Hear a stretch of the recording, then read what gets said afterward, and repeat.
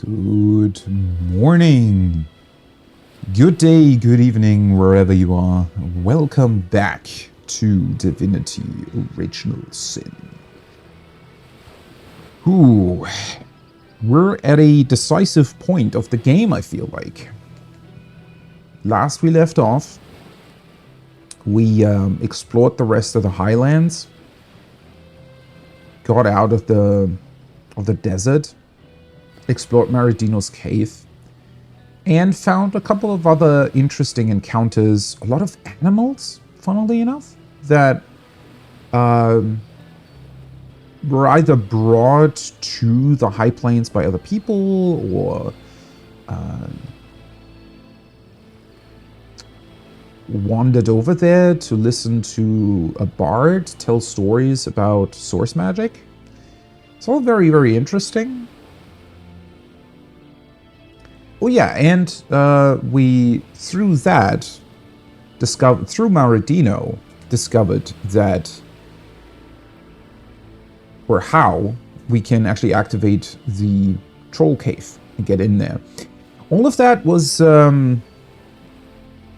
slightly different to what I expected. First of all, I didn't necessarily think that Maridino would have been the one who discovered the entrance there. Second of all, I'm not entirely sure what we actually heard in terms of the trolls being connected to the mining guild and their potential dealings with each other. Because it did seem, or as far as we had then heard, you know, stories about the troll cave and everything, that they didn't actually open up to anyone for a long time. Not entirely sure how that all fits together. Also, arguably, I was a little bit disappointed that the whole Troll King thing came down to me just fighting him instead of being able to talk to him and potentially make some sort of weird deal and save myself the troll toll in the future. Don't know. We did discover Maridino's actual corpse, though, which was interesting. So the Maridino, for some reason, was kind of a failed magician, it felt like. At least his diaries of his childhood suggested as much. And so he set himself up to redeem himself when he became older, and seemingly worked on a couple of spells that specifically targeted the weaknesses he had experienced when he was a child, and through that somehow managed to gain access to the cave of the Troll King, but met his demise there because, well, that particular king wasn't too fond of talking to him, it seemed like, and just outright killed him. Now, we killed those trolls there. It's going to be interesting to see how that actually affects interactions with Archibald, who is one of the trolls that's still left, that's guarding one of the bridges I wanted to cross. I wonder if we can tell him that we killed the king. And I wonder if he'll then just be hostile towards me. I hope he won't, because he has like a child troll and kind of didn't want to kill him, but I mean, if it will result in a battle, I don't really have another choice, right? And then it's going to be interesting to see where that actually leads, because it seems like that village, Sacred Stone, as far as I recall, where the Immaculates are and where we are trying to get, isn't actually accessible from the map I'm currently on. So I was wondering if maybe we have to go somewhere else and then back to that village in order to get there. It's going to be interesting to see. There are, however, still a couple of things that I either want to do before that or at least want to take a look at. Namely the Goblin Village, which isn't actually a big village or anything. It's essentially one encounter, I would say. But we have heard about a potential way of making them, or well, gaining a big advantage over them by taking control of their totem. I'm not entirely sure how that's going to go, though, because technically I have seen the whole map except for that village, it seems like. And, of course, the, you know, the later parts that I just mentioned with Sacred Stone. So I'm really unsure as to where that access point to this totem is supposed to be. We'll see about that. And then I'm still not sure what I'm supposed to do with that trial cave. Because I really want to take a look at that, but without actually interacting with the quest that'll lead us there. Not entirely sure how much sense that makes. We'll see about that, though. Let me just finish my coffee here. It was actually before the stream. It's a pretty chilled Sunday here, by the way. In two different ways. It's just a very, very calm Sunday. I don't know. Sometimes days just have this very calming atmosphere. I don't really know how to put it into words, but you know, it's very cold outside. Roofs are kind of frozen over. There was a very, very ever so slight snow drizzle this morning.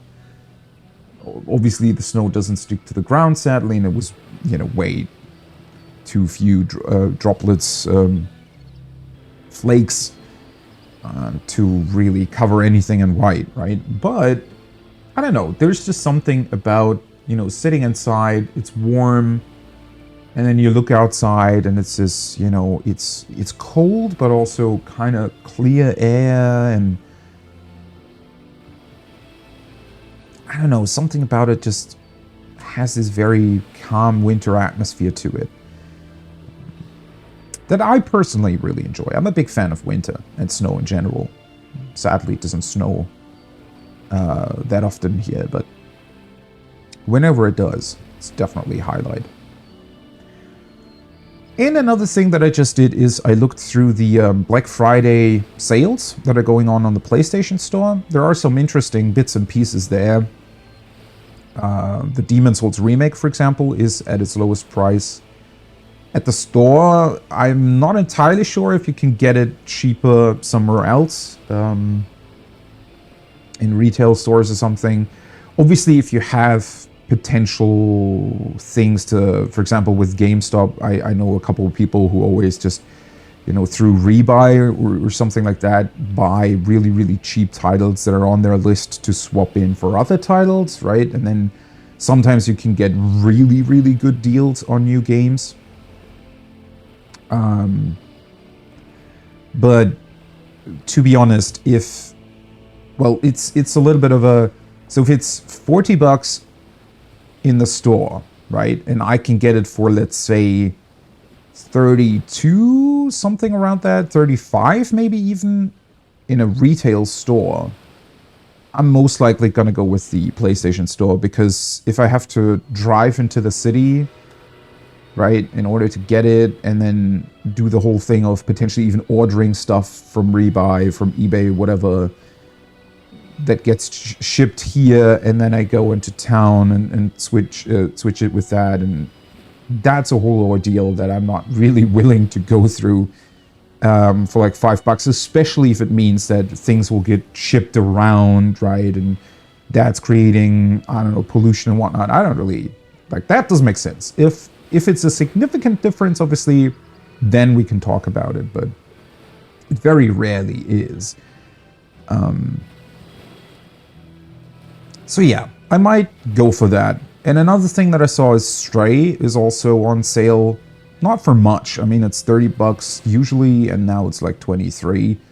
But the game, I think the game's probably worth it. I definitely want to play it. I'm a huge cat person, so it's definitely for me, and I think that kind of game deserves to be bought at full price, or, you know, if it's slightly on sale, that's still fine, but yeah, it's not necessarily a game. For Demon's Souls Remake, I was waiting for a sort of bigger sale, right? One thing that's certainly annoying is that, you know, on paper, they've raised the prices for games to be 80 bucks now instead of 70.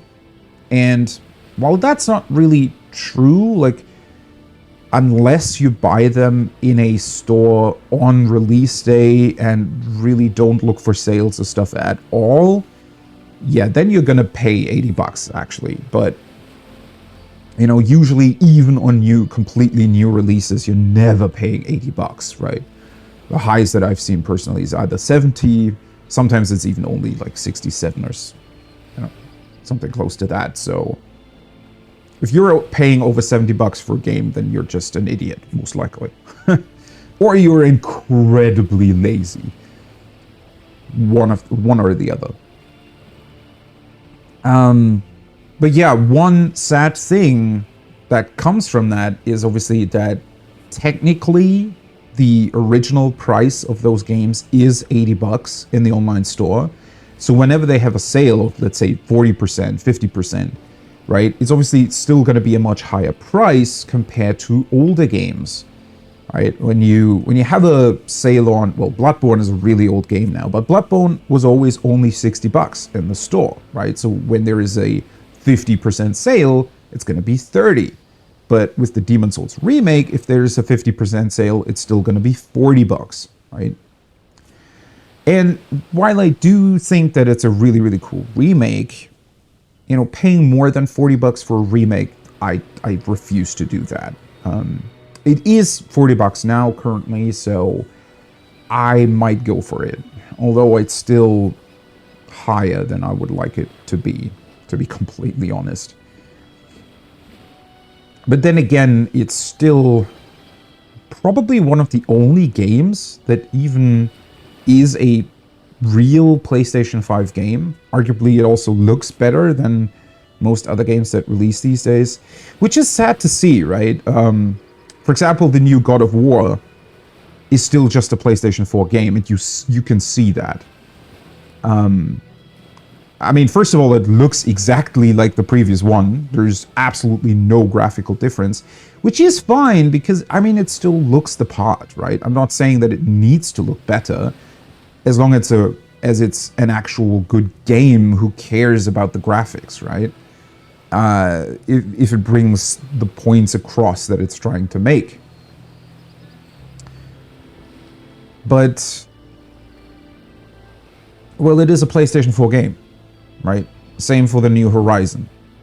There are, and you can see it, right? It's there is a difference when you know what to look for, especially to the Demon's Souls remake, and it's a bit unfortunate because, yeah, what are we really getting from a PlayStation 5 at this point? Well, my biggest thing, obviously, is with how much Final Fantasy XIV I'm playing, I do really, really enjoy being able to play the game in 4K and, well, sort of 60 frames, right? It's definitely not hitting a solid 60 frames per second in 4K, but you know, it's way closer to 60 than it is to 30. Considering that previously on the PlayStation 4 Pro, I was only able to play at 1440p, but with a maximum of 30 and fairly frequently dropping below that, you know, the difference is like night and day. And especially on a 4K screen, it's going to look way, way better. And even though it's obviously an older, you know, graphics title, I mean, 14 is almost 10 years old now, and then it was also built on something that was even older, right? So, but it still profits from 4K more than you'd think, especially because details in the distance are just rendered a lot better, and that makes the game world look a lot more detailed than it might otherwise be, which is certainly quite good. So yeah, depending on what kind of upgrades older titles got that you like to play fairly frequently, I'd imagine for other people, for example, Destiny, right? People who like to play a lot of Destiny, that they're now able to do that in 60 frames on console, obviously could be worth a PlayStation 5 upgrade as well. So depending on those upgrades, you can still get a lot of mileage out of the console, but in terms of games, sadly not that much, right? as I said, Demon's Souls Remake probably still the only game that I've seen so far that really takes advantage of the platform and its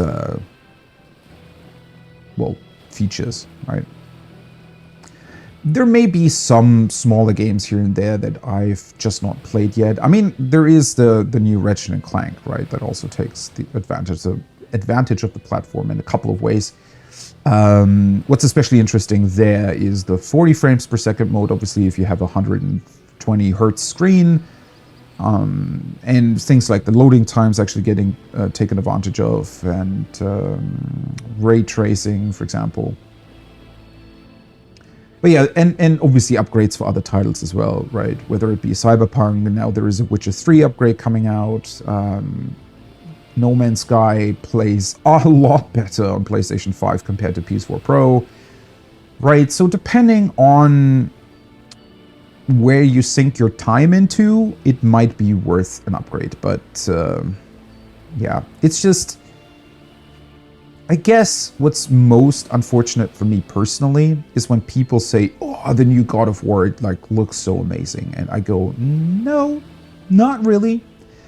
And that's not taking away from the artists and whatnot that worked on it, right? I mean, clearly it's like there's a lot of spectacular work being done there, but it's certainly not cutting edge in any sort of way, right? It does what it does really, really well, and it needs to be commended for it, but it's far, far, far, far away from actually utilizing new and modern technology and looking good, right? In a way that we haven't seen before. That's probably my biggest thing. And it's just a bit sad because we are, you know, like almost 2 years now into the current console cycle and really haven't seen anything at all that screams new console generation title, right? I don't know. I wish, and it's not even about the graphics, right? Because, well, it would be cool if some developers were actually trying to potentially create new gameplay opportunities by utilizing the new hardware. I mean, surely there must be certain things that just weren't really possible before that they could now theoretically do. And to be completely honest, the saddest part about all of it is that there is currently no title that's been announced that will actually be a title that's native to this console generation. I mean, everything that we've seen so far is still very much rooted in the last console generation, which is unfortunate. I mean, in the new Bethesda title, Starfield or whatever, looks exactly as bad as Fallout 4. It looks like absolute shit. The gameplay demo that they showed was horrifically bad, right? It pretty much highlighted that Bethesda's still stuck with the exact same engine they've used since Morrowind or whatever. I mean, technically, even back then, it was built on their previous stuff without any significant upgrades whatsoever, right? It just looks bad, it plays bad, holy shit, that game looked bad. Then we have stuff like Final Fantasy XVI that, while looking fairly interesting, also still very much works with old technology, and yeah, just doesn't really, I mean, it still looks like Square Enix hasn't really fully caught up to current technology. It seems like the game's still struggling with a lot of effects that other titles have shown to be, no problem at all for the current hardware, but does seem to be a problem for Final Fantasy. Which it's like, I'm not saying that it's going to be a bad game. Final Fantasy 16, hopefully, considering the people that are making it are very capable and have shown to be so with 14, I do hope that it's going to be a really, really good title. But from a technical standpoint, it's also definitely 3 to 4 years at least behind its release date, right? Which was true for the Final Fantasy VII remake as well. Holy shit, that looks bad. The only thing that looks good about that game is the character models. Everything else is at least 5 years behind. In terms of technology that's been 5 years behind its release date, by the way, right? Not 5 years behind from this point in time. When 7 Remake released, I thought that it looked like a title that could have been released in like 2015, maybe 2014, something like that, right? And it released when? 2019, I think, right? Or was it 18? Whatever. It looks pretty bad in a lot of ways. The artists, thankfully, are very, very good and have been able to cover a lot of it sort of up, right? Which is also why a lot of people think that it looks good. But from a technical standpoint, it's very far behind, right?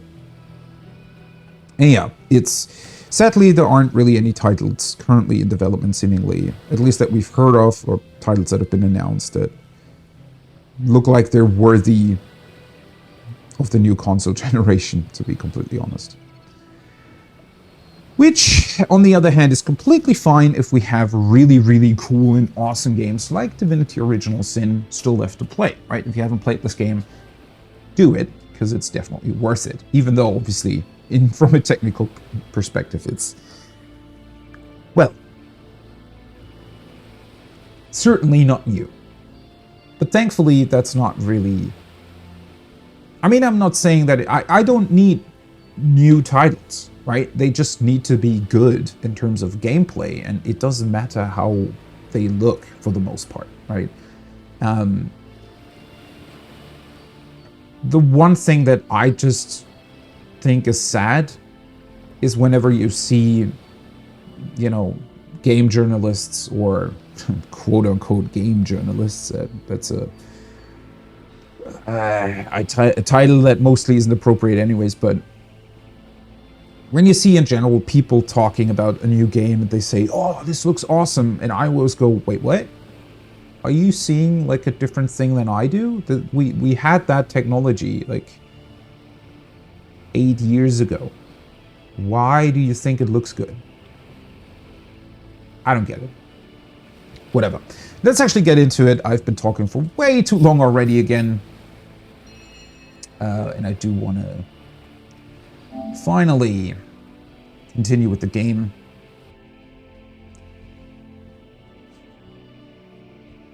Let's see. Let's see if I can figure out what we can do here. I mean, I could go to the Immaculate Church and now pretend that I will join them.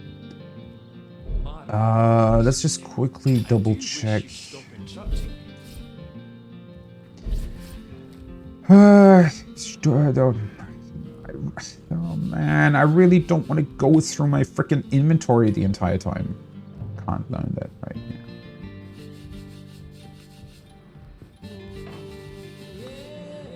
But I also...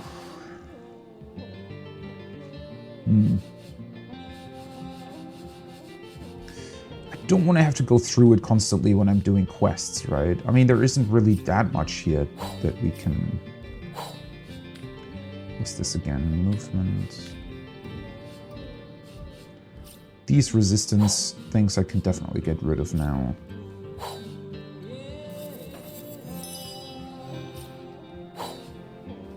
The ones that just purely have resistance, I don't really need. You're tired, aren't you? I told you you'd be. For the love of the gods, Mara, let it go. Air resistance and flare. I can sell that.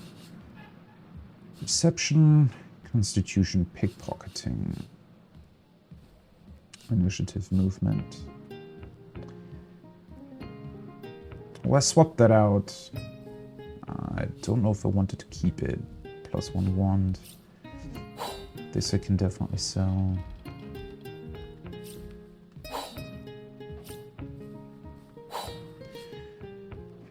I feel like I might have somehow...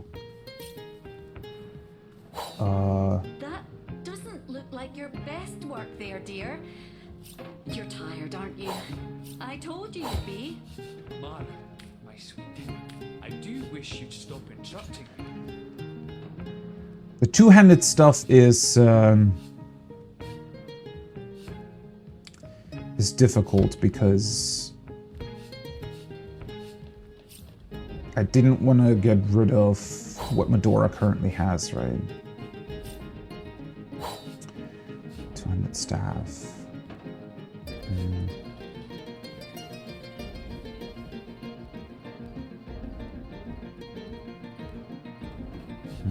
Another earth. Don't work too hard now, dearest. You've Wait, been what? hammering away Where for did this come from? Why is this so bad? What the hell? I do wish you'd That's stop weird. interrupting me.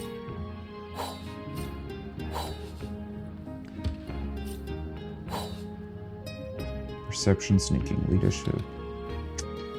Well, I'm already keeping a bunch of stuff again that I probably don't necessarily want to keep the entire time.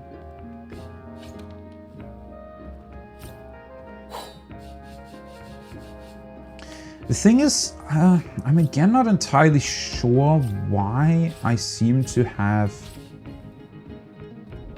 Well, it's been going down a little bit, right? 72 out of 110. I still feel like I just carry around way too much stuff. Why is this called Mercy Giver? It sounds like it's a special weapon, but it doesn't have the unique frame around it? Interesting. Poison resistance crafting. Movement. Don't work too hard now, dearest. You've been hammering away for hours. Mara, my sweet, I do wish you'd stop interrupting. +1 dexterity, but requires strength 8. Such a weird roll. Okay. How do I still have 70?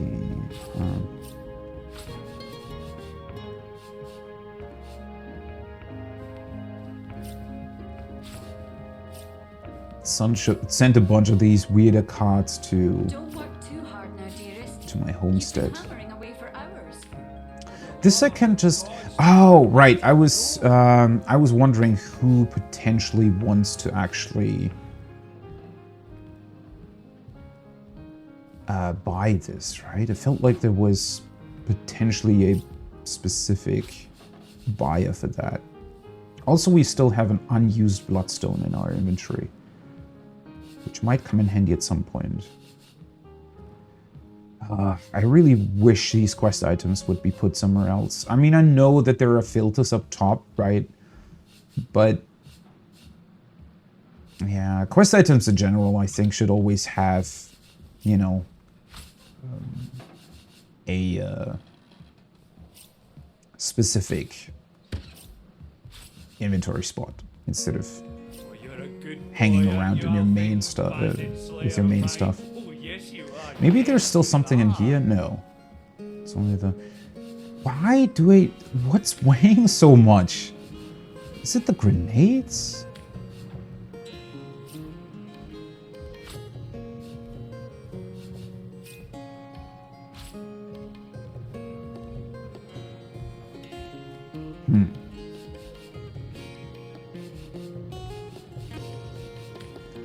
I mean, obviously the pickaxe and everything. Maybe this stuff? Like your best work there, dear. But still. You're tired, aren't you? I told you you'd be. Anyways. Let's talk... can I trade with you? Yeah, she has quite a bit of money. Since we avenge him, I will... How you say? Swap over to slip like her. smooth for rest of my days. Soon we will return to homeland and throw great party in Ben's honor. Okay, charming And arrow. yours. Oh, my knight in shining garter. What? Am I missing something? Does she? have an unlimited supply of charming arrows? I've never seen that. Looked like a bug. Also, what the hell is this? Ornate sword? These swords are the pride of Leandro's army. They will be remembered with dark pleasure by generations of sorcerers. Huh? But this doesn't actually have any sort of tenebrium effect on it. The icon looks awesome, but aside from that, Don't work too hard now, maybe I'm dearest. missing something You've there. been hammering away for hours. Alright, let's just sell. It might have been a bug with those charming arrows. That was weird. Yeah, the pizzas. Still kind of sad that the pizzas have a fairly bad effect with taking away one speed point. Obviously, it's realistic. Wait, charming arrow. Did I only buy one but spend a lot of money? Yeah. Did she just basically steal a bunch of money from me by selling me arrows that I didn't actually get? Bandit slayer of mine. Oh, yes you are. Yes, you are. Ah, well. I will get a ton of money anyways by selling all my stuff.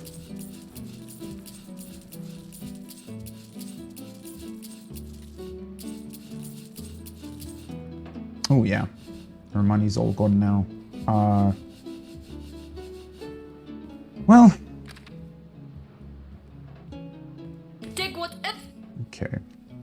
Oh, right. She still said that we could technically take a bunch of stuff from her shop, right? I mean, I took what was in the chest, but... You've been hammering away for hours. Mara, my sweet. I do wish you'd stop interrupting me. Is there anything interesting in here still? A cellar key? Wait, there's a cellar here? Where the heck is a cellar? Can we just take that? That's a bit weird, isn't it? Fortune! Oh, yeah, I'm standing next to it. I didn't even realize. Okay, I've definitely already read that. It does feel somewhat weird to go through all her stuff, right? I mean, obviously, yeah, she says, hey, but isn't that strange though? She says, hey, take whatever you need from my shop. And then you go into her private quarters and just take her key and, I don't know, take her books. And kind of a weird situation. I mean, it's completely fine, obviously, that they make this accessible because it would make sense for her to be. Also, you know, maybe I actually should swap this around. Yeah, that would be a good thing. Oops. Sorry about that. I've talked for so long that I didn't even realize that I hadn't swapped over my overlay. Ah, well, whatever. I haven't really done anything too interesting, so... whatever. Right. It is a vintage claymore, turn-in weapon. Mr. Rat, what are you telling me? Rat. I hear Nadia whispering all kinds of accusations about Lawrence, but until she has proof, whispers they'll remain. Well, I think you're a little bit behind in current events. Which is understandable, because you're running around in her cellar. Alright. Bunch of money. Death Punch. Deals 600 to 730 crushing damage to a target near you. Don't know how useful that's going to be, considering that Lillian fairly often is very far away from enemies.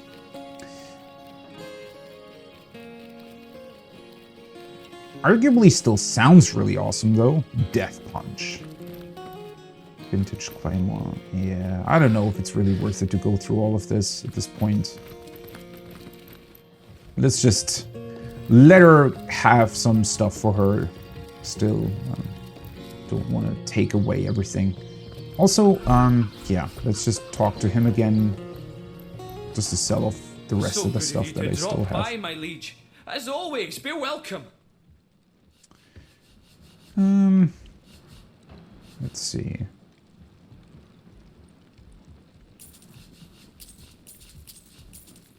This was the rest of the stuff, right? Okay.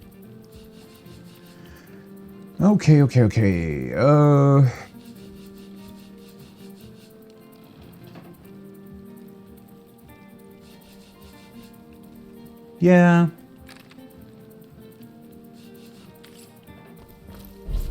Let's do this for now.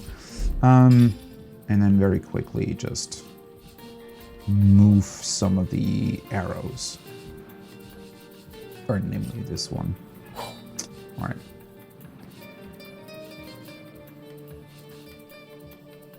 All right.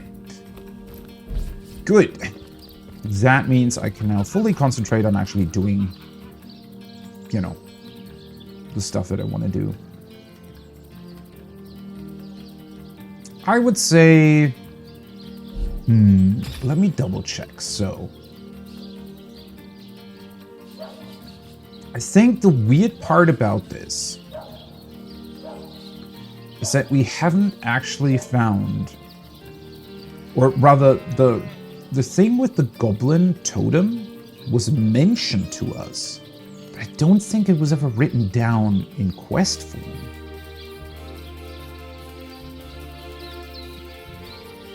I think.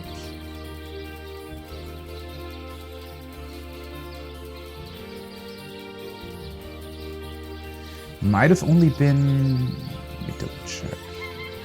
Goblin trouble?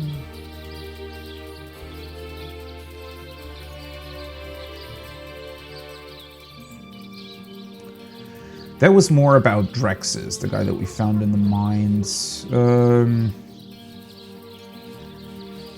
Yeah. I don't know. I'm trying to remember whether or not I actually heard or rather read anything about the goblin totem. Whether or not that was written down in my quest log.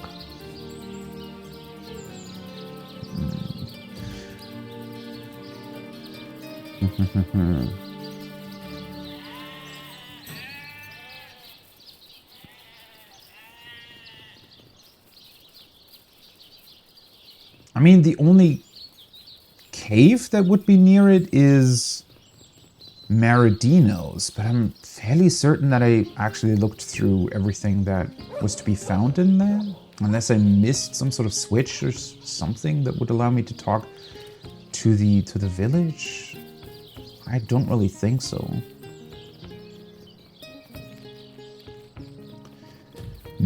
Let's go back to the goblin village and just do a round around it. And if I don't find anything, I'm just boldly walk into it and see whether or not the goblins will react to me. But I mean, I'm also not sure what kind of totem they actually meant, because those are more goblin huts, right? They're not actually totems or anything.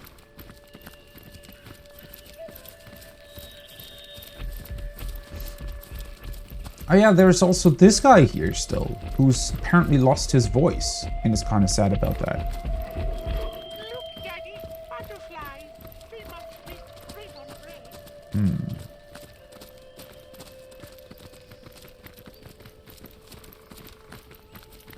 I mean, this is above the village.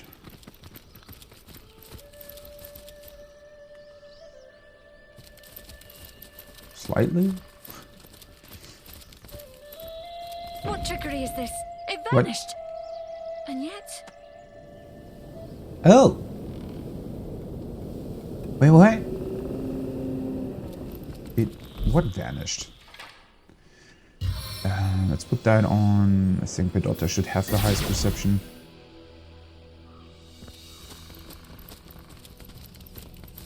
Maybe that door over there is where we're trying to go. So, I guess I would have to actually sneak into the village in order to be able to control their totem. I guess that's the idea then. Not a big fan of that, to be completely honest. I really don't like sneaking in this game. But I might have to do that.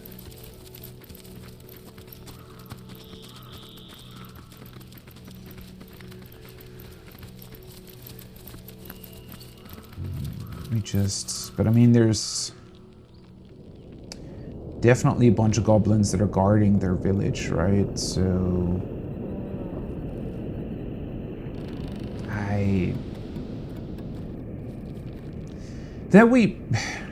Saracandrus.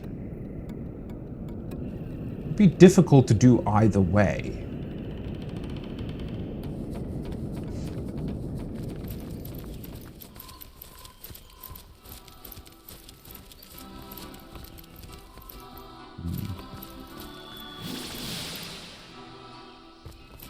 Okay. Well, they definitely have goblins just stationed at the entrances to the village everywhere. Oh, it might be this. No, it's just a war drum. Maybe I can't see the totem? What the hell is happening to them?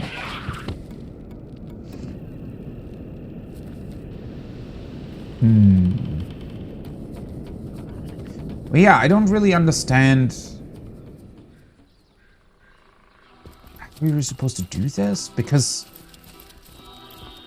unless you can somehow distract them, I don't think I would be able to run past them.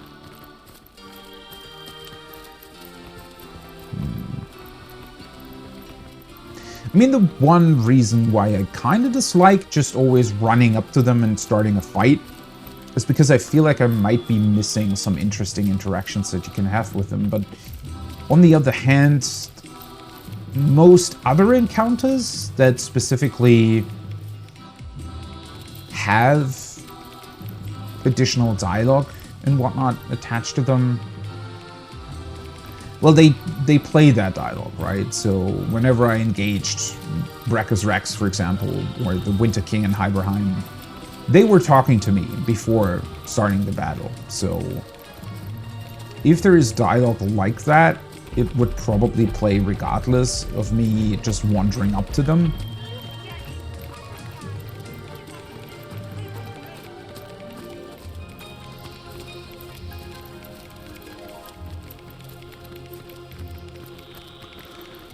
One thing that I'm a little bit confused about is why Leandra, for some reason, chose to make the password into her Death Knight facility the name of the goblin tribe leader here, right? Saracandrus. Not entirely certain. The reverence of this totem now stand, and fall to her the reverence of this So they're constantly falling over because of the... the reverence of this totem now stand. Enough. Go and rest. Drink spirit wine. Yeah, that's the totem that was talked about. The...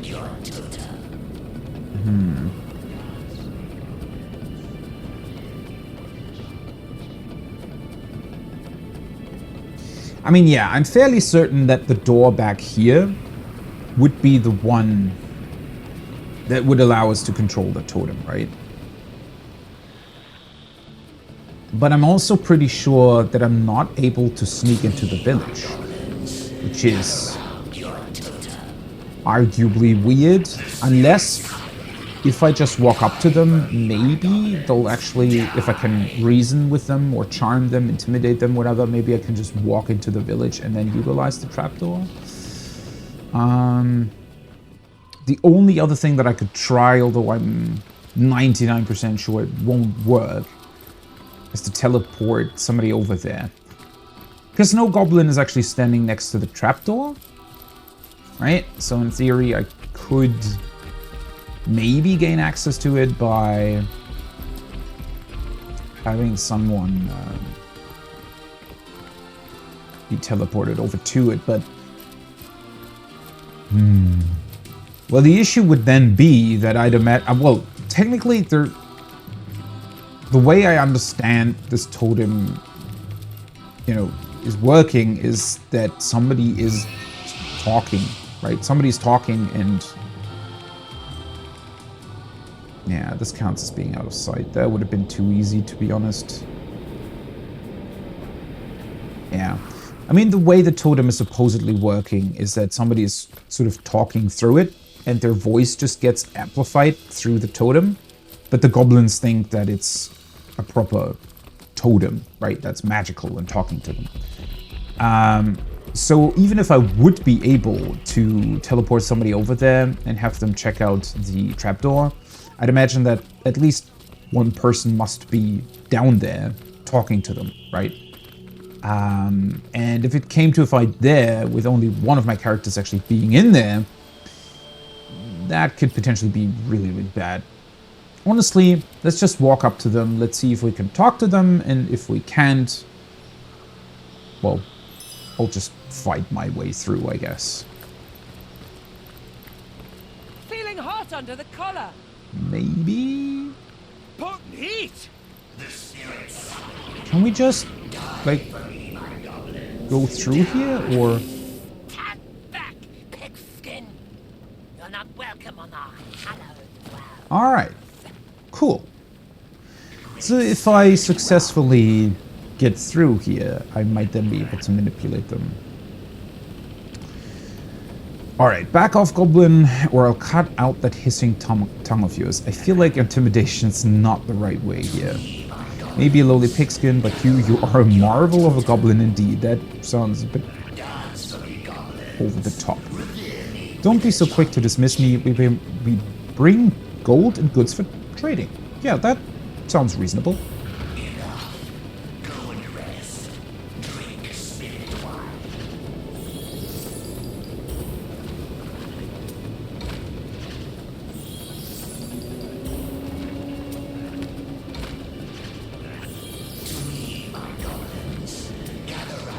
Oh.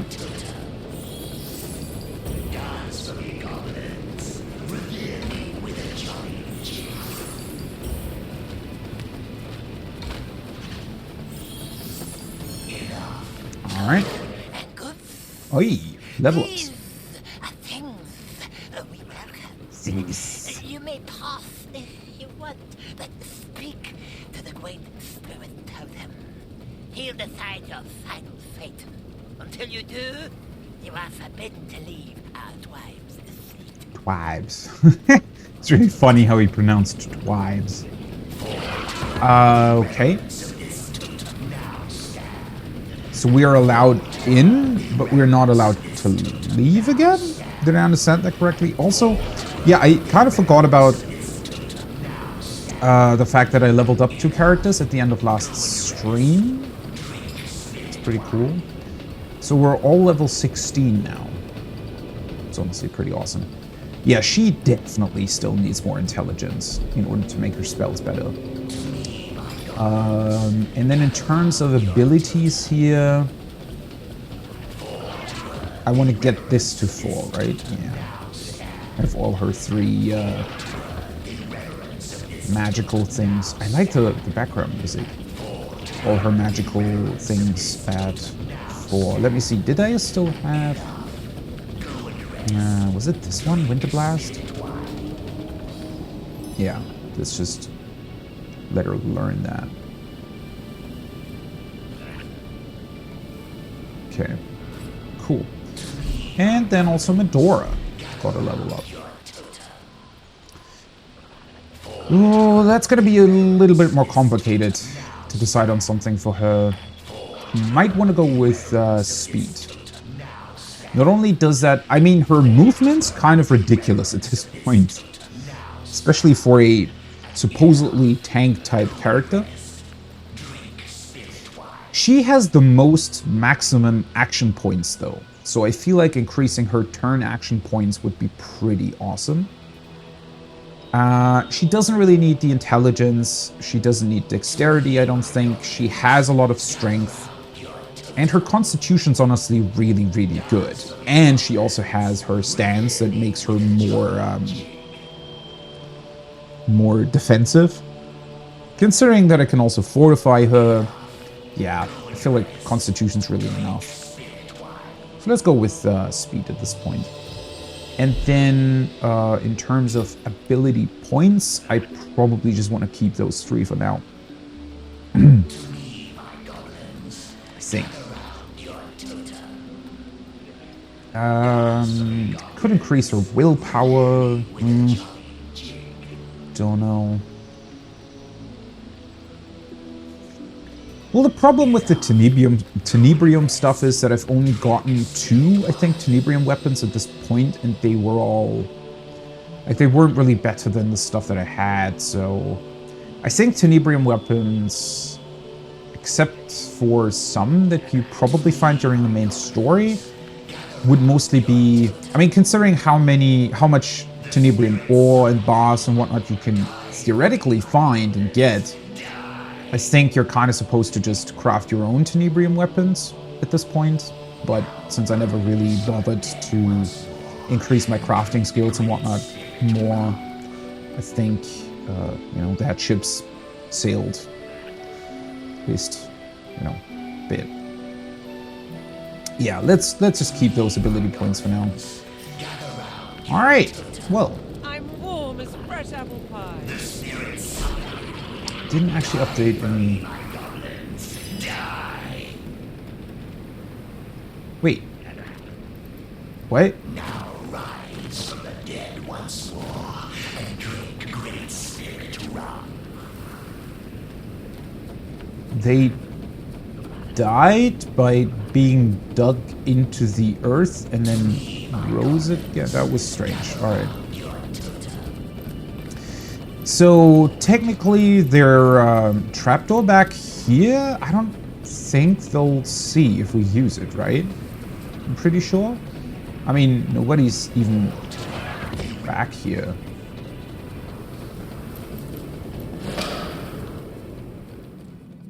So let's see what's going on. This looks interesting. We might have to fight here. Oh, there literally is just a pipe. Ah! Alright.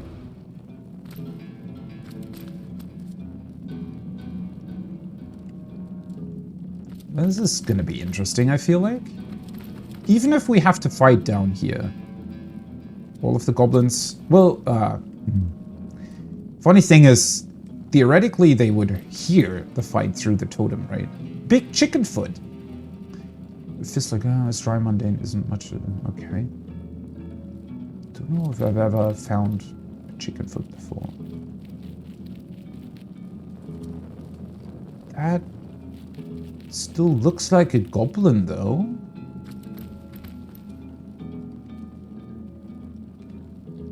I mean, maybe we can also just convince him to, you know, say whatever we want him to say.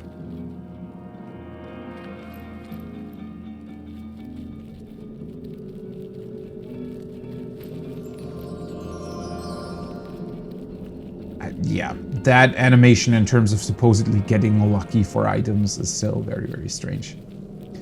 Crumkiss. Okay, buddy.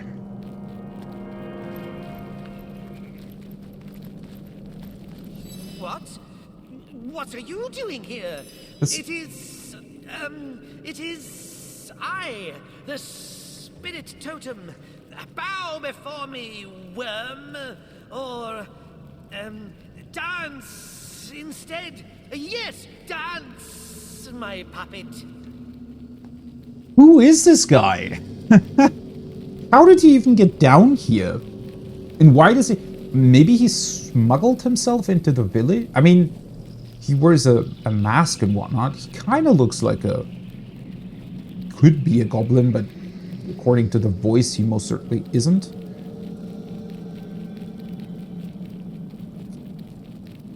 Care to explain what's going on here? So, you stumbled upon my particular method of ministering to my tribe. There's nothing so special afoot here, Source Hunter. Believe you me. Or is he a goblin?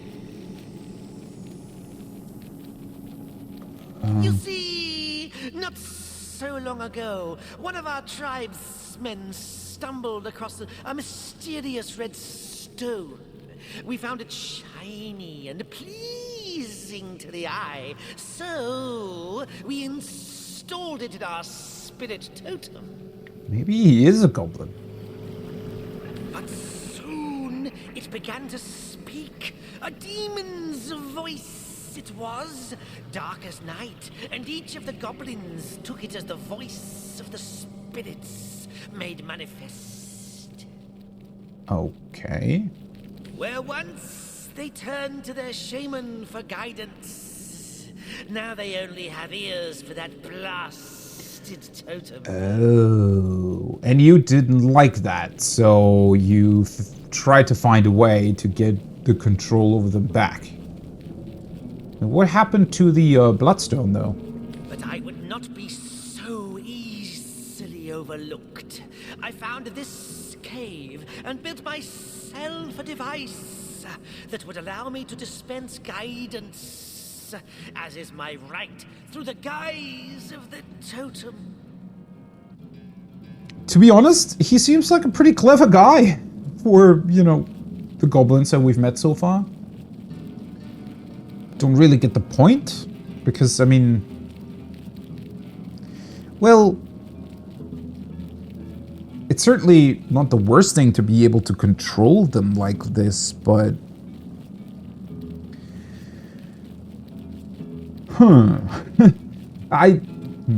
it's just a weird situation in general.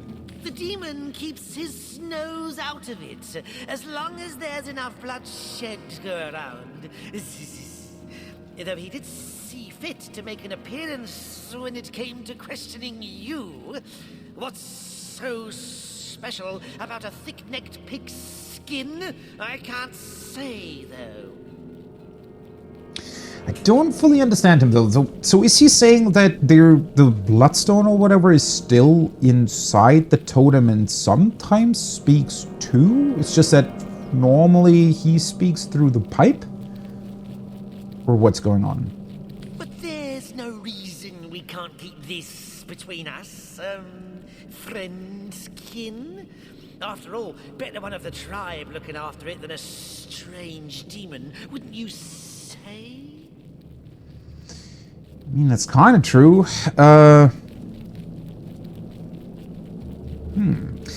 Okay, so a situation like this, right? I'm not actually so sure what to do with this because, well,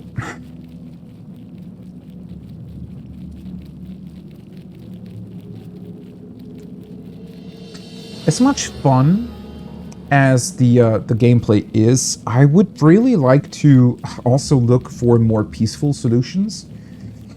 Because we've done a whole lot of fighting, I feel like. And as fun as it is, right, it's usually in other games, I was always more trying to, well, that's also, it's certainly gameplay dependent, right? In this game, the turn-based gameplay is just so much fun that I like to fight a lot, right? So I fairly frequently just opt for that. Even though technically you could get through certain situations without fighting. In other games though, you know, let's say the Elder Scrolls series, the gameplay isn't that great. For Witcher, for example. And for the most part, the peaceful solutions, or the ones where you kind of trick your way through, talk your way through, maybe steal something or whatever, always are the more interesting ones, right? Compared to just fighting. So I tend to go for those in those games. But here I'm not so sure. The problem is that I'm not entirely sure how much threat the goblins could still be.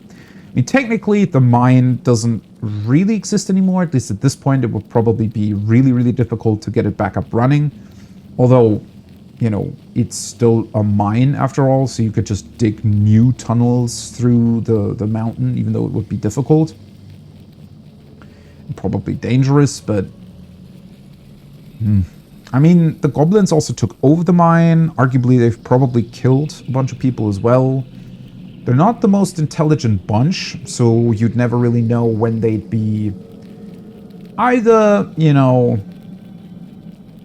deciding to attack Silver Glen themselves, or maybe somebody else came around and forced them to do it. Not really sure. I feel like the surrounding you know, villages and whatnot would be better off with the goblins gone. But on the other hand, I'm also kind of interested of finding a more peaceful solution here. Come now, Source Hunter. There's no need to interfere in goblin affairs. All you've got to do is climb back up that ladder and go about your business as usual. Usual. That was a funny pronunciation. Well, it kind of comes down to the options that we have here, right? So, if we were to kill this guy, or somehow convince him to do what we want him to do, then what does that mean? I mean, yeah, we might be able to control the goblins up above, but at the end of the day, we'd probably still have to fight them nonetheless. Just in an easier fashion, possibly, because we can make them do weird stuff. Although, would that mean that we'd have to leave one of ours behind down here? And maybe we can convince him to do weird stuff, but I don't know. Would he really do that if we start killing everybody? I don't know. Well, let's see what options we have here. The goblins deserve to know they're being controlled by a fraud, and we'll be the ones to tell them. Wait, what? Well, I didn't expect that as a possible solution. So we can tell the goblins they're being controlled? Okay. Why do we want to do that? I mean,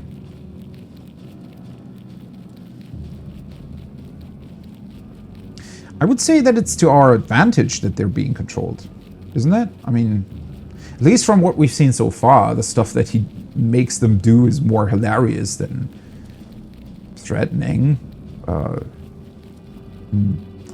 in no mood for a fight. Let this cheat carry on with his twisted little game. Yeah, honestly, I'm inclined to go with this. As much as I like the gameplay, let's, you know, let him get on with this weird scheme of his. I'm in no mood for a fight. Let this cheat carry on with his twisted little game. Also, well, I'm not entirely sure what would even happen here. I mean, maybe he's able to, I don't know, summon in something to help him, but he's just one guy.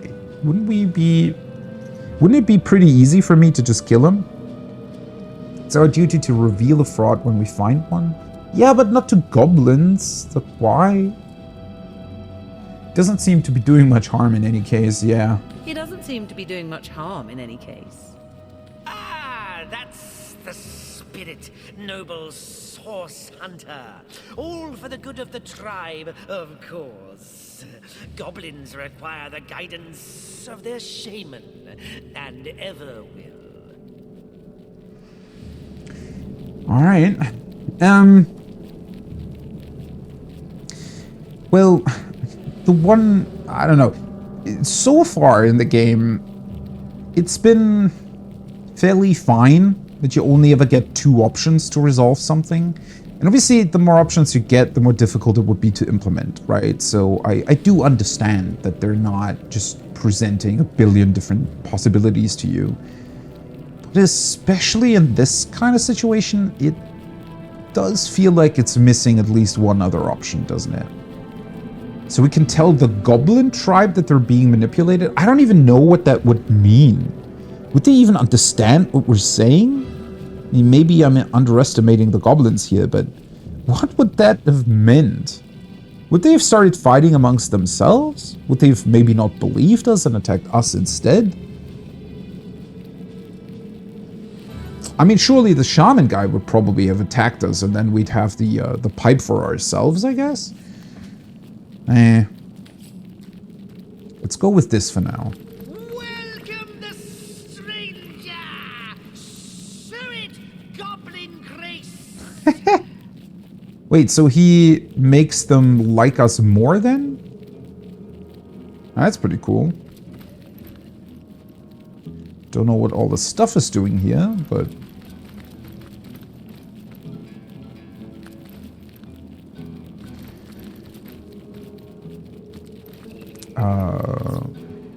okay. gracious ally. Would you care to trade? I'm flush with merchandise since the totems asked the goblins to donate their best equipment to the shaman. Really? Okay, so this is actually kind of funny, and I'd say that we probably made the right decision here, but because he seems to like his position a lot, right? And if he even goes so far as make them donate their equipment to him, I mean, they're definitely less of a threat than what they could or would be without him, I feel like. Because he seems to enjoy his position way too much to give it up, right? And, you know, sending them out on some sort of mission or I don't know, fighting a village or something like that I don't think is really in his interest, because it would mean that he'd not be able to control them anymore via the totem. So yeah, keeping him around, even I think he also realizes that it probably would have meant his death if we'd have decided to kill him. Because yeah, he is alone down here. So he does seem to be fairly grateful that we're here. Alright, what do you have? Bitter cold, freeze a target. Oh. Wait a second, do I still have a novice arrow search slot open? Because I don't have the skill yet. The problem is I have freezing touch or whatever it's called, but that doesn't actually deal that much damage and is obviously only in close range. If I'm able to freeze a target that's fairly far away, that might honestly be pretty good. What is going on? I feel like the game's bugging out. Maybe I should reload or something? I mean, it still gives me the item, right? But the item should actually vanish from their inventory. Huh. Summon Wolf, Geomancer. I think I've seen this somewhere else. It's an adept spell. Wolf is immune to freezing, cannot be chilled, and takes no damage from water attacks. It does, however, take extra damage from fire attacks. Its ferocious bite attack has a 20% chance to... Well, I mean, I have my trusty skeleton and also the decapitator skeleton now, so... I don't know. I also have the spider. I feel like Lillian already has a lot of summons. Don't think I really need more than that. This could be interesting. Fire 16 arrows in a 45-degree arc. Each arrow deals piercing damage. Oh, right. That was the master skill, though. For a master skill, it's really not that great.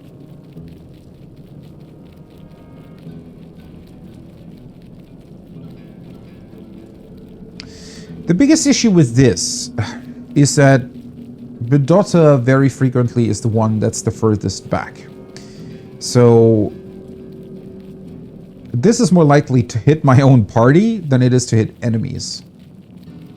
Technically, so if it says 15 meters range, I'd assume that that 45-degree arc is covering 15 meters, which isn't bad, all things considered.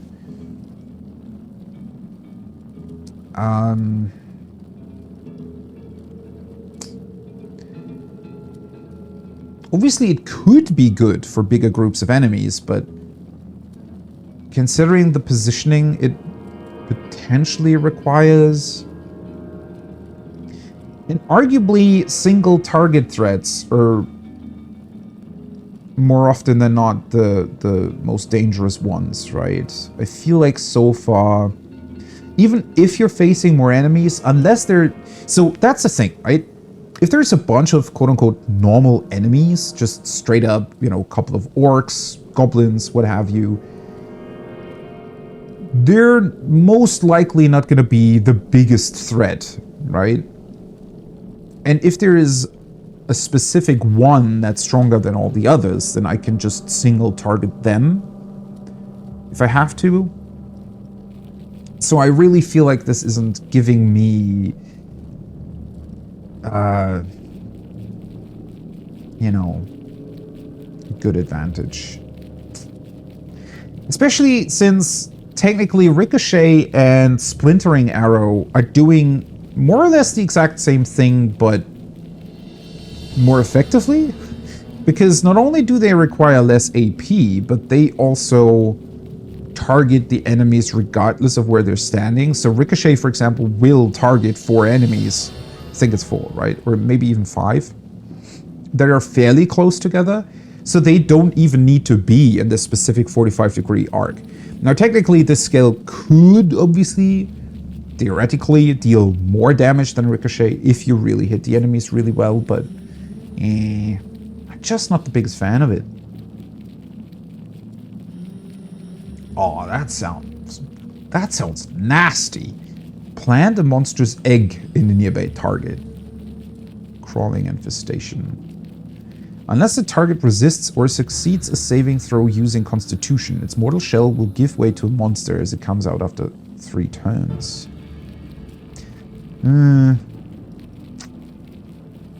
Sounds really nasty. The thing is, typically targets will probably save against this. And, well, arguably even if they don't, they'd have to be alive for 3 turns, which is actually fairly long,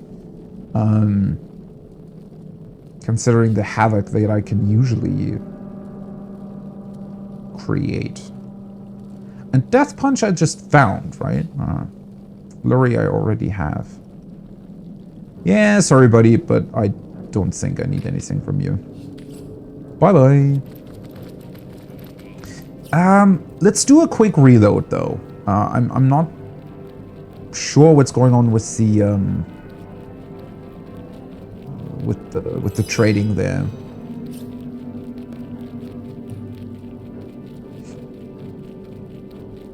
It's just weirding me out that the items on the traders don't work like they're supposed to.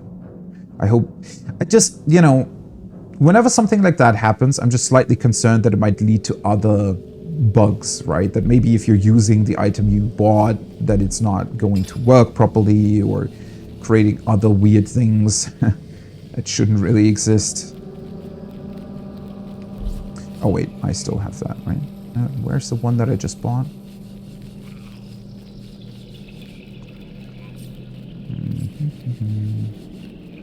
Bit of coal.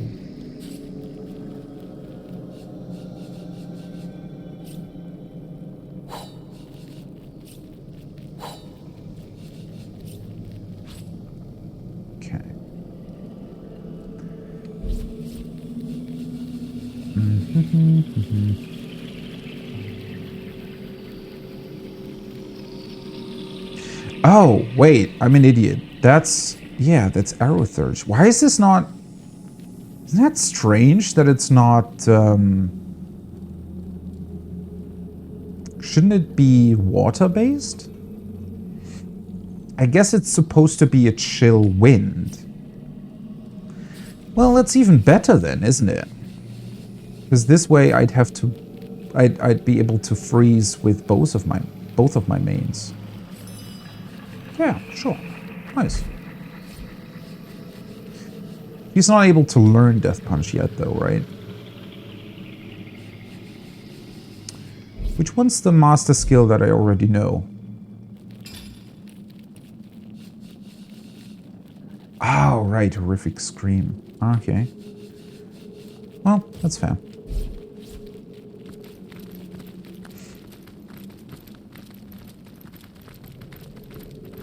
Well, it is a bit of an anticlimactic solution to this whole thing, right? But,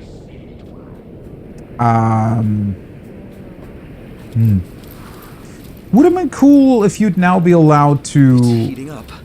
I don't know, convince them to do like really, really weird stuff with the totem? Feeling hot under the collar. Fresh apple pie. Die for me, my goblins. Die. Also, I'm really not the biggest fan of...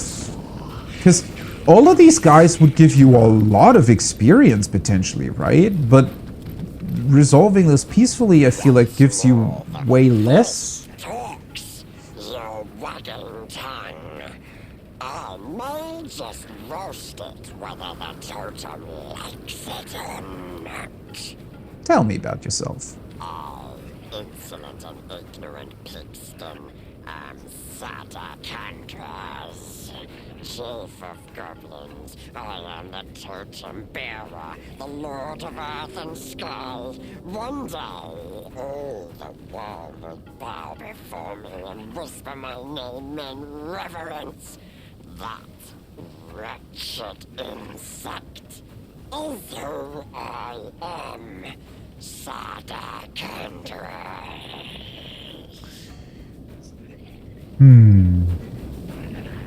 I feel like he wouldn't necessarily be thrilled to learn that he's being controlled by the totem in such a ridiculously simple fashion. So this is your village. Village? Ha! This is a tribe's seat. This is sacred ground. The only reason you still live is because the totem will so. I would make you a slave, just like all those other humans. The ones sent to us by Orc bitch Grootilda.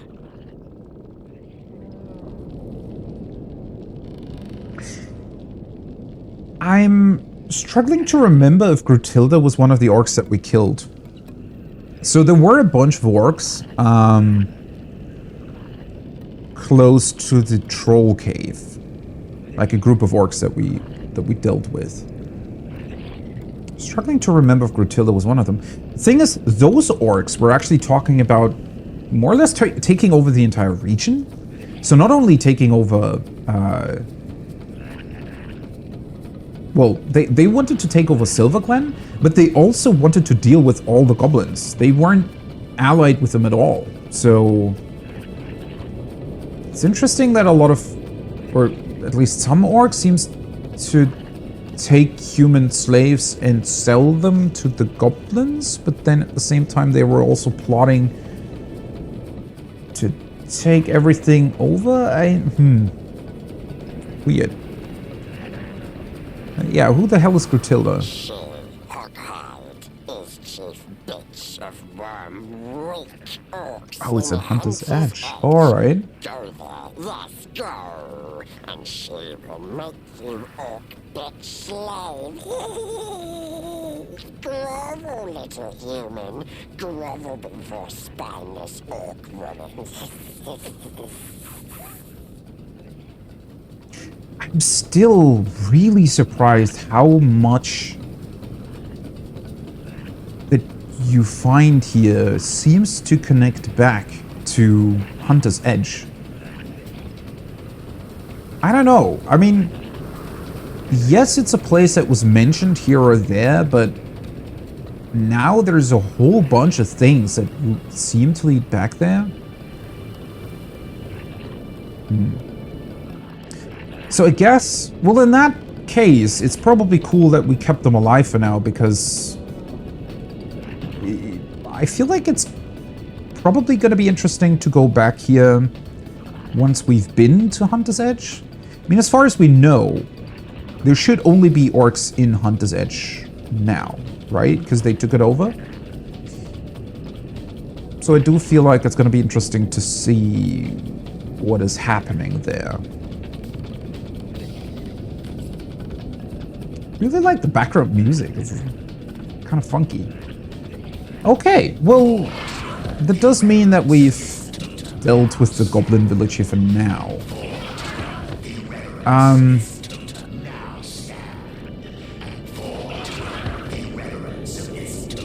Well, let's talk to Archibald again. Let's see if we can cross the bridge, and maybe I'll be able to learn more about Hunter's Edge, or actually, you know, get to know how this stuff is all connected.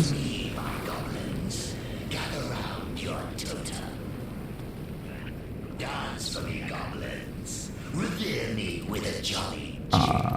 Where's the... And this is so strange, right? When you consider that the shaman's just down in his cave, he's just making them dance all day and play dead and all other sort of completely pointless things just because he likes to do it. It's actually really, really funny when you consider that. But now, yeah, in theory, this should allow us to always just come back to the Goblin Village and... whoa.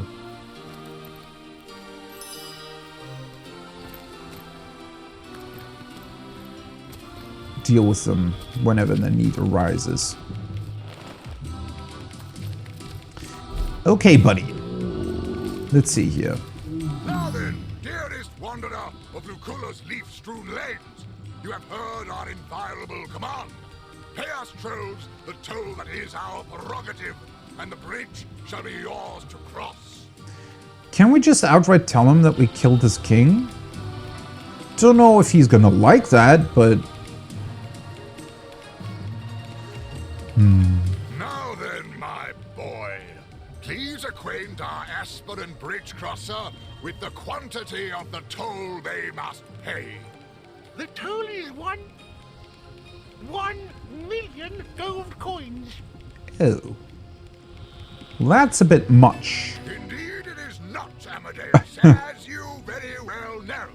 Greed is a vice, my son. It is a vulture most vile that preys on virtue. Cast it from your soul and restate the pecuniary levy we desire with all your heart's honesty.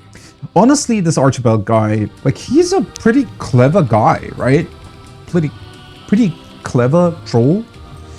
Especially with how he talks. 1,350 coins, please, traveler. 1,350 coins. Also, it's... I just realized there's a bunch of weirdness here, right? First of all, that's a very specific amount, right? Why isn't it just 1,000? Considering that it's completely arbitrary to begin with. I mean, they're not taking the toll because they're, you know, using it for bridge upkeep or something like that. They're just taking it because they can. But one thing I just realized, we killed the Troll King and we gained access to his cave. All the gold that he's ever gotten from the toll and from travelers is down there, right? So in theory, we, as the ones who killed the Troll King, shouldn't we be able to just take as much gold as we need from that cave? I never really thought about that because I guess you think of it in a sort of game loot way. And I was only going through it looking at the stuff that was actually lootable, right? The chests and the weapons that were around, the stuff that the dead trolls dropped.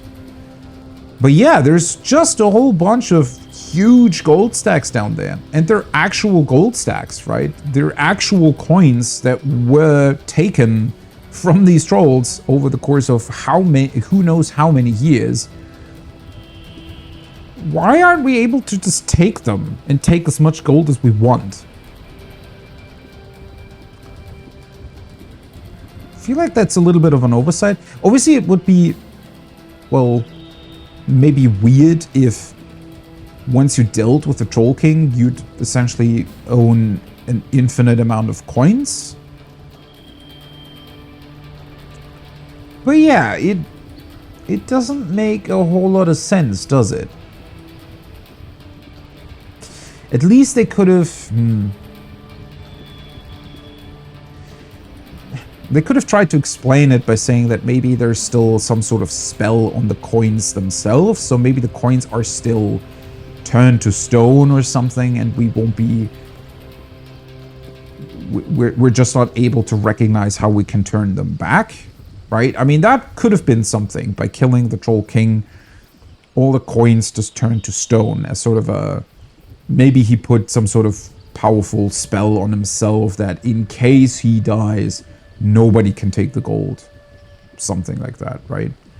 feel like, yeah, now it just doesn't really make a whole lot of sense. Now you should have the money to be able to, I don't know, pay for anything and everything. Not that I am not able to do that regardless, because I have 40,000 gold and can pretty much buy whatever I want. I wish they'd just explain it a little bit, right? Just throw in a sentence here or there that explains why we can just go in there and take the coin. Yeah. I really don't want to kill them, but I also, I don't know, I wish, why can't we just say, hey, by the way, we killed your king? They'd most likely still want to fight us because of that, but I don't know. We won't pay you to a penny. I don't want to pay it. 1,350 The toll is still or a dumb. million. We won't pay you two a penny. After the little fellow asked so nicely. Stand aside, Well trolls. spoken. Stand aside, trolls. How very base and discourteous. This underling denies us our primordial privilege, tramples the sacred words of wisdom, the pious parole that is troll toll. For this, we cannot stand. Say it, my boy. What do we do now? Once again, I'm not too happy about the fact that you can either just pay the money or kill them. Especially since we already dealt with the Troll King. This would have been really, really cool if now we just had the option to say, hey, by the way, we killed your king. There's nobody to give the toll to, so you might as well stop collecting it. I mean, it could still result in us having to convince them that that's actually true, or that it results in them not having to be hostile or something, but that you didn't even get the option, that's a bit unfortunate. We go clubbing! Sounds like he wants to party.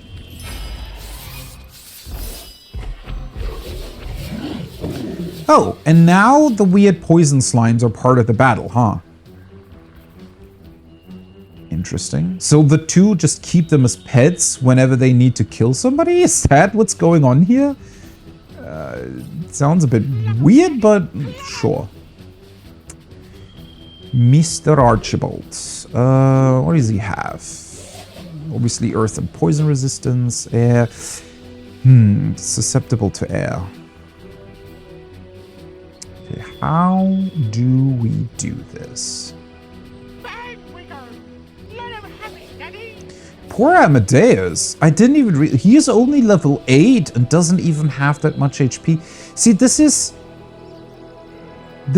really unfair that you don't get any other choice here. Right? You have to pay them, or else you have to kill the little troll. That's... This situation definitely deserves another outcome.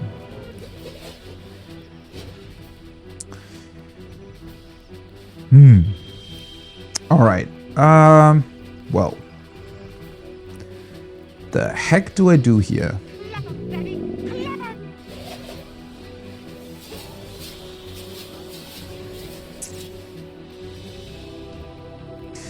This is, it's pretty brutal in general, because if I take out the little guy, is he even part of the battle? Maybe he's not. I think he's literally just watching, right? Because he's not part of the turn order up top. It's just the big guy and the three little poisonous slimes. Sorry, give me a second. Be right back.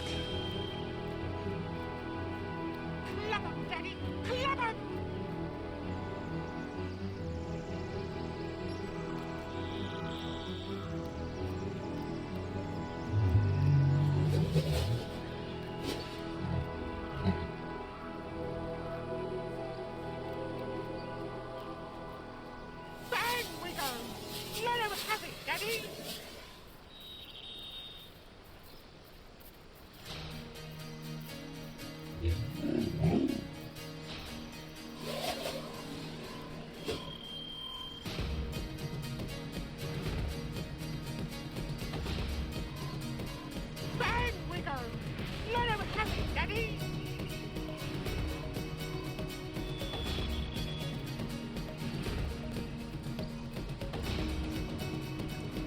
Sorry about that.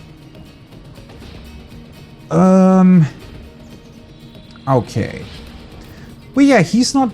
It makes it even more brutal. I was gonna say, I wonder what happens if we kill the little guy, right? Will that sort of enrage his father? But now this would be even more brutal if we take out his father and the son has to watch? Now what the fuck? I don't really like this. Okay, I'm just a little bit concerned about this positioning here. Because I feel like he'd be able to deal a whole bunch of damage to my main Emperor daughter. I mean, she could use Become Heir. Would be the first time that I actually utilized that. Could try to charm one of the slimes, but I'd much rather try... Well, I can... Okay, it's Lillian turns neck. The problem is he gets a turn, right? Before my main Emperor daughter. So I need to do something with him.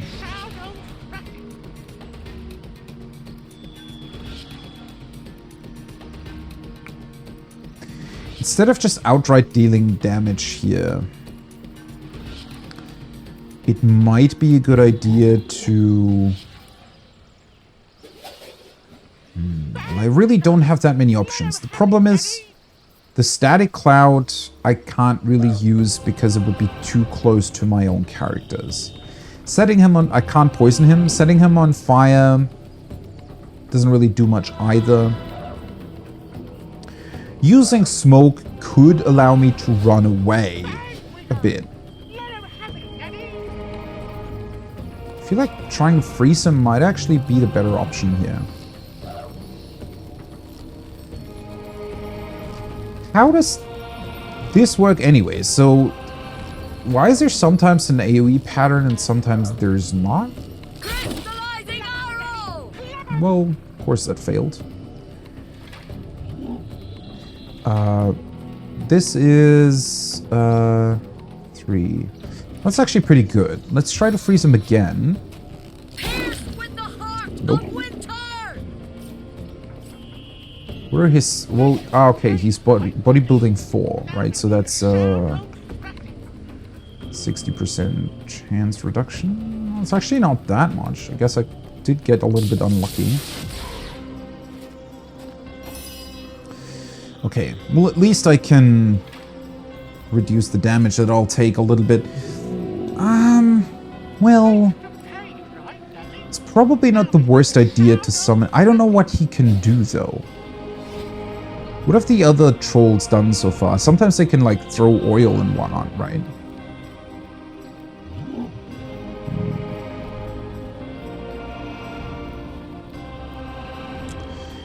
Might be a good idea to summon in my swordsman just to give him another target to hit.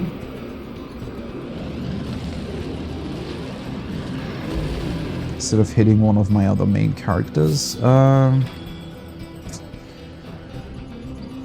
Okay, so she is slightly more resistant against his physical damage. I might want to fortify my main so that he does get one-shot, because the way, or the amount of action points he's starting out with, I'd imagine he's allowed to do 3 attacks, which might result in him just outright killing.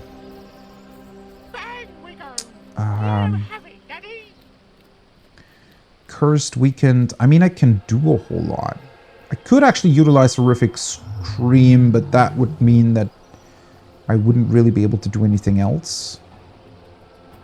Winter Blast I can't use because it would hit other characters as well. Yeah, obviously I could try to charm like one of the slimes and whatnot, but I really don't think that's a... I don't know, that feels like a weird solution to this.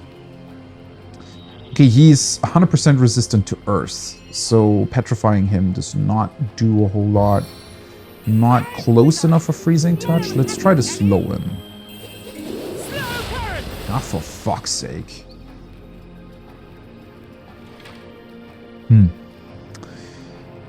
I could go a little bit closer. I hope he doesn't have any sort of AoE attack, though.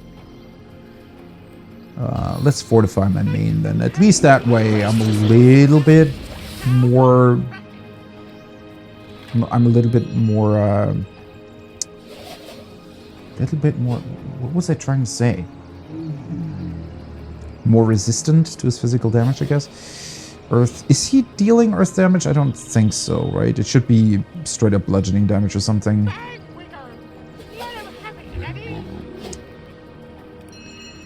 Well, Bless doesn't help me much. I could drain his willpower, but he's only got 2.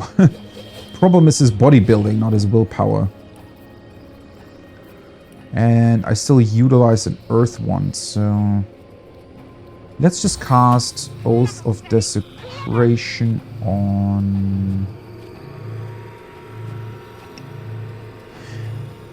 Well, let's go with my main.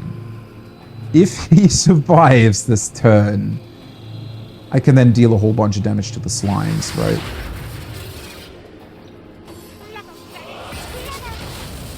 Oh, he rages. Alright. Boulder Bash. Yeah, I was expecting something like this. But they usually don't have any sort of fire attacks. Okay. Okay. Well, that look... So either he conserved a lot of points there. I'm not entirely... Maybe he's a bit confused, but why wouldn't he do a normal attack? Or... Rage shouldn't actually take that many points? What am I overlooking here? I thought he'd start out with quite a bit in terms of points. I guess not. Alright, let's deal with them for now. Because that would be pretty bad if they, you know, come in here and do, I don't know, a whole bunch of stuff. I can try to, well, I could, he's fairly susceptible to shock, right? So I should be able to stun him.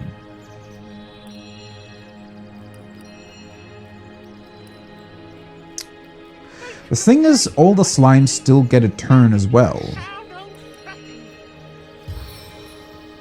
Let's try the shocking touch on him. Nice, alright. Well, that's him dealt with for a while.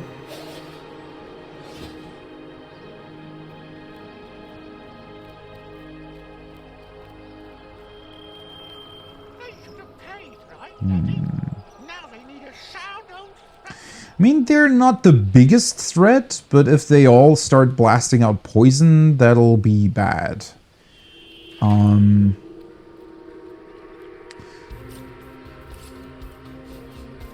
could actually try to throw a grenade over there.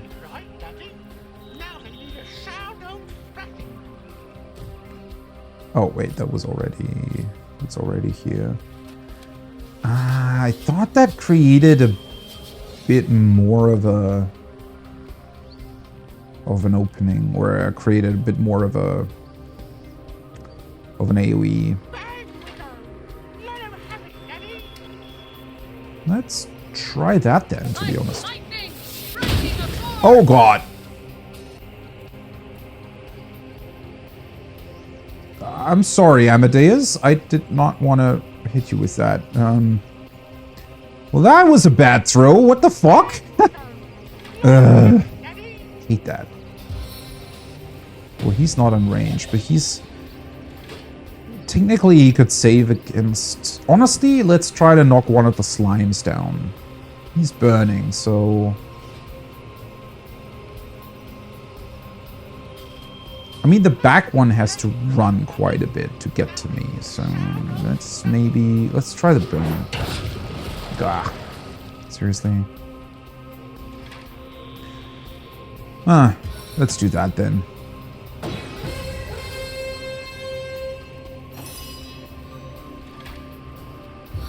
Let's try to bleed Archibald.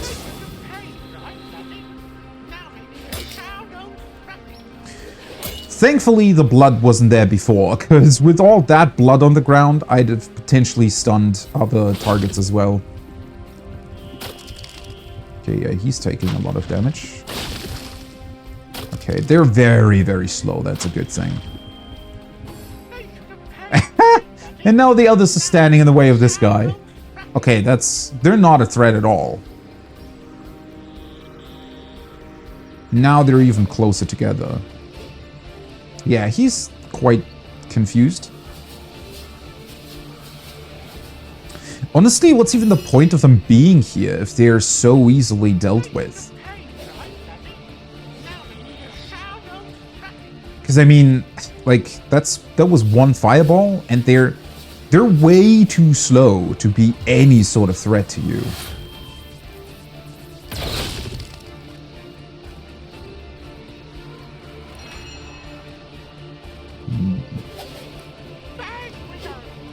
Can I maybe utilize... Ooh, yeah, that... Holy shit. They're just very easily dealt with. Now comes the next big question of what is Lillian going to do? I could just bless everybody.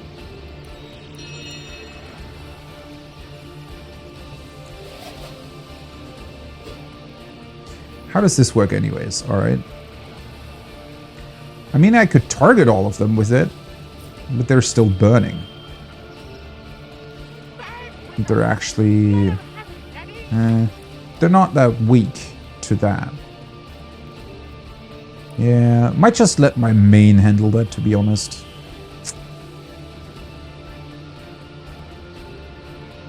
I can use lower resistances. I mean, that would make everybody weaker. It's just not really worth it, considering that the slugs are almost dead already. No point freezing him.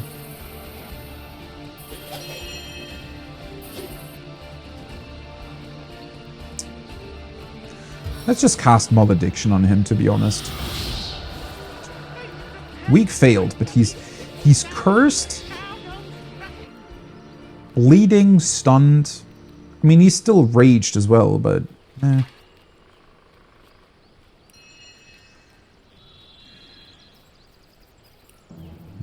Anything else? Are they resistant to Earth? Yeah. They kind of are.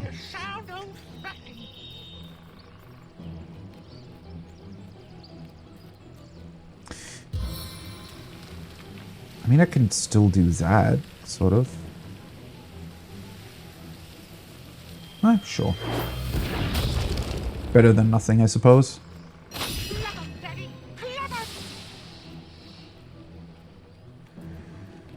I should be able to... the problem is I don't really have another AoE fire spell. Could summon in my fire elemental, but that's honestly a little bit overkill at this point.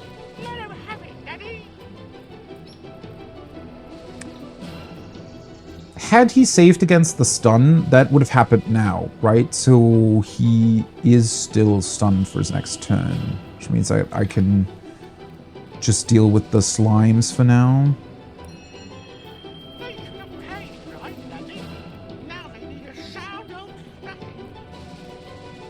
I can only do 2 normal attacks though, so it might be worth it to just take them out normally.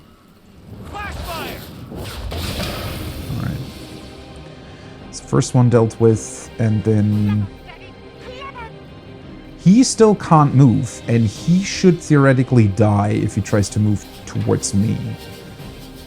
So let's just cast that on him.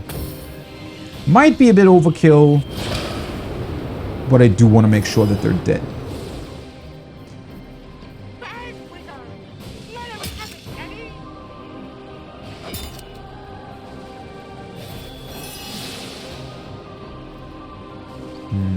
Okay.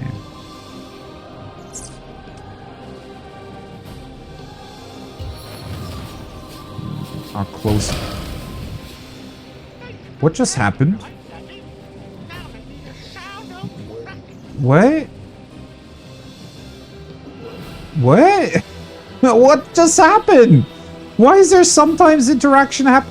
Like, how does it happen?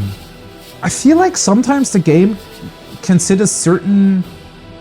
I don't know how that's calculated specifically, but sometimes it feels as if the game forgets, or well, not forgets, but...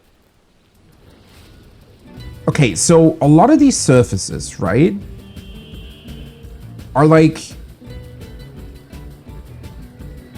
How can I put this? So even though it looks like, well,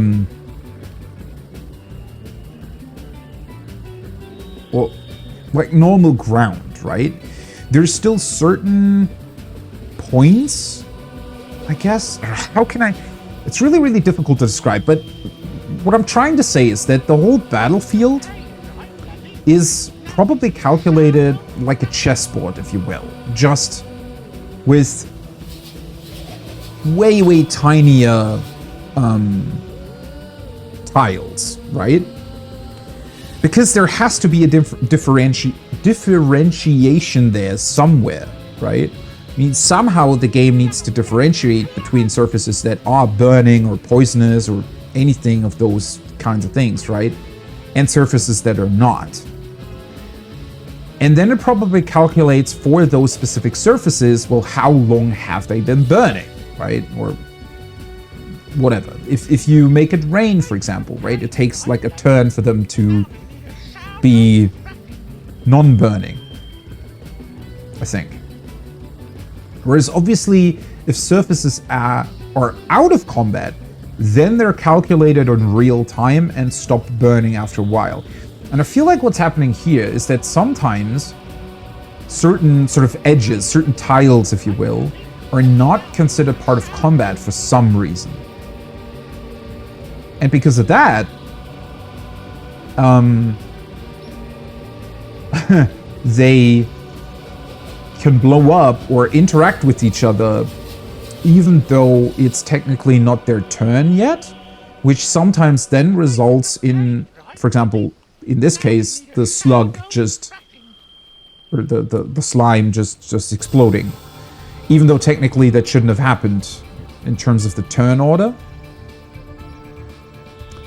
So yeah, I'm still, the longer I go on, the more I'm convinced that they really should have gone with, whenever you enter combat, the whole world essentially turns into a turn-based system. Now, the reason why they might not have done that is because that would be fairly difficult to calculate if you, for example, decide that one of your characters was somewhere else. Like, somehow they need to exclude a lot of stuff from the calculation, because otherwise, obviously, there is no point in suddenly calculating the whole world. But then again, the game probably loads in and unloads certain assets anyways, depending on where you are, right? So you have to do that regardless of whether or not everything's in a turn-based system or not. But yeah, some of the stuff just needed to be, you know, handled differently. Anyways, let's do this. Sadly, I can't use the flurry now, but that's something for next turn. Let's go with this for now. It's not crippled, but he looks pretty, yeah. Looks pretty beaten up at this point. I could do 2 normal arrows. Still not entirely sure how useful this is if a character is immune to poison. Technically, I don't think it's poison, but... yeah, let's go with a barrage.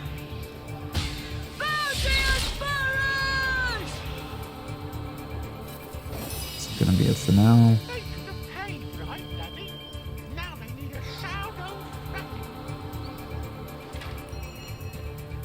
It's gonna be pretty brutal for the small troll. His father dies here. But I mean, that's not my problem, right?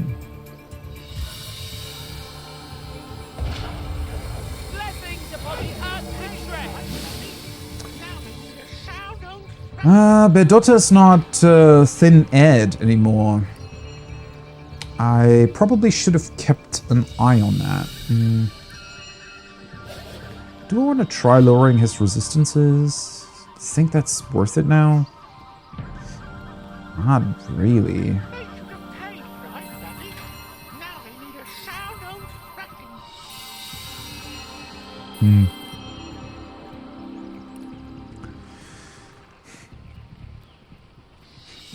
Don't know if lowering his willpower will do something, but I also don't want to waste my points. Technically, it's not really doing much, but it's better than doing nothing at all, right? Okay. So for now, he's not stunned anymore. Let's try to blind him. Nice. That's pretty brutal. Now he won't be able to do anything at all. Well, the only issue is if I now attack him with my normal stuff again, with my normal weapons, that is, there is a high likelihood of me stunning everybody because we're all still standing in this pool of blood. Let's just use flare. Boink.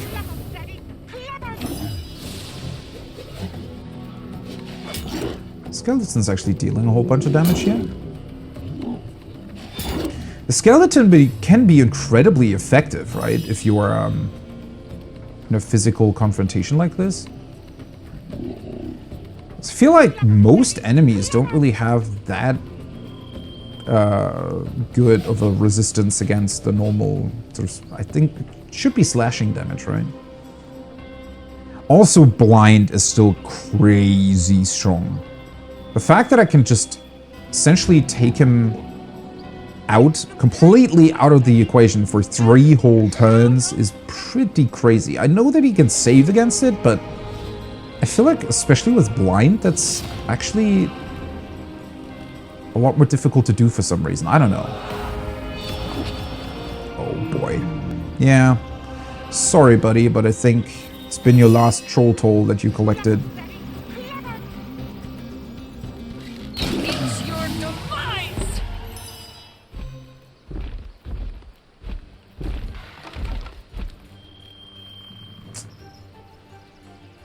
Yeah, poor little troll.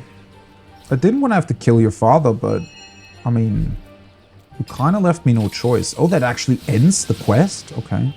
You killed Archibald and now Amadeus is in tears. Oh boy.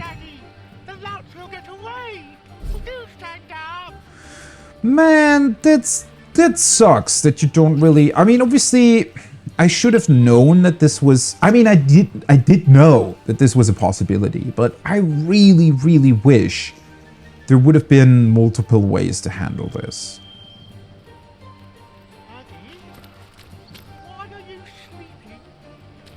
Oh, I can't even talk to him?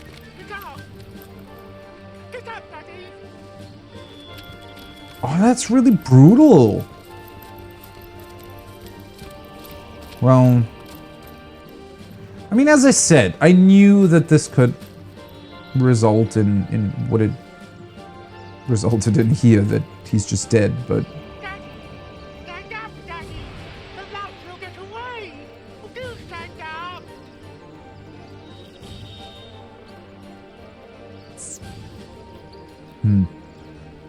I mean, that's why I specifically went to the Troll Cave first. I really thought that dealing with the Troll King would give you more options to deal with the other trolls, right? But it seems like it doesn't change anything. Aw, that's really sad. Alright, so at least I know now that this leads to a new area or some sort of dungeon. Which I assume the dungeon will probably essentially come back around. And then let you enter this area. Man, I really don't know about this trial cave. Should I just go back and try to look at it? Because...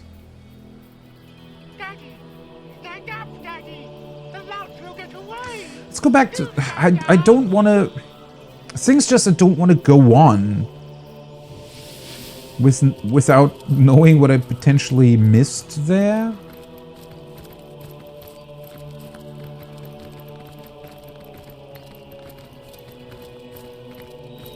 I mean, overall, right? Overall, I'm really, really fine with the game just, you know, having a few options, but not too many in terms of how to handle quests and whatnot. That's not necessarily a problem. I mean, every time a game does give you multiple options to handle certain situations, that in and of itself is something that needs to be commended, because very, very few games do that.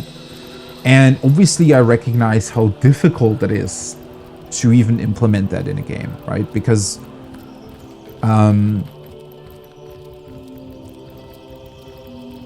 it's just really, really difficult to design, or, well, not really, really difficult, but it's just, it's twice or three times the work, right? If you have a quest and it has like 3 different endings, that's a lot of work, right? And that is, you just always need to make this decision of, hey, do we make one quest with 3 endings, or do we just make 3 quests, right? And arguably, in a lot of scenarios, just opting for more content to begin with is more interesting, because it gives you way more stuff, right? If you can create completely unique stories in different quests rather than creating 3 different endings for one quest, right? I mean, it's a big trade-off to make, which is why it's really, really cool to see whenever a game actually utilizes it and really comes up with interesting endings. Obviously, one of the counter arguments to the whole, I guess, idea of just making more quests is that also requires you to come up with actual interesting quests, right? If the alternative is that it's going to be 1 interesting quest and 2 boring quests, then I'd say it's probably better to just make the already interesting quest more interesting by giving it more options in how to proceed, right? And instead of just adding 2 other quests that potentially are fairly boring.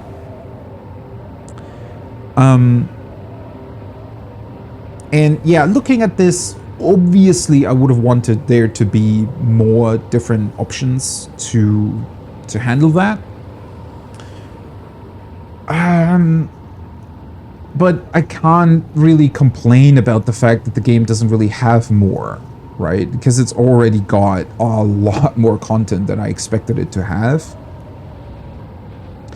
On the other hand, though, I mean, it was fairly obvious that what I was doing would result in an encounter, so saying that the game needs to be clearer in terms of communicating possible outcomes is a bit hypocritical, I would say. Like, I knew what was going to happen, but, well, I guess the one thing that is sometimes a bit unclear, although I also recognize that it's a difficult decision of whether or not you even want to make it clear to the player, because sometimes it can be fun to, you know, make it more surprising and don't really make it too obvious what kind of options you have. So that's another one of those things that need to sort of be balanced out, and it's really, really difficult to do. Especially when you then also combine it with, you know, actual storytelling. I don't know. I guess overall, you know, you can't really criticize or fault the game for not having more available outcomes there, because there's already a crazy amount of content in here. So it's no big deal overall. It's just, I guess, sort of a wish of, it would have been cool if there would have been more ways to handle this whole thing. Then again, maybe there are, and I just didn't find them. I mean, technically, maybe if you somehow convince that one troll that guards the entrance to the troll cave, right? If I think it was an intimidation that I chose there. I don't remember, but had that been successful, maybe we would have actually been able to talk to the Troll King and potentially convince him to not collect the troll toll anymore. So maybe I just missed an encounter there. Oh well. Either way, I do feel fairly bad for poor Archibald and the son there, but especially for the son now, because well, he's literally standing next to the dead body of his father without really understanding that he's dead. But I mean, yeah, I also didn't want to pay. Okay, but I do want to look at this cave as well. It seems to be fairly big. I wonder what'll happen if we just sort of nonchalantly walk in here. This seems to be broken. Yeah, it seems to be.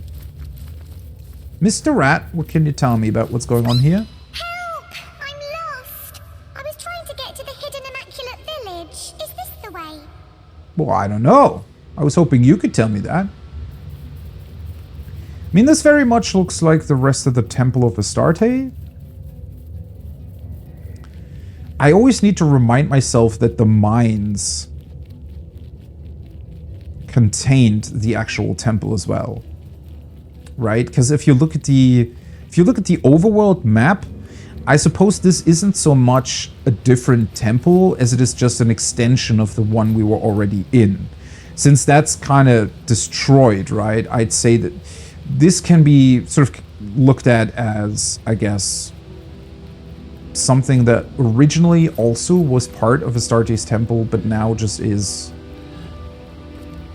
sort of broken. It's broken up into multiple different caves now.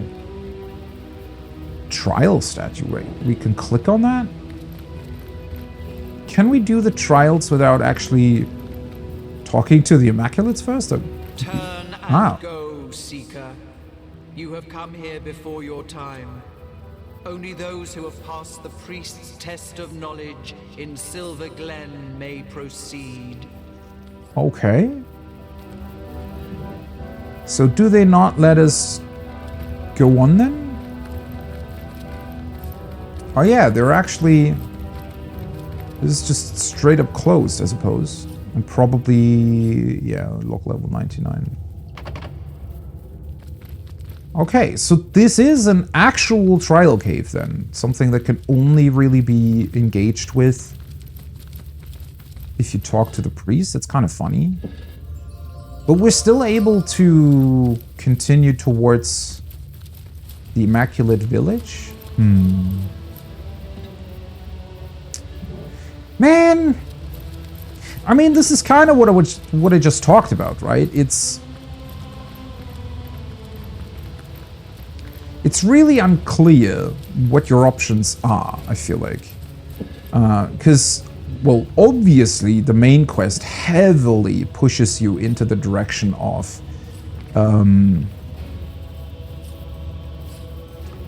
talking to the priest in the village, passing his, I guess, trial of knowledge, then coming back here, passing whatever trial they've set up for you here, and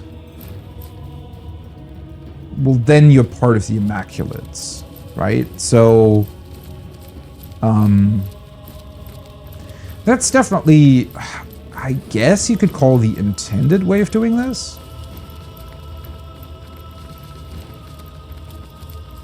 The part that's very unclear, though, is whether or not they even allow you to do anything else, right? Is it an actual option to walk up to the Immaculate Village without passing those trials first? And if so, what's that gonna do? Because I would also be kind of disappointed in just never doing this cave at all. Because it looks quite interesting, to be completely honest, right?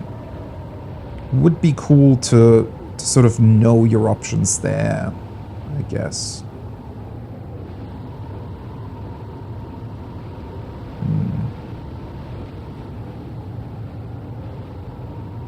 I mean, I could try talking to the priest. I really, really dislike infiltrating the Immaculates, though.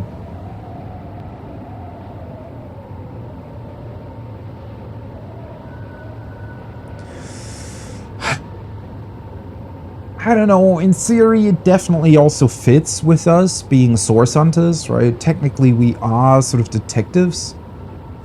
So that would be a fitting thing to do if we purely look at it from a role-playing standpoint. Well,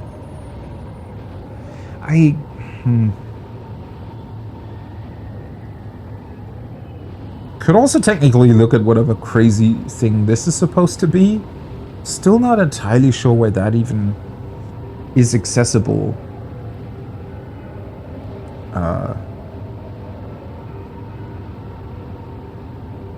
Because there's nothing that explains what this is even supposed to be. I mean, it looks like potentially the upper portion of Astartes temple.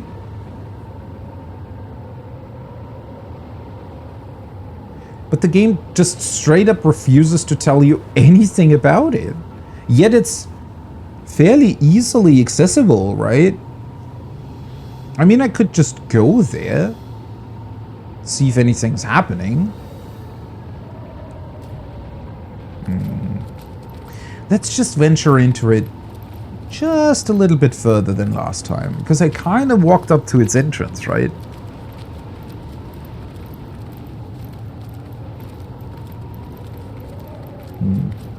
That bridge Archibald was guarding, though, I mean, that leads to what's called the Dark Forest. I don't think that's going to be an entire overworld map. It sounds more as if it's, you know, a sort of more dungeon type thing.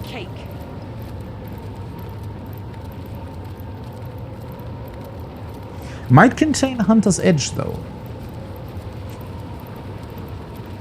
Makes sense from what we kind of know about Hunter's Edge.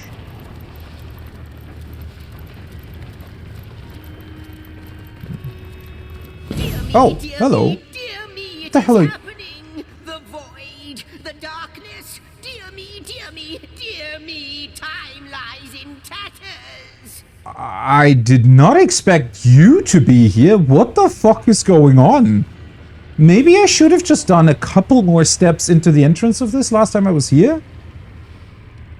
Okay, what the hell's going on? There's this place, this pit that lies to the north.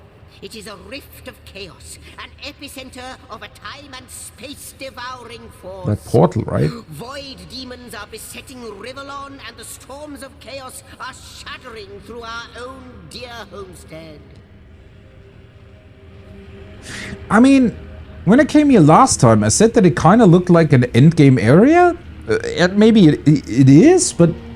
Huh? Why can you just walk up to this place and... It seems like this dialogue, I don't know, it's not really, doesn't really fit together with what we're trying to do currently, does it? Demons creep through the rift. They must all be destroyed. So it is an actual Oblivion Gate then.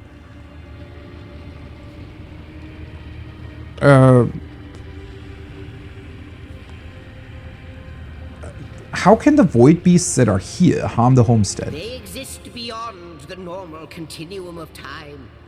They are here, and they are sweeping through the winds of chaos at the end of ages, shredding what they find. Unless they are defeated, your home away from home shall sink into the maelstrom of oblivion, piece by piece. That sounds bad. I need more information if I'm to face demons. Not just any demons, void demons. They are impervious to attacks with weapons or magic that any creature of this world can muster. But they have one weakness, for their simmering presence has permeated this area through and through for a long time.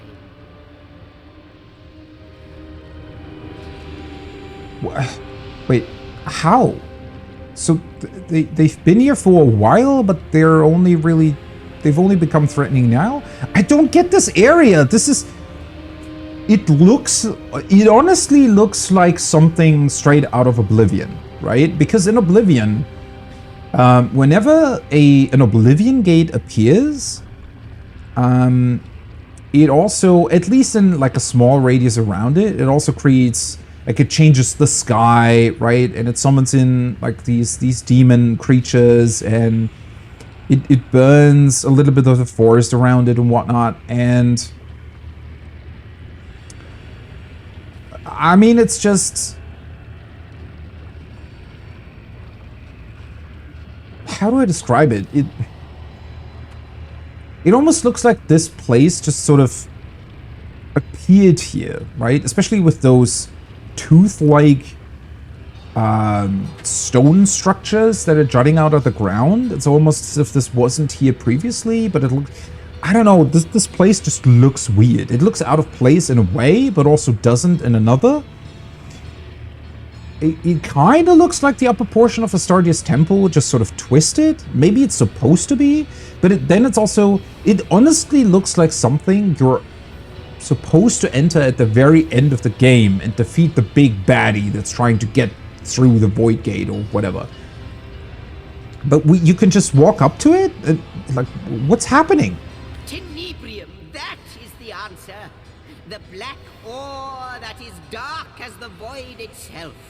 Arm yourself with this foul material, and you shall be able to shred their bloodstone that controls their portal. Alright. So how do I close it exactly? The rift is the portal through which the demons seep. There is blood magic at work here, and he who says blood magic says immaculates. A bloodstone fuels the rift. Obliterate it, and the rift shall close. I've scouted ahead of it and seen that 3 paths, or what passes for paths, lead to the center of the wasteland that lies before you. To the left is an encampment of immaculates. Yes, they're but immaculates, but their weapons look sharp as shark's teeth. So don't barge in like cats at a dog's wedding. The central path is a big no-no too, brimming with demons. I really wouldn't recommend it. Which leaves the right path, which may not be the right path at all, for it is deceptively calm along its trail and positively overflowing with magma. Oh, great. I have such a great track record with this bloody magma stuff. So basically I can offer you 3 options, all of them as appetizing as pig feed. And yet you'll have to swallow your portion whole. If not, the end of time will be swept into the void and Rivellon with it. This is so strange. Why is this suddenly concerning the end of time as well? I feel like I'm not at a point where that even comes into place. Isn't that something that should only really be a consideration at the very, very end? Why is this just here? Why can't you just walk up to it? And I even held, like, I even constrained myself and didn't walk up to it right away. So now I'm even, I think, almost 2 levels higher than what I was when I previously came here, which is, like, what? And I don't, well, technically I do have, like, 2 Tenebrium weapons, but they're weapons that, or weapon types that I haven't really used up until this point, so it would be weird. Like, I need other Tenebrium weapons. Tenebrium weapons that actually fit with the weapons that I've been using. Do what you can, my friend. Do not falter. All depends on your prowess, and our homestead won't grow an inch until you've solved this dire matter. Okay. Wait, is this halting my progress somehow? This is just strange. Closing the rift. According to Zigzags, the shelter plane is under attack. He says that the attack is originating from a bloodstone rift in the north of Lucula, and that unless we destroy it, we won't be able to continue exploring our homestead at the end of time.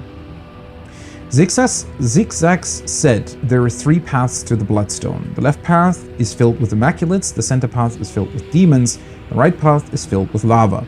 No matter which path we take, we will need Tenebrium to destroy the bloodstone that awaits there. Shelter plane is under attack. But is it though? This is so strange.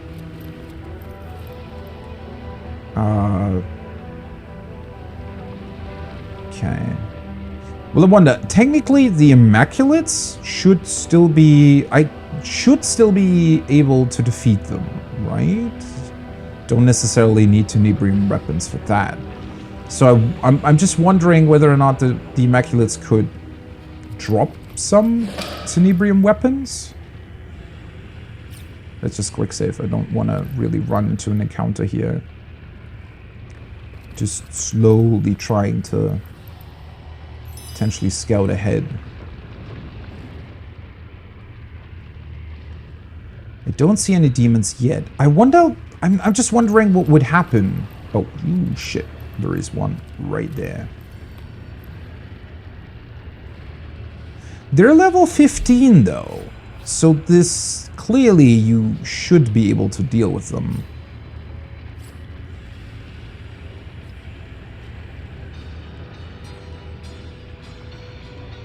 They got Tenebrium resistance. Blessed be the conduit. Yeah, I just wonder if they also utilize Tenebrium weapons. Well, if the demons... I wonder if the demons are completely immune to everything. So this... previously I thought, because I saw this as well, right? And I thought this would be a thing we have to enter. But I suppose we just have to close it. Well, now I'm interested what potentially happened to the end of time, though. I'm pretty sure it won't just be gone, right? Or completely... I don't know.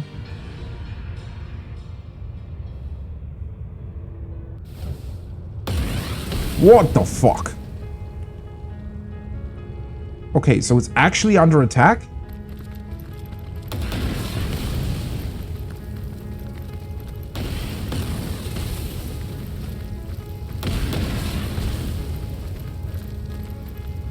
They're all just chilling here still? Okay. What?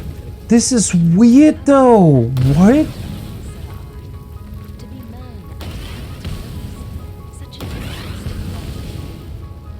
Okay, honestly, this is just strange.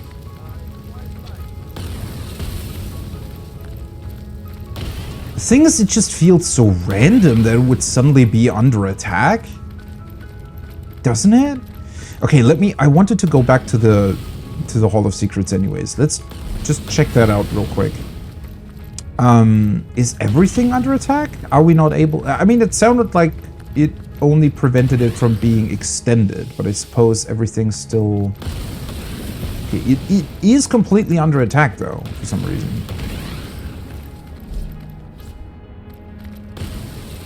Hi.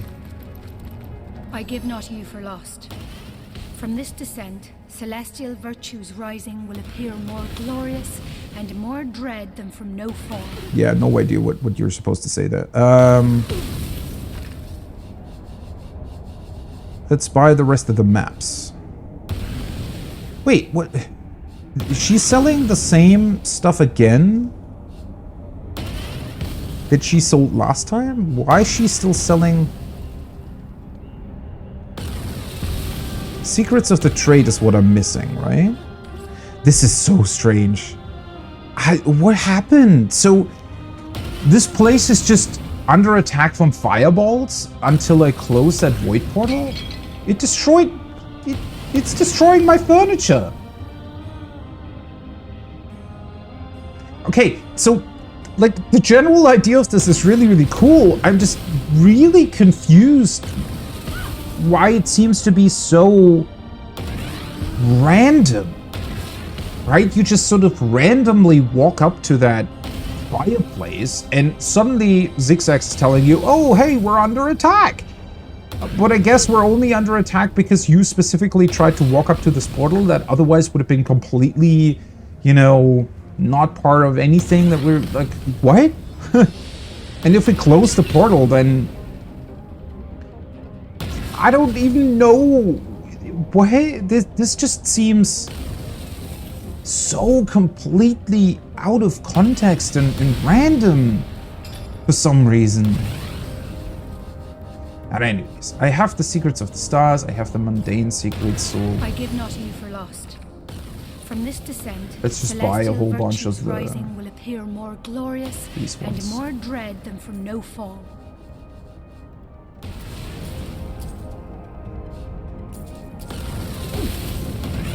Okay. Obviously this was a whole bunch of money, but I don't need the money anyways, so... Let's see what that potentially gives me. Well, I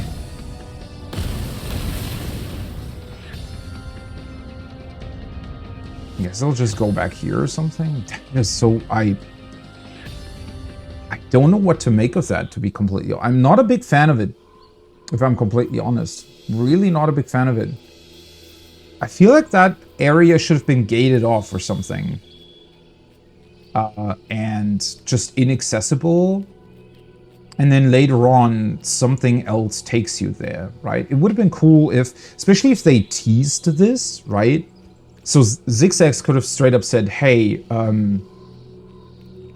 it feels like our plane will be under attack in a bit, right? It feels like somebody's planning something, or some strong magic tries to overcome the barriers that we've put up to the end of time, right? And then he kind of tells you, hey, there is this void portal that's been opened up. Please try to deal with it, right? What I don't like about this is, first of all, that this area up there exists. It's just there, right? That should have been either a cave or some sort of dungeon, I feel like. It shouldn't be on the overworld. It just looks really, really out of place on the overworld for some reason. I mean, as I said, the intention could have been that it's supposedly just not been there before, and now that the portal has come in, right, it created this lava and a whole bunch of different things and whatnot. But I don't know, it just...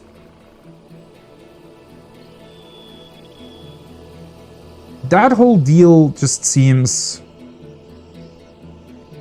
Especially, I'm never a big fan of a game altering something as significant as your homestead. I mean, it's literally supposed to be your home without you preparing you for it, right? Like, it's fine if you do it for the end of a game, right? A good example of that would be, I don't know, Bloodborne or Elden Ring, right? Where they fundamentally alter something towards the end of the game, right? Where your hunter's dream suddenly begins, or the small chapel suddenly begins to burst in flames and whatnot. But again, it's at the very, very end of the game, and it's fine in context. This just seems out of place. This seems like something that should happen way, way later on. And it also shouldn't just be some random location that you enter. It should... because this is kind of a side quest, isn't it? I mean, maybe the main quest will bring you there eventually. But if you just walk into the place, I don't know. It bothers me that... so if I would have just left it, right? And dealt with everything else first, then the whole time the homestead would not have been under attack.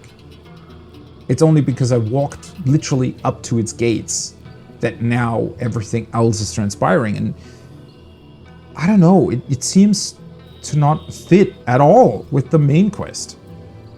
That's probably the strongest argument that I have against this area, is it doesn't really seem to... it almost, in a way, works against what the main quest is supposed to be, right? Because isn't that what Leandra's trying to do? If there's a void portal there already, then why is she even bothering to do anything else? I don't know. Well, now that I walked up to it, let's take a look at the Immaculates and figure out a way to deal with them. shouldn't really be too difficult, but yeah, it's just... I mean, in theory, I'm not even returning to the end of time all that often, so it's not the biggest deal if it's, you know, under attack, quote-unquote, because I don't think actually anything's actually happening, right? There's a bunch of fireballs that are coming down. It all looks pretty apocalyptic, but fundamentally from a like quest perspective, I don't think it would actually change anything too specific. So I could just leave it alone, more or less, and deal with other stuff first. I'm warm as fresh apple pie. But it's made even weirder, right? It's made even weirder by the fact that Arhu and Ikara and all the others, they're just sitting there in their chairs still, while the whole thing is under attack. I feel like, well, it might have been better if they had... Maybe they could have made Ikara create some sort of shield around the end of time, right? So that you can visually see, yes, it's being attacked, but it doesn't actually change anything, right? You don't have to bother with minuscule damage from fireballs for some reason.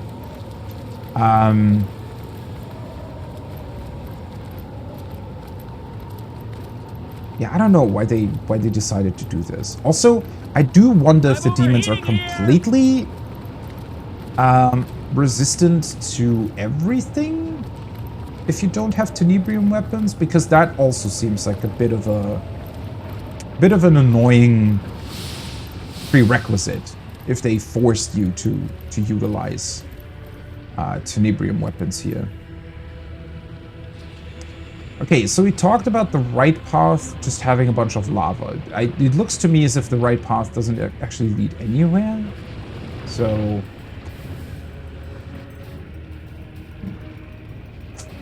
let's just deal with the Immaculates first. If they're level 15, I don't think they're necessarily the most difficult bunch. And they might drop tenebrium weapons, which could help us. Should I just walk up to them? I don't think I'll be able to talk to him, but maybe I will. By the goddess, okay. hold your step! You are treading the ground of Immaculates. Be gone from here! March! So we can convince them to just let us go into this place? That's even stranger. That this is an option here all of a sudden. Wait, so if I had... what would have happened if I'd have already started the quest of infiltrating the Immaculates? And they would think that I'm one of them. Could I just walk in here? But then what? As soon as I would start attacking the Void Portal, they'd realize that I'm not part of the Immaculates anymore, right? Wouldn't that potentially thwart your plans with the Sacred Stone Village? I don't... This is weird. I don't know. It feels like... out of place is the wrong description here, I think. It's just that in terms of a timeline for the main quest, right?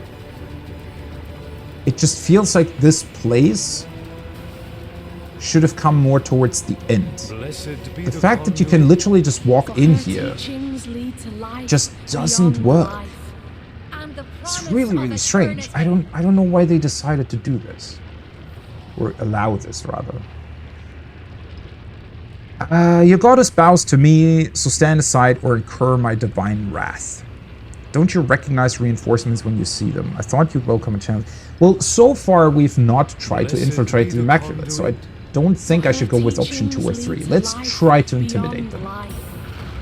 Oh god.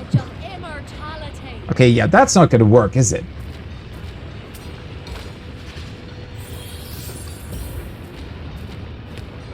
Nope.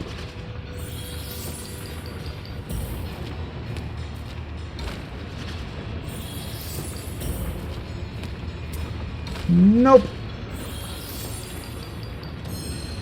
How dare you take the goddess's name in vain? Your blood will be spilt in her honor. Alright. How many of you guys are even here? Maybe I should have taken a look at that previous to me intimidating you. I see... That's an assassin. Oh, there's another guy back here. Priest, assassin... Duelist, marksman, stormweaver. So typically the ranged targets are always the more dangerous ones, because the rangers tend to be able to utilize a bunch of different arrows and whatnot.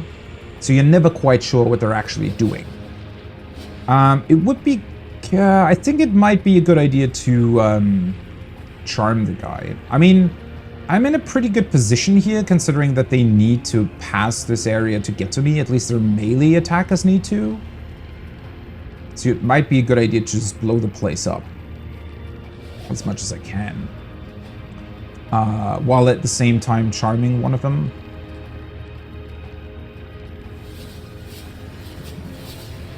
Yeah. I could let Lillian do that. I mean, she also gets a turn, right? So...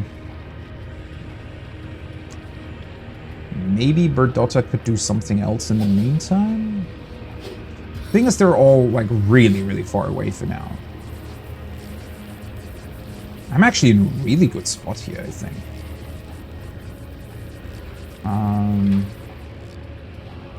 Can I blow something up? No.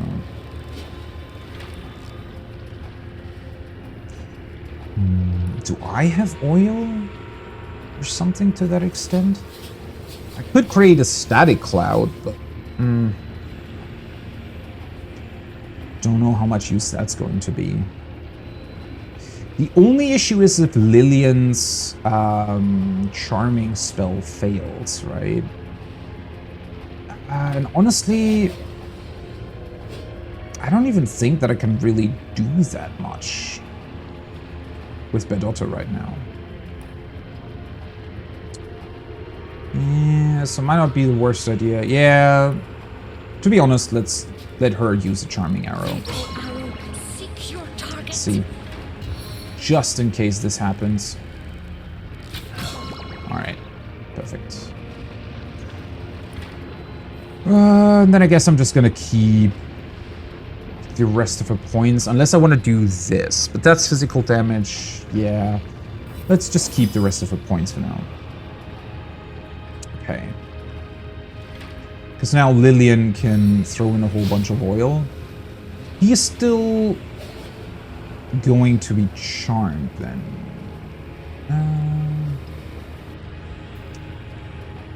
I need to...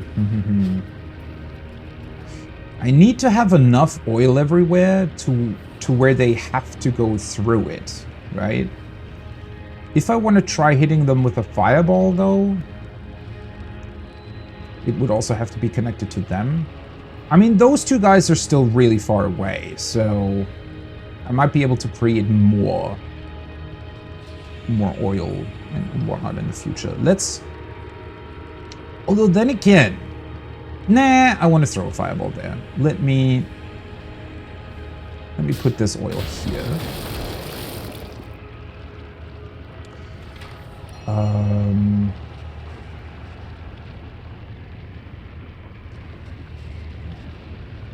Do I already? I could fortify Medora. It's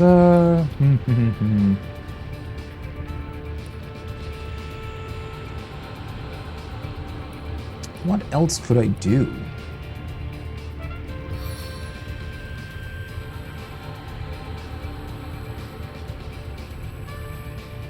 They can see me though, I think.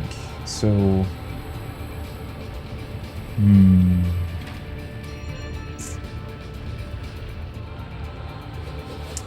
because I would like to summon in a target. No, well, okay.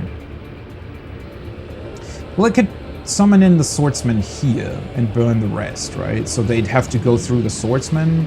Problem is they'll probably attack him now, but yeah. Let's still go with that.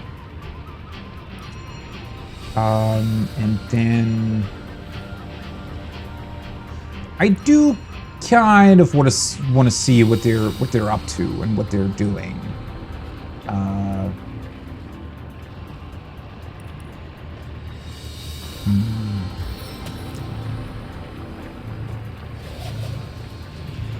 Yeah, sure.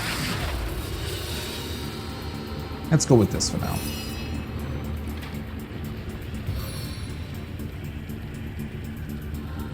Ah, that's a bit unfortunate. Ah, well.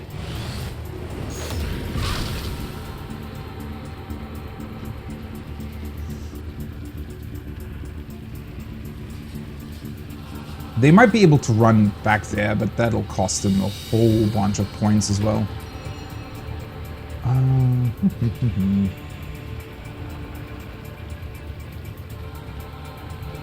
Should I just cast Avatar of Fire on Medora? I mean, that might allow her to just pass through there unaffected by everything. Sure, let's do that for now. Who the hell is she to begin with? Oh, yeah, there you are. Alright, let's see what he is. Oh, nice! Another fireball! Even better. Yeah, that was good. Okay. Well, now, Medora is still very, very far away from all of them, so... And since they all have to do, you know, and have to run through a whole bunch of fire. This is casting Courage for now. It's not hitting my swordsman, but... At least it's also not hitting the charm target. Yeah, she's really far away, isn't she?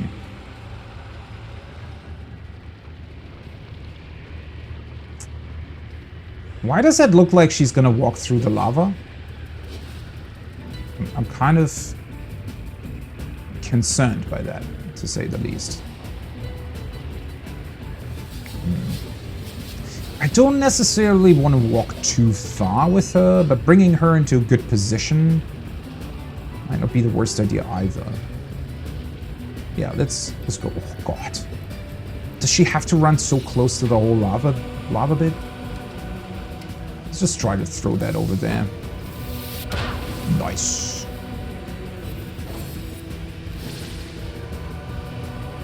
God, she has to run so far. Alright. Interesting.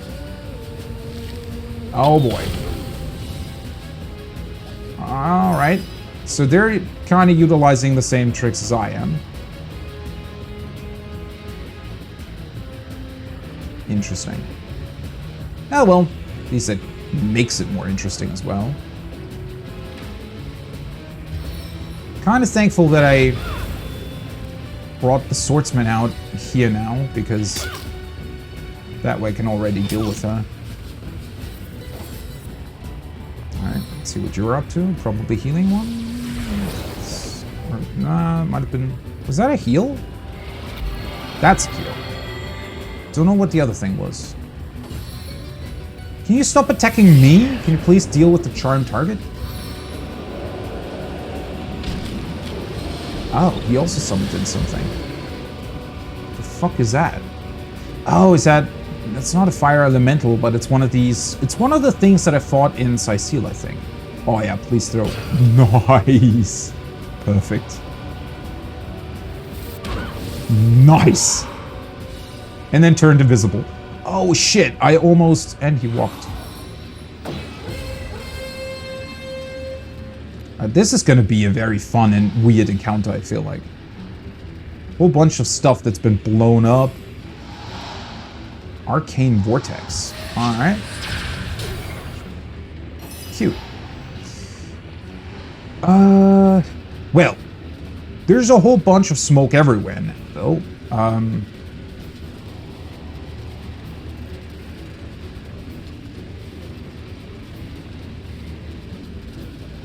Oh boy. Almost thought it crashed there. I don't know what's going on with the performance. Maybe there's also some calculations that for some reason take place, because, I mean, you also need to think about the fact that the game keeps a lot of stuff sort of saved, right? So in your save file, it basically saves where every person that you've ever dealt with died, and what they dropped and whatnot. So I'd imagine the save games is already quite big by now. And I'm not entirely sure if... I don't know why that would influence performance specifically in battle, but maybe it takes some past choices that you've made into account or something like that. It's kind of difficult to say, but we'll see about it, I guess. Alright, let's see. Can I actually do some ricochet stuff here? I'm still a little bit too far to deal with them. Interesting.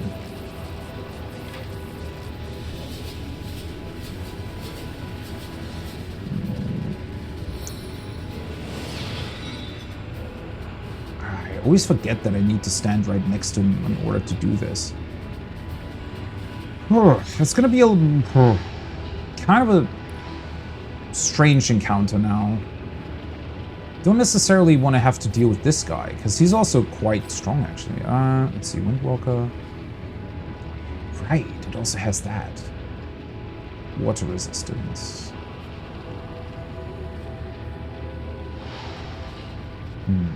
Oof. Equilibrium resistance, interesting.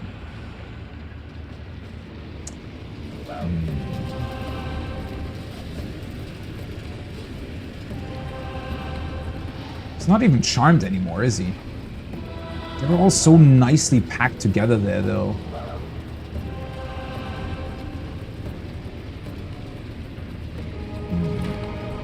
So I don't... I'm too far away for that. Just want to try walk up slightly.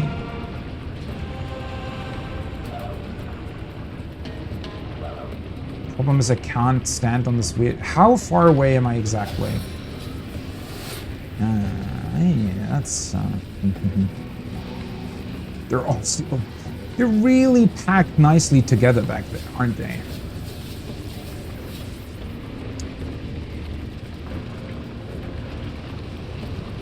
Don't necessarily want to stand in front. This might have not been a good decision. Yeah. Because now the frickin' vortex is right in front of me. This was actually a pretty bad decision. Oops.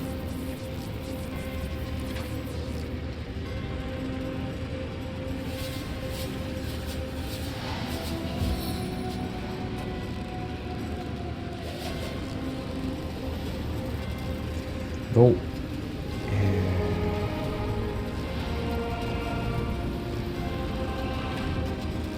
Slightly out of range too. Oh yeah, this was a pretty bad decision.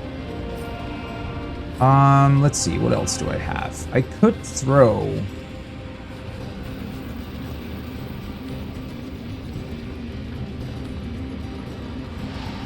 How far can I throw this?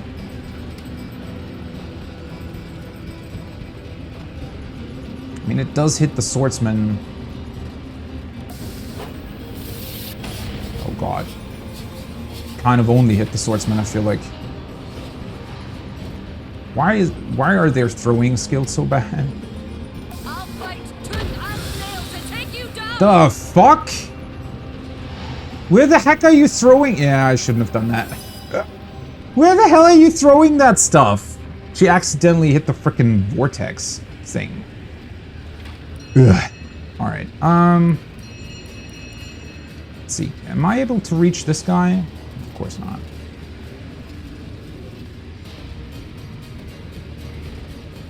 Somehow I am able to reach him, though?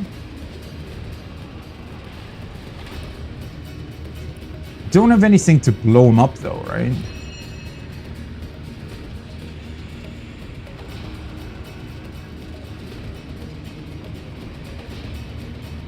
I mean, this might blow up a bunch more.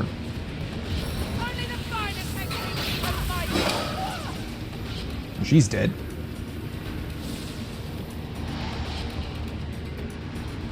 Didn't really blow up anything else, though.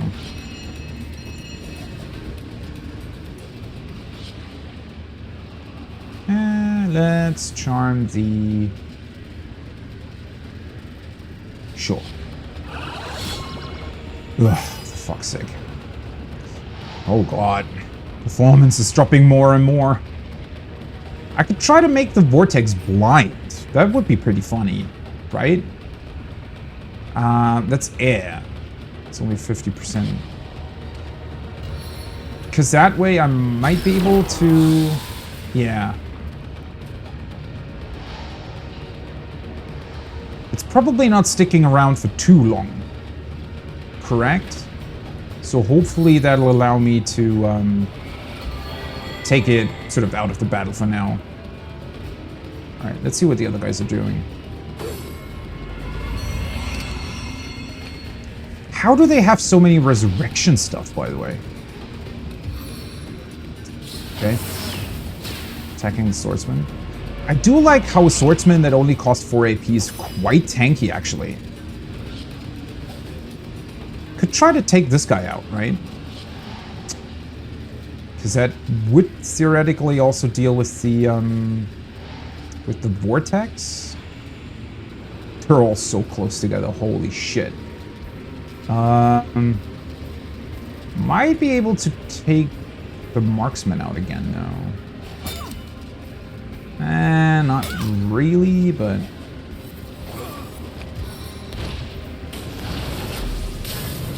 Well, thankfully, they're all occupied with the swordsman, it seems. Oh, not completely, but... Immune to burning, nice.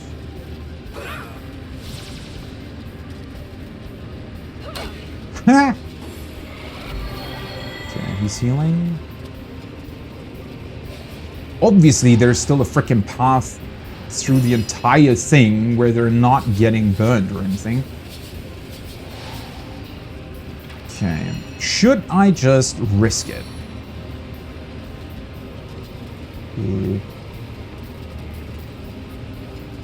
I mean, I could hit a bunch of them. I kind of... do want to go that far, though?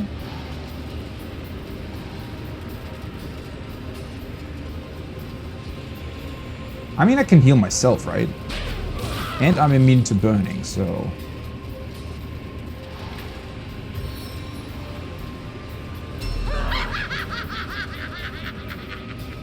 Ha! What was that laugh? Holy shit! Yeah, okay, let's just heal. Should be fine. That guy's just blinded and doesn't know what to do. Okay, I'm not throwing another freaking grenade. Thing's still in the way, though, which is really annoying.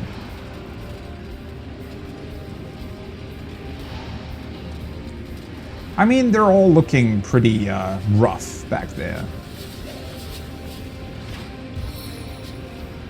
Can I somehow hit you? I feel like I kind of want to go back a bit again. Maybe not too far. The problem is there's a bunch of smoke still around, right? This guy is really... I shouldn't have moved up. That was a really dumb decision, actually.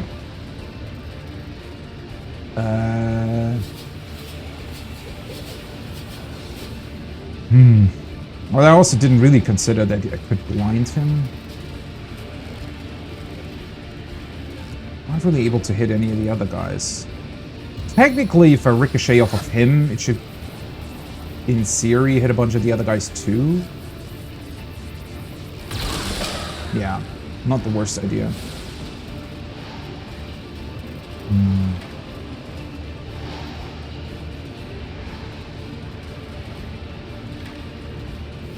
And then another splintering arrow might also hit. They're knocked down. Yeah, if I somehow deal with the Stormweaver, it will get rid of the vortex here.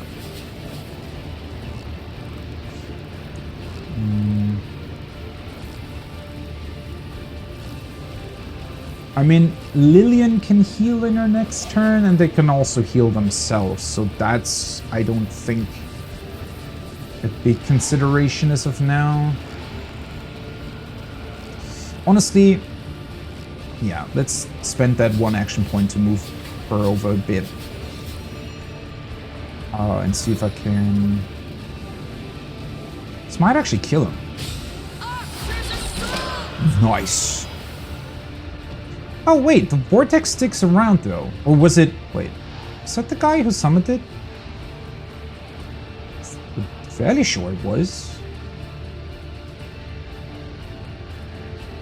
Okay.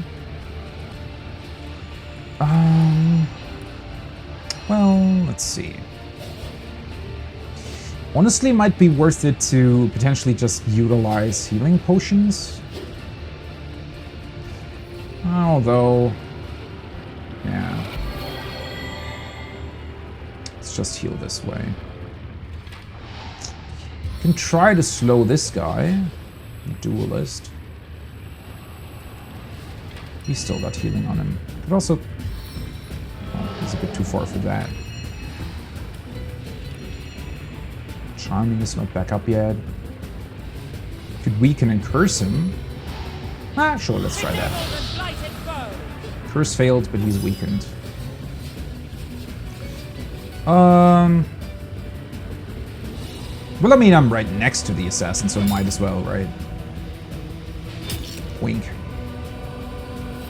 It's pretty crazy to me, to be completely honest. Just how much damage the swordsman is able to dish out, and just in general, how awesome it is to have a summon like this for 4 AP. I mean, obviously the summons that require... But that's the thing, though, right?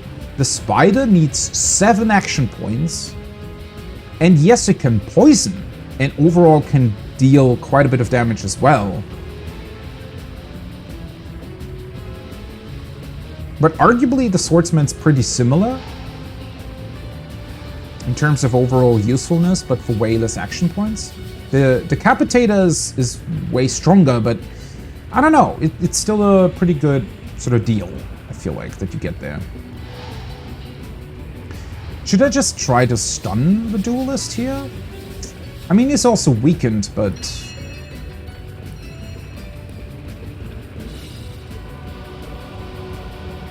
Might not be too bad of an idea. Could summon in a fire duel, but... Well, Medora's still back there, too.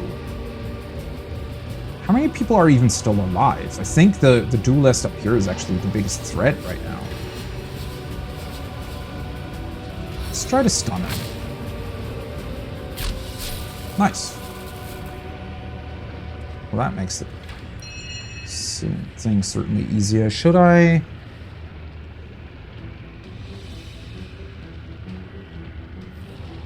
Well, the Vortex actually immune to that, right?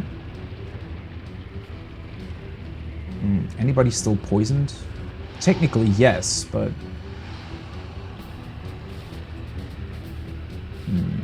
Could heal myself further, but...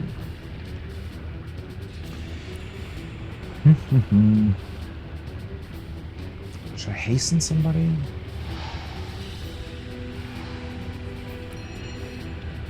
Freeze somebody? I mean, he's stunned now. The Vortex is still blinded.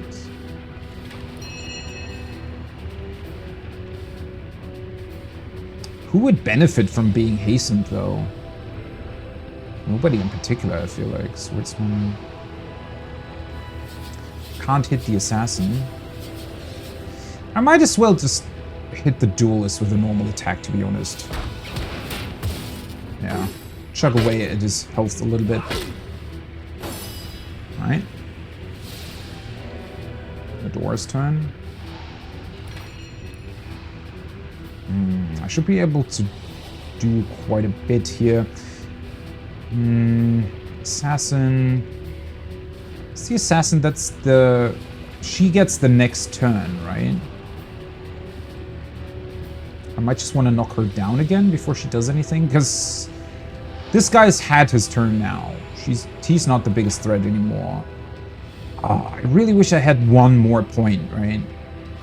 Let's try to knock the assassin down again. Nice. Takes her out of the equation for now. And then we'll cripple this guy. Unfortunate.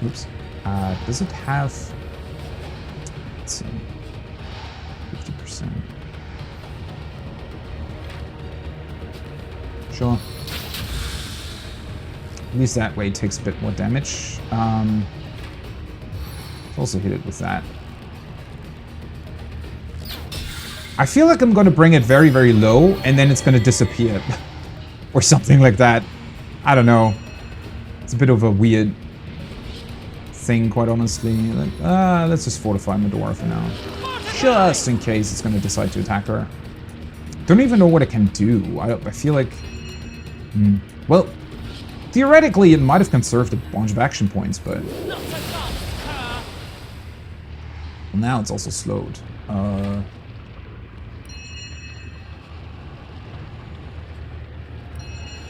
Let's bring in the swordsman again. Don't know. Rise from your grave to aid us. For some reason, it really feels like the encounter should be over by now, but... Does it actually... Does it even have 100% fire resistance? I've looked at this like 5 times now. It doesn't. How can it frickin'... Oh, well, I guess it's called Arcane Vortex? So it's not even supposed to be fire? Strange entity. Do I want to try stunning it? There's a whole bunch of blood around here.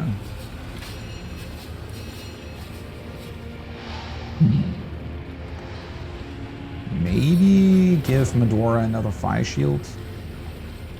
Although, I mean, not that much is burning anymore. Let's heal her though.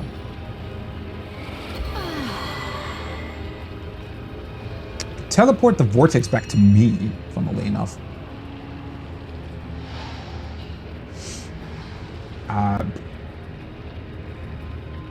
Don't know.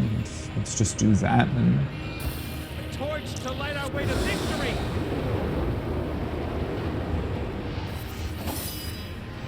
Alright. It's immune to bleeding. Alright. Okay. Boink.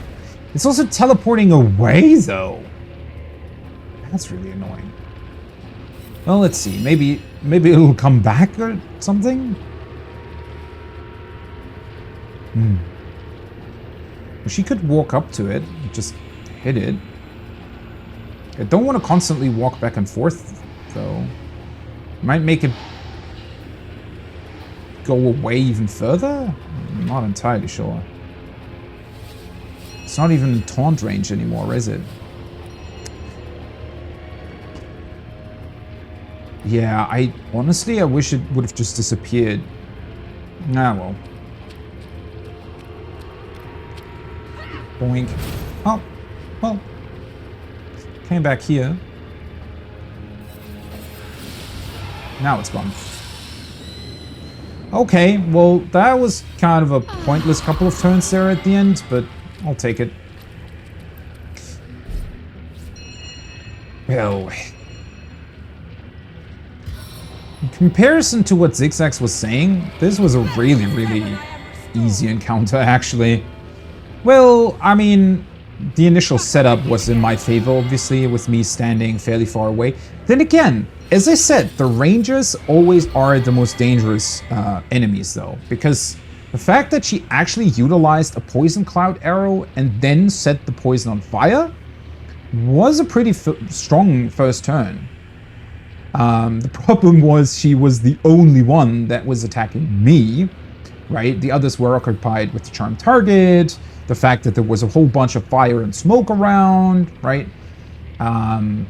So yeah, was pretty optimal setup for me, to be completely honest, but yeah. I mean, there were... One level difference already also makes a little difference, right? I mean, the fact that I'm 16, they were 15. Pretty good. Okay. Nothing else around here, though? Ah, let's see. There's one of those demons. Void Supplicant. Void Aura. Well, okay. So you can literally only hit them with tenebrium weapons and nothing else. That is a very, very strange thing, though. I mean, what do we have here? Well, technically, Medora could carry this one, right? It's actually a fairly good weapon, now that I look at it.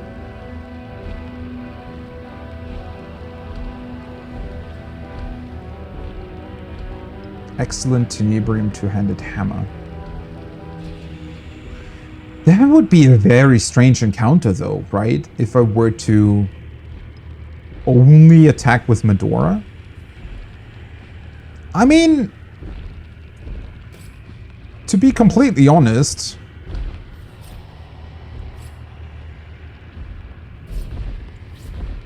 let's see, can I examine them with her? 5 bodybuilding, 5 willpower. Interestingly enough, this is also specifically different than what the Death Knights had, right? This is called a Void Aura. The other ones were completely invulnerable, basically.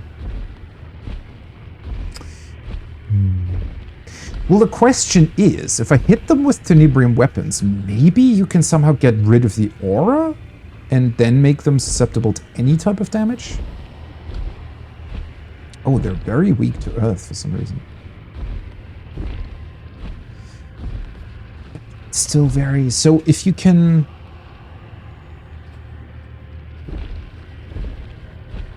Yeah, I'm wondering about that.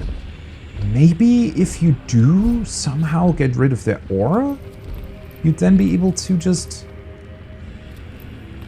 hit them with normal attacks as well. Inert Draconic Wand. A curiously shaped wand. For the moment, it has no magical properties. It's a very nice straight stick, though.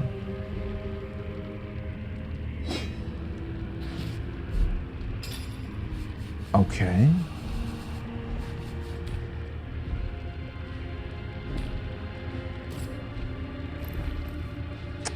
I feel like you might be able to do something with that. Oh, wait, there's another camp back here. But I mean, the portal is still in the middle, or is the idea that you might also be able to circumvent the demons entirely? I mean, if I'm able, maybe I would be able to close the gate without having to even fight them. Should probably save. I mean, taking out the rest of the Immaculates shouldn't be that much of a problem. Question is how many of these demons are actually in here. But yeah, let's maybe try dealing with the Immaculates some more. I was somehow expecting that maybe they would be dropping tenebrium weapons. I feel like that would have made sense, right? And allow you to deal with the demons in the future, potentially. But, I mean, yeah, I don't know. Okay, how many do we have here? 5, it looks like. 6. There's another person back there.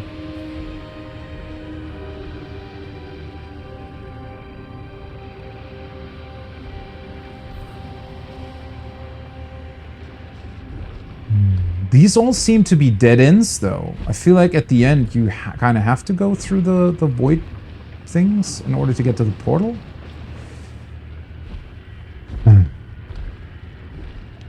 This whole place is such a weird setup.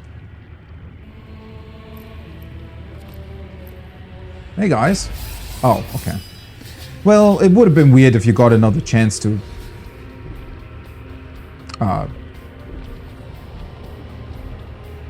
just talk to them, I guess. All right.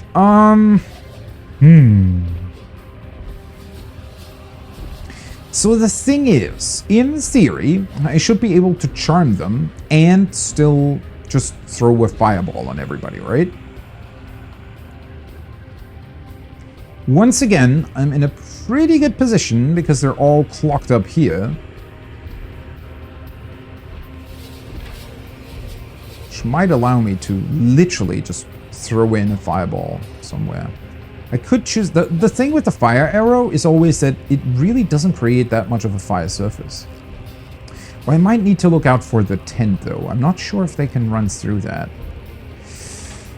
I do want to try charming one in the back, maybe? Enchanter. Duelist. Are you kidding me? Really? You're too far? I can hit you, but you're too far? How the hell does that work? Can I, like, target his foot or something? Of course not.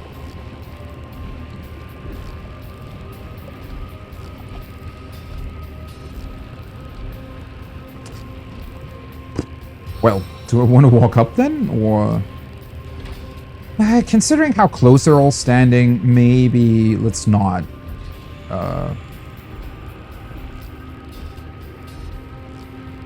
Let's do this. I can blow that up in the future.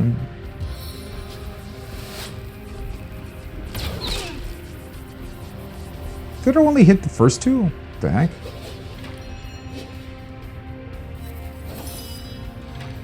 Alright. Let's throw down a whole bunch of oil here.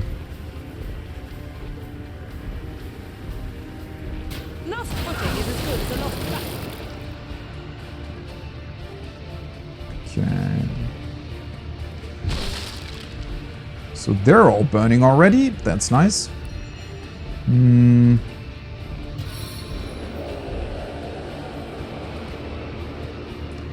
Maybe go with the swordsman, right? Just so that they have another target to hit. Yeah. Summon him in back there, because I want to hit the other two that are poisoned with a fireball.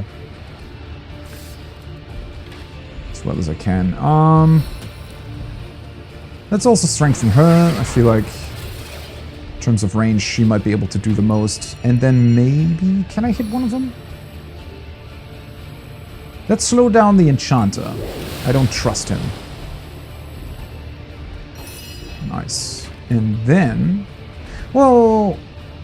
I guess I could have also blinded him, but... Oh well. Well, that's a difficult question now, right? Do I want to hit as many people as possible? Or do I want to hit these two and make sure that nobody can run through because of all the fire on the ground? It's probably the better way, right? Because, well... I could hit 4. Never mind, let's do that. Probably more effective overall. What else? Do I want to make Medora immune to burning again?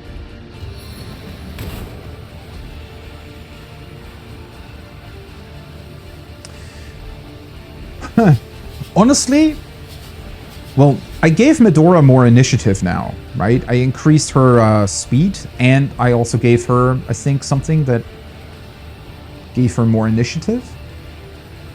The funny thing about that is, now she's actually first before enemies. Like, it's her turn before the enemy's turn.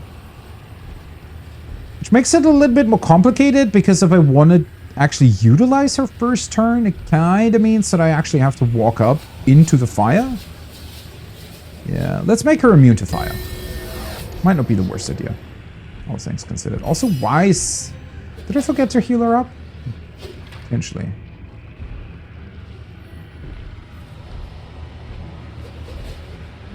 Can I somehow hit both of them?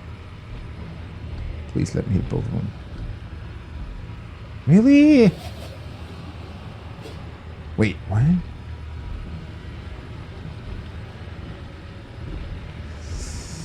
Ever so slightly off. Well, I mean, I could, in theory, obviously, I could walk slightly forwards.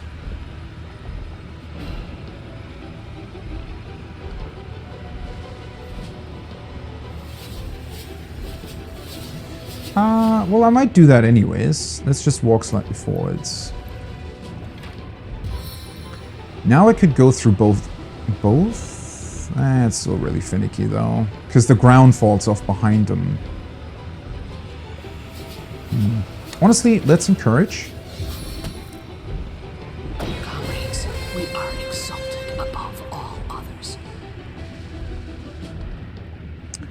And instead of using the battering ram this turn, let's just throw in a grenade or something.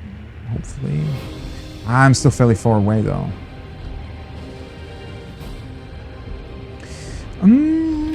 Let me see. Maybe a bit more oil over here would kind of be... Just want to make sure that they'll actually have to run through fire. There might still be a slight opening over here, but... Yeah, that's fine. Let's go with that for now. Let's see what they do. Marksman. Oh, she's still oiled. I was going to say, why is she so slow? But she's oiled. Nice. Okay, that was a really wasted turn. Although she did get rid of some of the fire. Perfect. I was going to say, she got rid of some of the fire, but she froze the entire ground. And now he fell. That's actually even better. It's even better to create a whole bunch of smoke and then just freeze everything over. Because now they have to run through the smoke, because otherwise they won't be able to see me. But that obviously makes it highly likely for them to actually fall down. Oh boy. Yeah, that really wasn't all that clever, was it? I don't know. Do I want to walk up to her and try to deal with her?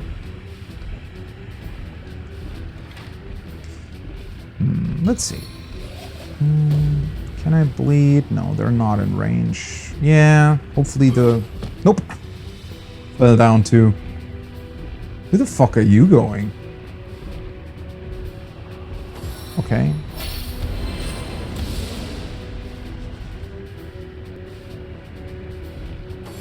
Yeah, they're That's too good. That is fucking too good.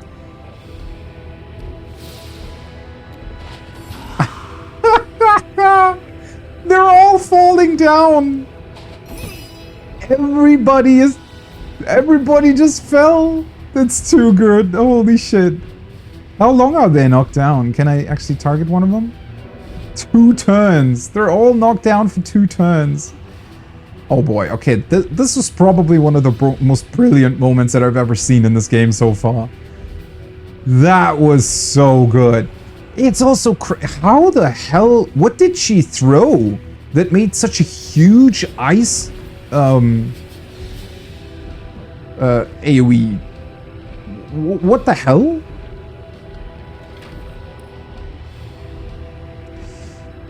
Okay, let's maybe focus on the marksman in front of me, huh? I could actually try to freeze her. Or just utilize poison. She's not got that much left, honestly. Yeah. Might be better just to straight up take her out. I can't get over how good that was. Everybody just fell down. Well, except for the enchanter guy, but I think he didn't... His turn was before, right? Or he was just confused, I don't know. Let's take her out then. Nice. Well, she really did a whole number for them, right? Holy fuck. Well, what am I doing now then, though? The problem is, I made Medora immune to fire, not immune to knockdown from ice on the ground. I feel like I kind of have to wait for, you know, this whole ice situation to resolve.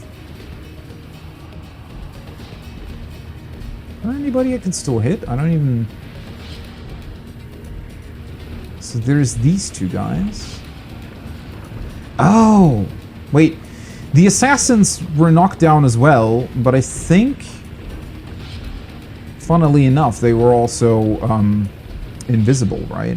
So they're invisibly knocked down. Which means that I kind of Don't really know where they are.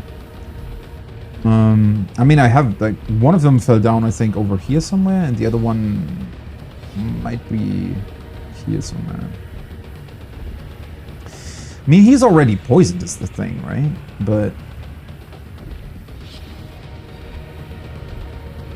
the arrow itself just deals a bunch of damage. Is there even any point in fortifying Medora now? I mean, she can still go up to them. She might be able to hit the Immaculate Duelist.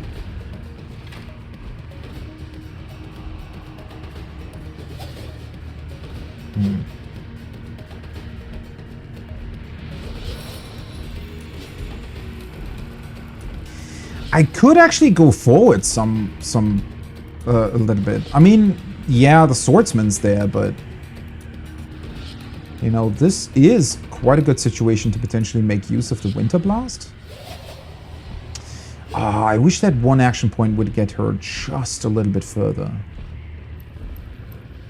Oh, yeah. Well, that was pretty dumb. I should have looked at how many action points that actually needs. For some reason, I thought I was able to... well... Yeah, that's... Well, now I'm not in range of most of them. Well, I guess let's use the ice shard then. Create even more ice. I conjure the spear of the Winter King.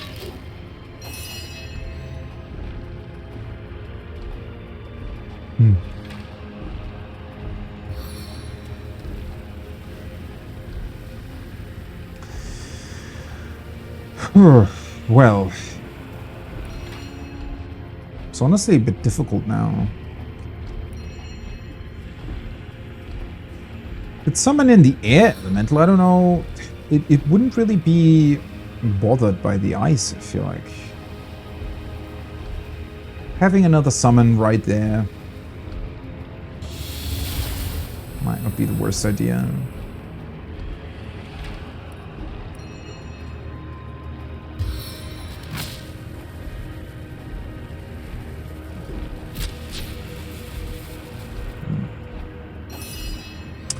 Might have been a bit pointless, but oh well.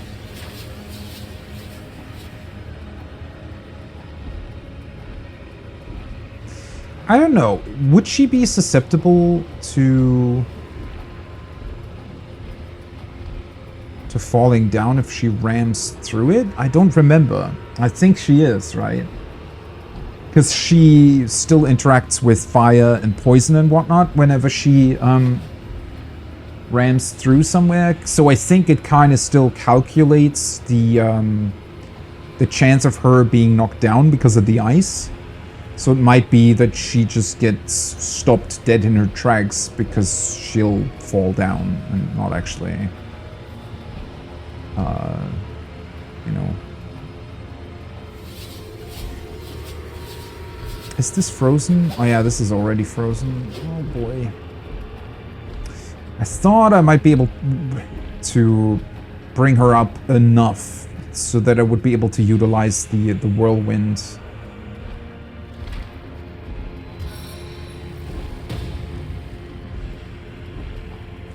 I mean, I could walk her up just enough. Can I? Poor duelist. He's the one that's close enough for me to hit. So can't really see any of the other targets.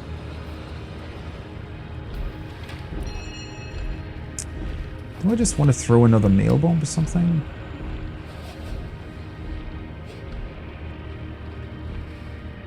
Is that gonna get rid of the ice? I don't think so.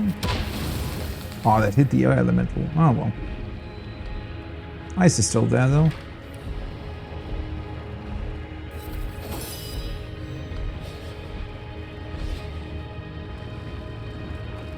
A couple people are stunned here. What can this guy do, by the way? That's actually the first time I summoned in an air elemental, I feel like. Throw an item or character up high and land it safely on the ground. Target can safely be moved 50 meters away from its current position. Feather drop. How have I never actually found this spell for sale anywhere? Because this is basically a teleportation that can actually be utilized.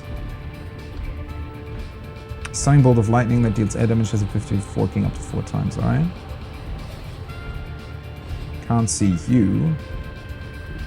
Can hit you, however. Really?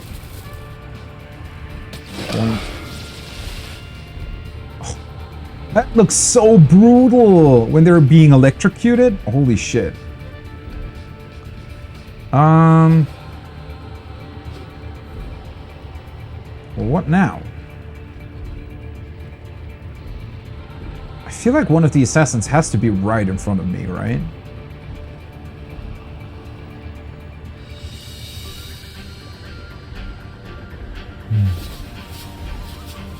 Should I move one of my characters slightly? I mean, I have the feather drop. I could move Lillian back again a slight bit. Don't know how useful that would actually be, though. And let's just wait. Okay. Oh, there's another mirror of Astarte there. Oh, that was a holy grenade. Holy shit. Okay. Ah, so getting all the way through here would potentially allow you to utilize the mirror? Interesting. What the fuck did he just summon? Enchanted armor. How is he not being knocked out? What the hell? Where are you? What? Okay. Ha! He just healed my air elemental. Okay. Cool, cool, cool. Well, that was good, I guess. Any of you guys actually came in range for me to hit? I can hit him now.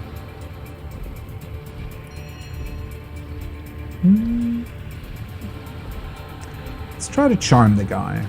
I think that might be a pretty funny option here. The assassins are still invisible, right? But they're also all knocked down still. I could just shoot a random static cloud arrow in there. I mean, the swordsman feels kind of useless now anyways.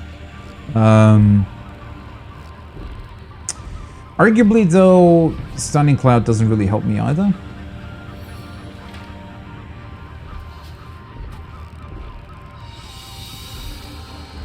Well, he's charmed now. Do I just... Although Lillian... Wait, this guy's summoned in, right? Lillian can literally deal with him in one turn. Yeah, it's really annoying that the assassins are still invisible. In theory, obviously, I could still hit them. Because if I were to just blindly fire... a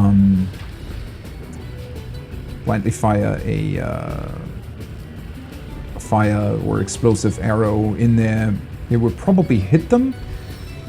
The issue being that they'll well, the ice is going to disappear, right? I don't really want it to disappear though.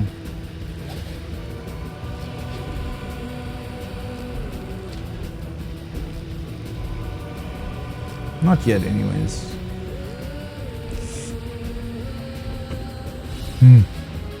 It's a bit annoying that the priest is back there, but I don't think he will have too many of those holy grenades, and also his heal is on cooldown now, so... Man, I really don't fully know what to do here. Is there anything for me to blow up, maybe? Like a chest around here somewhere. Campfire's too... Oh. Yeah, the range on this is pretty poor. Unfortunate. Might have also destroyed something already by initially creating so many fire surfaces. Let's conserve her points. I really don't know what else to do with her.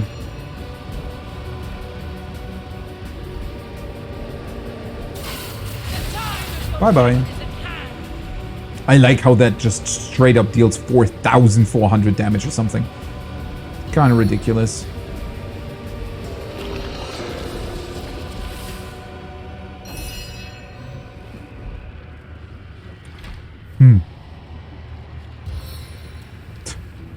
Still can't see all the guys back there. Well, the air elemental is mine, so... Do I have anything else that's more passive that could allow me to make sure that even if they get their turns, it won't be too bad for me?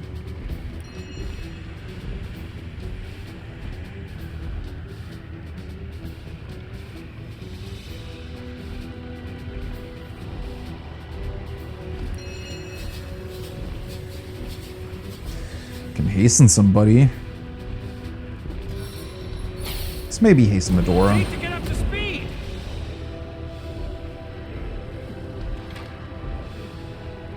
I could conserve my points, right? That would basically give me a turn with maximum action points next time.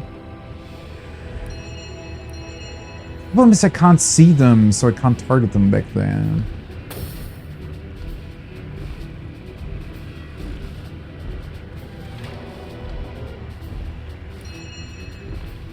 Could make myself invisible. Not that that really helps anything, but it's better than being hit, I suppose. Sure. Let's just become invisible. Oh, the air elemental gets another turn as well. Ah, for fuck's sake. Maybe I shouldn't have enchanted him. I think I could have straight up just killed him, but... Because what now? I mean...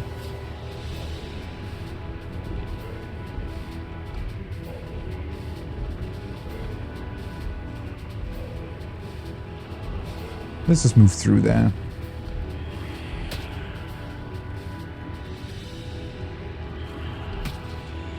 Okay.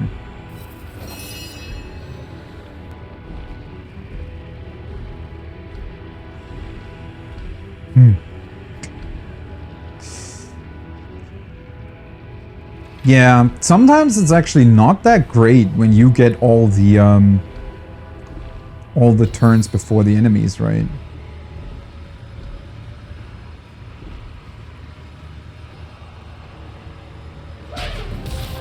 Okay, she didn't get knocked down though. Maybe this will be a way for me to deal with the priest back here. Because it would be really annoying if he keeps healing. Especially the others. The priest itself, I don't think it's going to be much of a problem, but...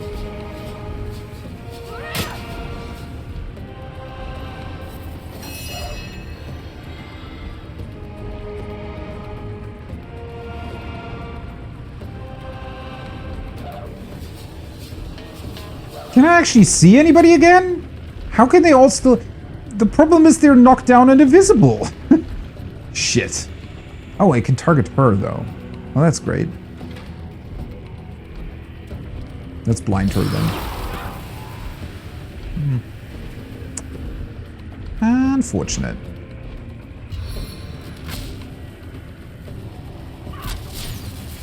Nice. Well, that helped.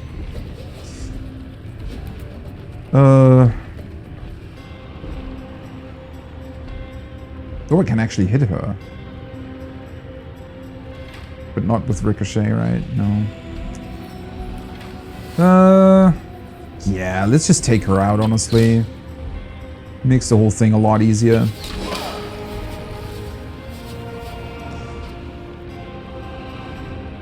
Honestly, it wasn't that great of an idea, especially because he was still stunned.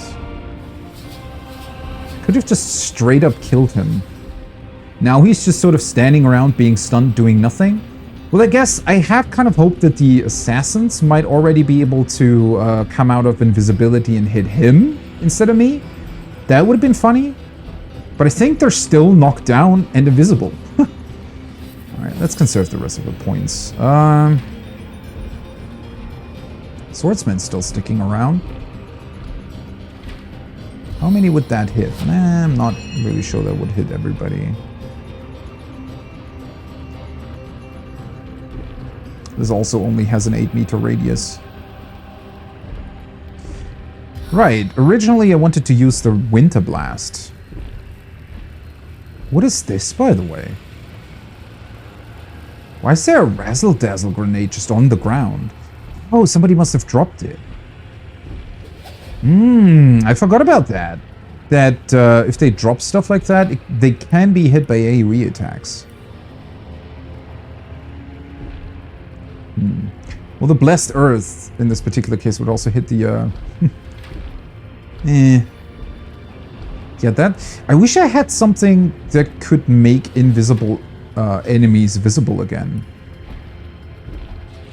I mean, if I were to utilize an AoE spell, I would see them again. But if Winter Blast is at risk of hitting the Razzle-Dazzle grenade as well, then that's a bit of a bad option.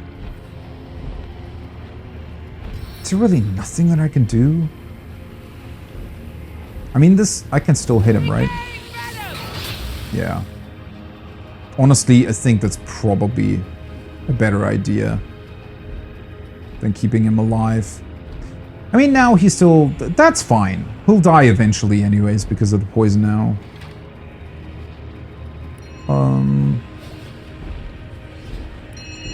Earth Shield's not really...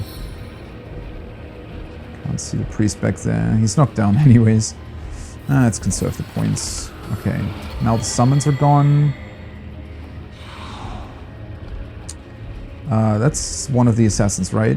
Whoa! They charmed it. Oh, how perfect! Oh my god, did I get lucky there. Holy shit, that was a lucky turn. I did not realize that these assassins can charm. Okay, so the assassin charmed Medora, then got stunned because of the air elemental, I think, or because of some stun stuff still being around. Medora then went ahead and killed the guy that was still charmed because he still counted as being one of mine, which was exactly kind of what I wanted. And then she missed Lillian with her attack. How much more lucky can you actually get? Holy shit. Okay, can I get... Yeah, I can. One of my characters definitely has something against Charmed. I think my main has something. Okay, probably don't want to utilize Ricochet now, though. Well, now the Assassin is still Charmed. The ice, I don't know how much longer the ice is going to stick around, so... It might actually be worth it to, like, shoot a... it's slightly out of range. I was gonna say, it might be worth it to shoot an explosive arrow back there. I always think she's, like, more in range.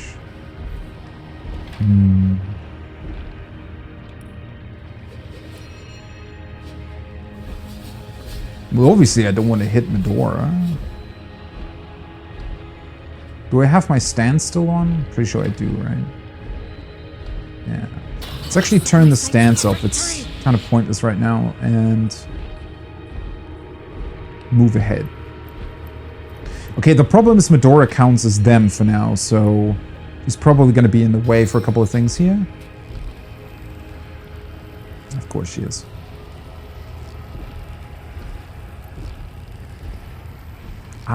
Not fully aware where the other assassin might be. Maybe I can somehow target the arrows so that's potentially gonna hit both of them.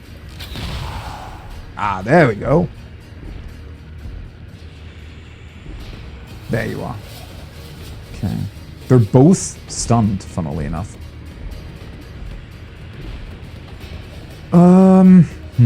Let's maybe just go with another explosive arrow. Yeah. That's a good idea. Okay.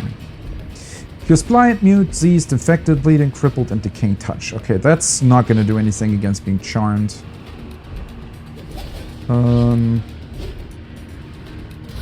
Honestly, now that I can see where those two guys are, let's just summon in the swordsman right next to him.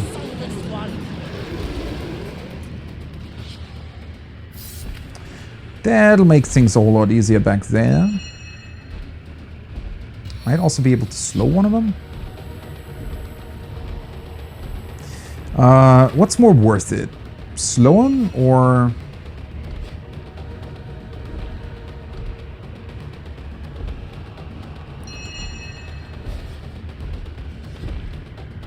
Could also weaken and curse. Well, technically it can slow one of them and weaken the other. I don't know. They're stunned for 2 turns. Let's maybe do it too. Weakened.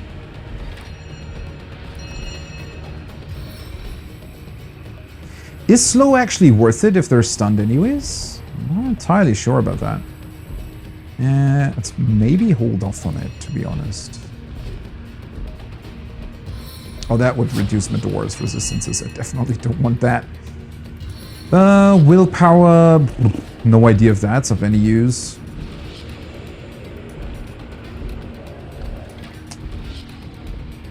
Blessing won't hit Medora either, though. It's not really worth it for... I mean, Medora is kind of the primary target for being blessed because she can't increase her own hit chance. And she does have like a 10% chance of missing the enemy, usually. I have an Earth Wand, right? Honestly, let's just do a normal attack. Usually don't do it with Lillian, but in this particular case...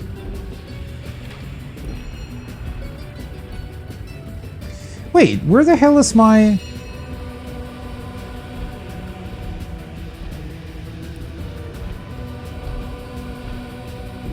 I thought I had something against being charmed. Who has that? Or did I forget about that?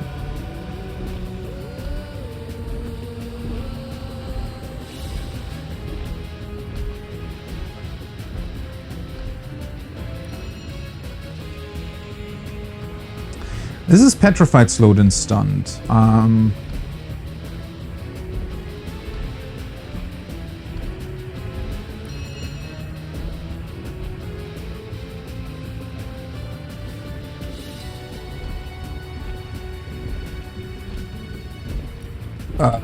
I'm actually quite confused, but I was fairly sure that I had something against being charmed. Chain lighting, avatar of storms. I still have the meteor strike as well. Kind of forgot about that, to be completely honest. Blind, mute, disease, infected, bleeding, crippled. I really thought I had something against being charmed.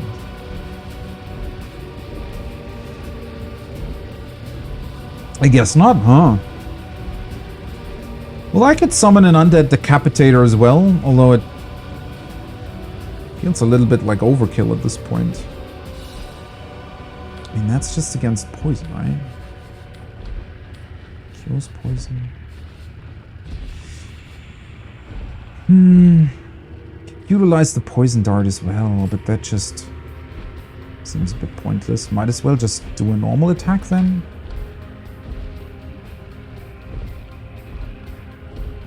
Honestly, the target's blocked, really? Let's summon in Nick back there.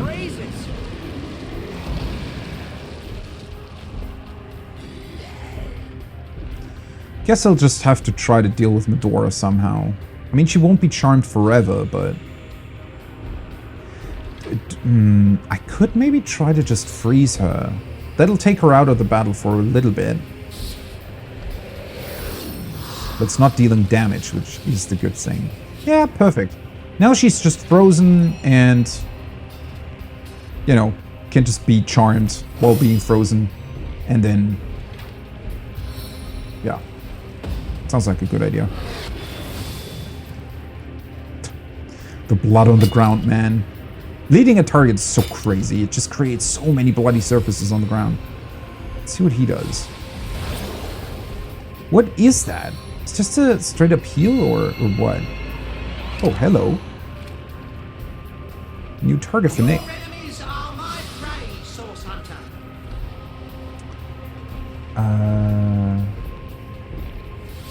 Yeah, really not sure what that spell is. Looks like a heal. Or did he remove a status effect from him, maybe? Oh, I think it might have removed the stun. Yeah, that might have been it. That might have been it. Wait, where the heck is the resurrected guy? Oh, it's literally standing right within me somehow. How does that work? Are you kidding me? I can't even hit the freaking assassin because the other guy's... Ah, well. Let's just throw the foot at him then. Technically, the disease can spread if they're killed, right? Is that how it works? Bonk. Guess not. Oh well. At least that more or less wasted the turn of the priest. Are you freaking kidding? How the fuck is Medora literally standing in the... I mean, that was also me moving Berdotta in a really unfortunate way, I feel like. I guess we'll just move her over here then. I like how the priest just stands back there trying to be supportive, but utterly failing at that, right? Honestly, kind of sad. I guess I'll just... Can I turn my stance back on? Of course not. Ah, Medora is still charmed. She is also fortified, though, so... Yeah, sure. That little bit of damage on Medora is not going to be a big deal.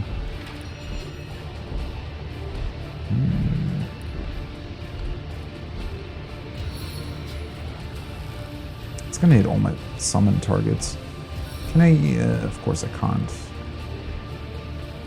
Could heal him. Heal him. Could attack him with a normal attack, but...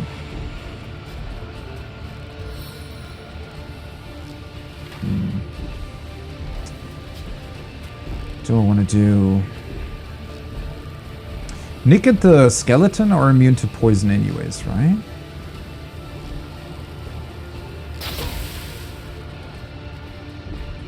Oh no, never mind. Nick's not, but not a big deal. I mean, they're dead anyways.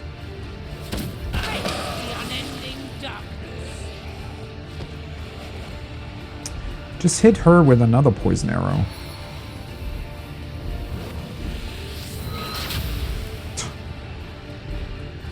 Kind of crazy how much damage that poison arrow deals to begin with. She's still just charmed and frozen.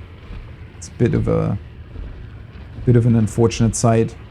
The poor priest, he's left all alone by all his comrades. The problem is he's very far away as well.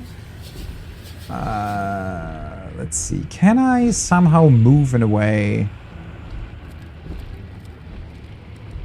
where I can also hit him? Oh yeah. Perfect. Do you want me... I could just teleport him back here. That might actually make things somewhat quicker. Boink. Didn't knock him down though. He is counted as being flanked. Wins his turn. Oh, wait, he actually gets turns. It might have not been the best idea, all things considered, but oh well. I don't want him standing back there the entire time, to be honest. I'll make short work of this scam.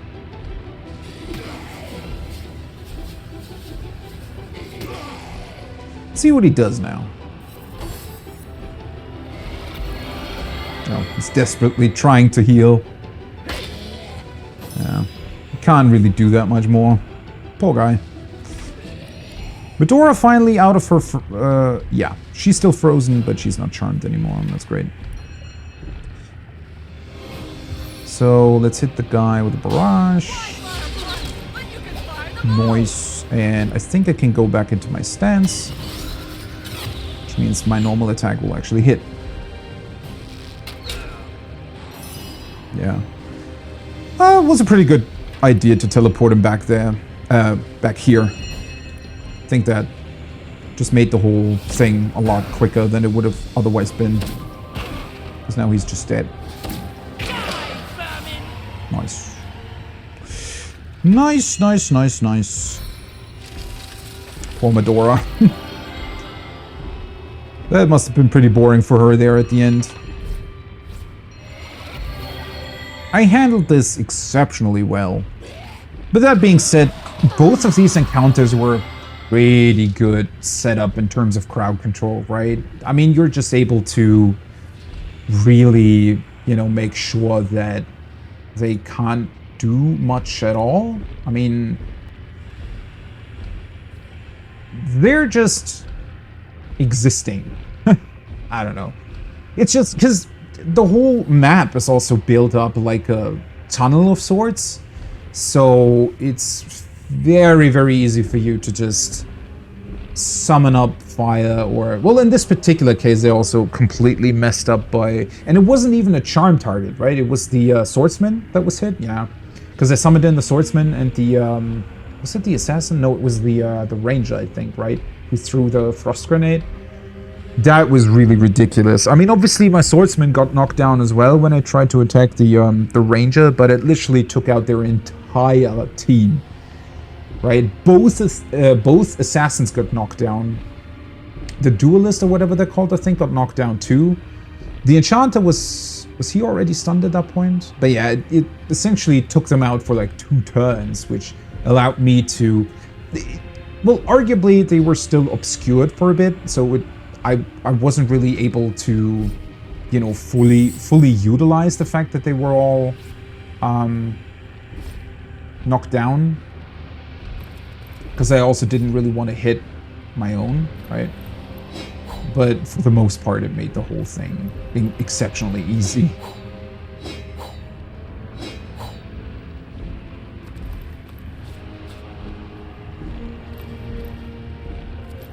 I think, you know, when it comes down to AI, as I mentioned last time, the pathing in games typically is one of the most difficult things to properly do, right? In general, making sure that AI actually goes to where it's supposed to go, especially in a game like this, where you can so heavily rely on good crowd control options, you know, to an extent, it's fine that the AI isn't the best at choosing the right path. I can get behind that, right? Because I recognize how difficult something like that is to be executed properly. Also, what the hell is happening to the tent? That doesn't... Is it supposed to be windy in here? Something that doesn't look quite right. But yeah, I can recognize how difficult it literally is to make sure that the paths they walk make sense, right? But one thing one thing that's sort of adjacent to that, and that certainly contributes to them also choosing some weird paths to begin with, I think, is their target choice. I wish that would be better, because target choice honestly should be a lot easier to program than pathing, and the targets they choose very often aren't the best ones. Once again, that is certainly a whole balanced discussion that can go either way, because, well, for example, if they were to completely ignore your summons, it might make the summons a little bit pointless, right?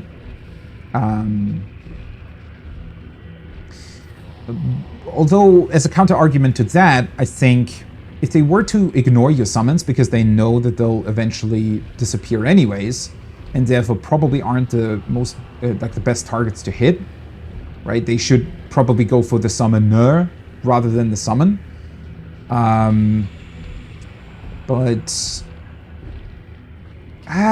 Well, your summons would still be pretty good, right? You could still utilize them to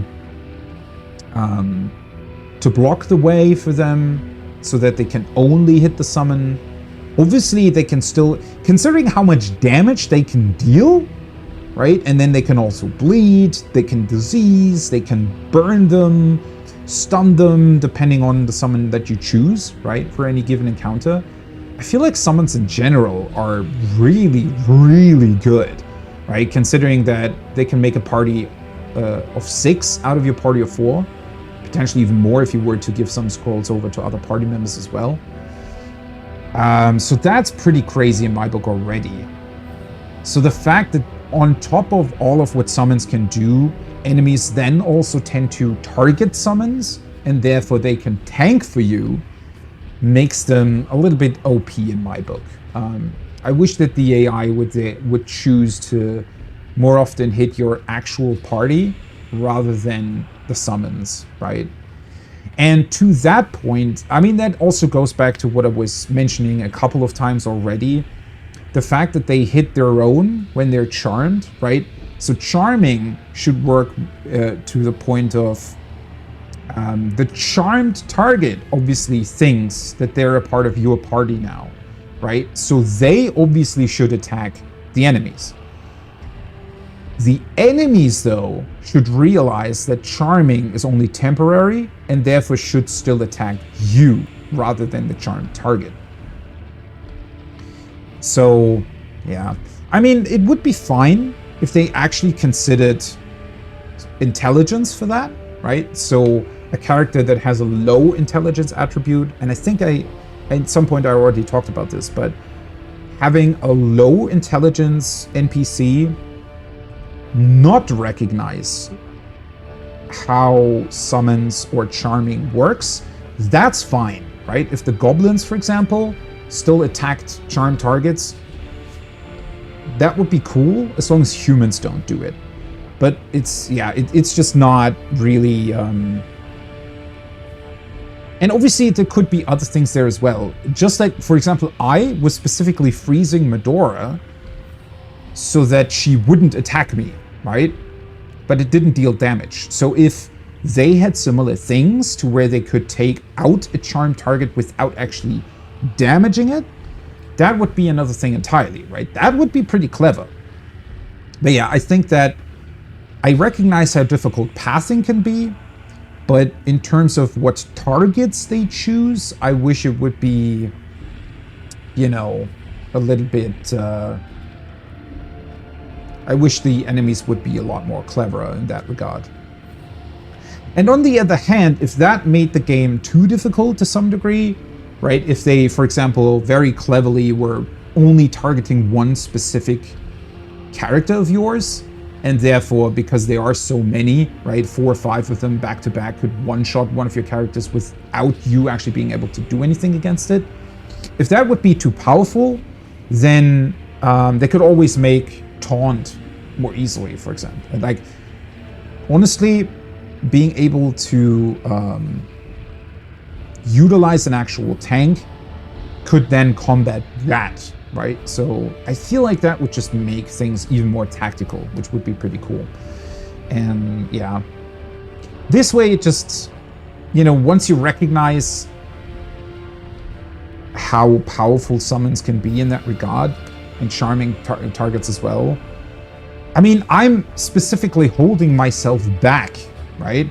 I could have bought way more charming arrows than what I currently have if I were to go back to Cyseal all the time and buy some more. And typically I'll restrain myself to charming one target, and in some encounters where I feel like charming doesn't really make sense. So for example, previously against those poison slimes, felt like it didn't really make sense to charm one of them, even though I'm pretty sure it could have. I'm just not going to do it. So, yeah, I don't know. It's just a bit disappointing that something that's advertised as tactician mode then still requires you to, you know, hold yourself back a little bit in that regard. And honestly, at this point, unless something really unexpected hits, for the most part, my main party isn't even hit at all anymore, right? They take very little damage, mostly because I specifically summon in things so that I prevent my party from being hit, right, and taking too much damage. Yeah. Anyway, so to that point, I should probably look over my equipment here. Because I felt like my weapons might have been drained of some of their durability.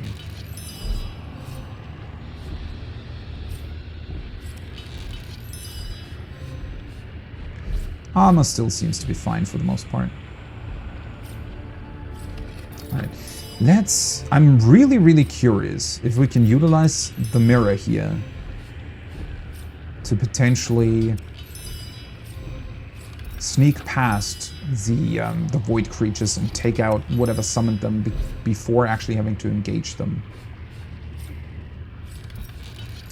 I wish that I could engage them because they would probably be pretty cool targets or pretty cool enemies to fight. But at the same time, I don't know. I'm never really a big fan when games force you to utilize very, very specific weapons against enemies, right? In this particular case, forcing you to use Tenebrium against them. Okay. Yeah, it looks like the mirror will transport us to a place that's behind them. Okay. This whole area is even bigger than I thought. Holy shit. Oh, hello. Another immaculate camp. Oh. Oh. Well, that's bad. They're not even part of the battle yet, though.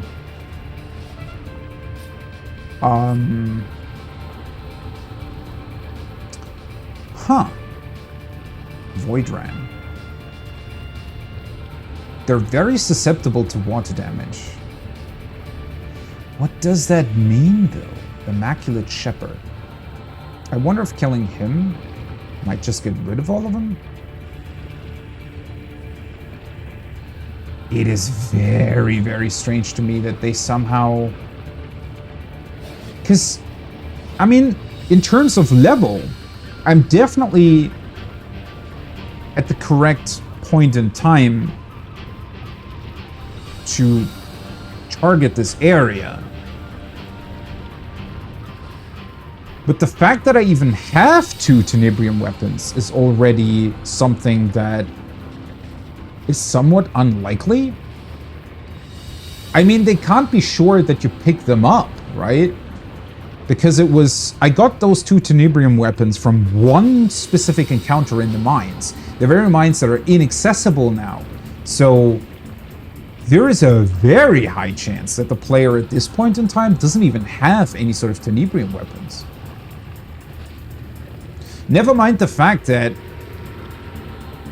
couldn't I have also either refused to help Brandon or just done something else in Silver Glen entirely that would have led to me not even having this box that I own that would allow me to carry around Tenebrium to begin with? So how can they just throw these void creatures at you without knowing whether or not you can actually deal with them? Also, I'm slightly confused. Makes them invulnerable, but at the same time they have minus 200% water resistance.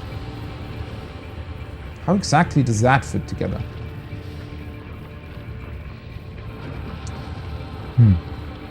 Well, this is only 2 targets. And yeah, well, previously I thought, or rather the reason for why I went this way first was because I thought that by killing the Immaculates, I might be able to get their Tenebrium weapons, but they don't seem to have any.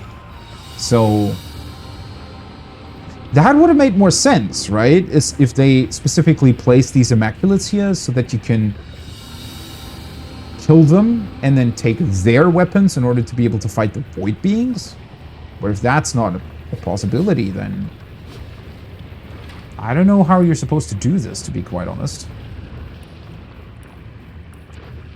I mean, technically these are only 2 targets. I'm not really sure if we somehow might be able to suddenly pull all the others, you know, into this encounter.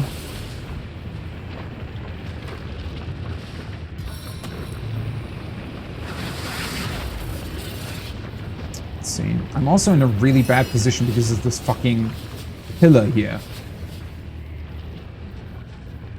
Problem is, if I use Ricochet now, it might actually fork off to those guys, right? Pull them into the battle with me.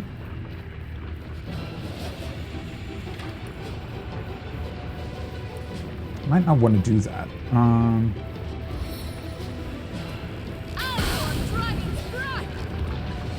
So that was already pretty effective, and then utilize the barrage. Hopefully I can still target her. I can. Holy fuck. Well, that was very effective. Well,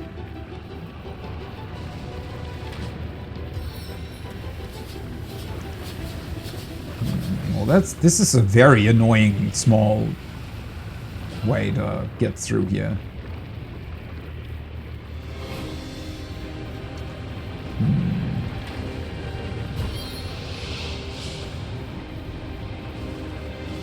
Can't really see the assassin either way.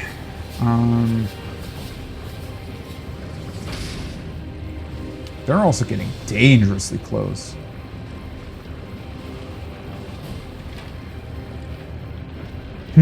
Honestly, if I summon in somebody here, it might trigger them. They don't have much HP, but if they're completely invulnerable, then obviously it won't. It might be that they become vulnerable if the shepherd dies, but...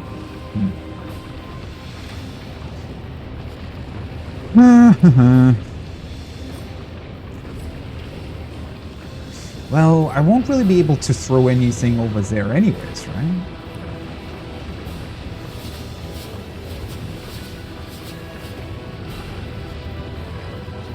Let's maybe make Medora immune to fire again.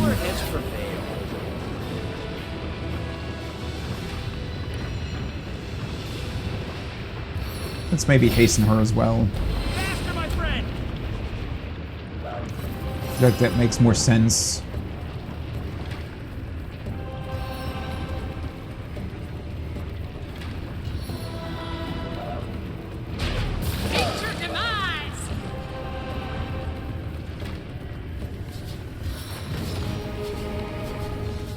They surely will be part of the battle here shortly. Unfortunately, crippled.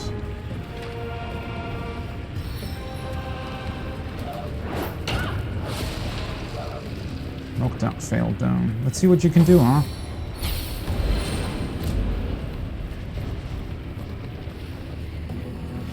I can't see! I can't see! Okay, blinded Medora. But did nothing else. Cool.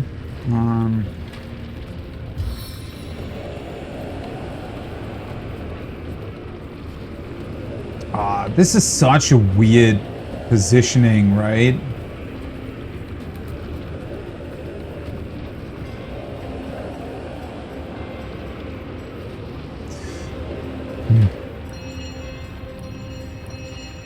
Can I heal blinded? I always feel like I can't actually, yeah, okay, just blind. Well, let's do that first then.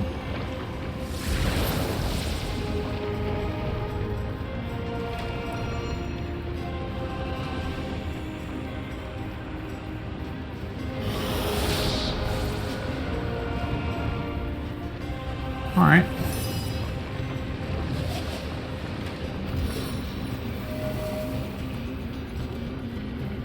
Wait, I can just do that? It doesn't need to be in range for that?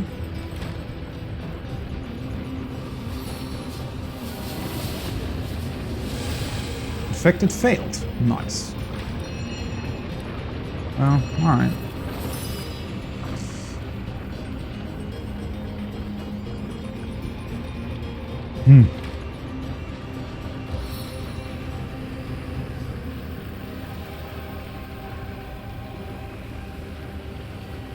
Crippled and weakened.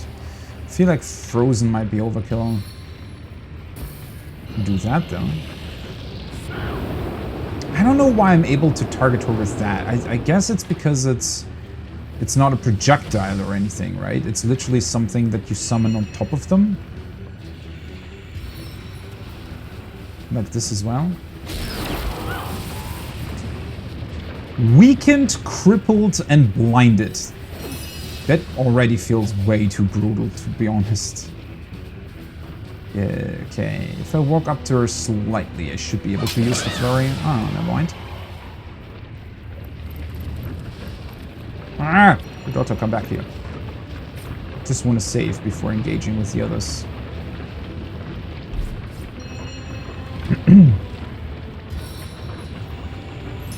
Well, I mean, as long as I'm able to take out that shepherd, I feel like it could be fine.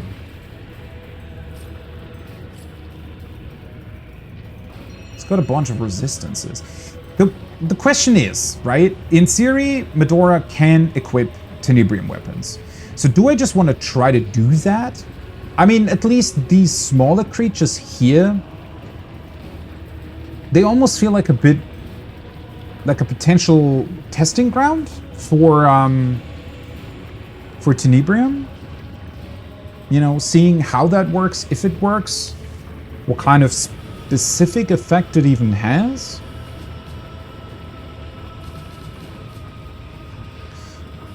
Can always swap her stuff back, right? And she has one level in Tenebrium.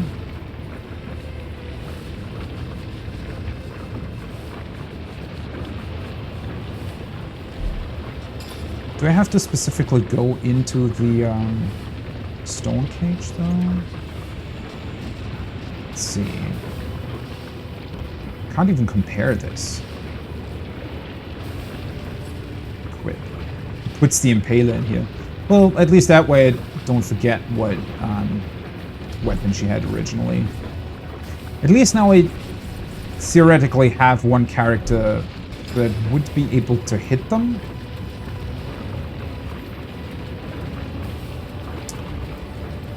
Technically, it should be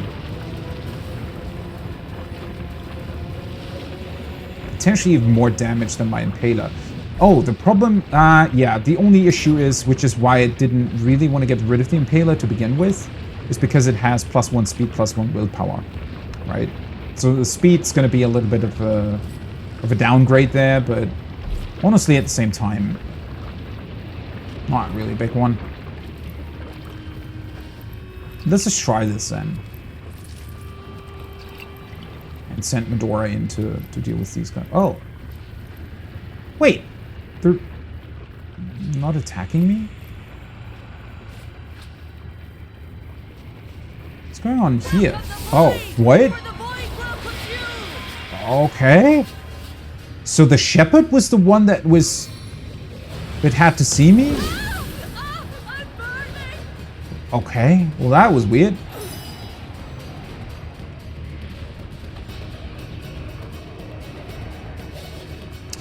Okay. Yeah, see, now this is annoying because Medora's turn will be after all the freaking Void Rams.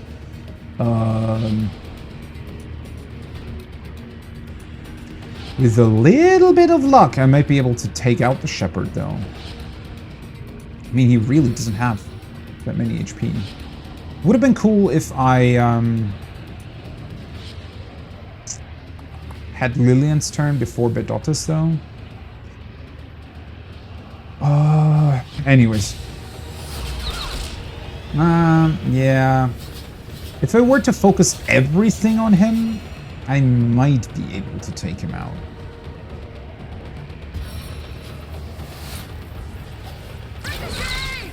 Yeah, okay. So they're just invulnerable to any type of damage. Medora should be able to hit them. The problem is they can all do stuff. I don't know how strong they are, but that might be an issue. I wonder if they're still susceptible to fear. I mean, might as well try, right? It does hit all of them. Nope. Okay, so they just can't be hit by anything. That's honestly pretty crazy. I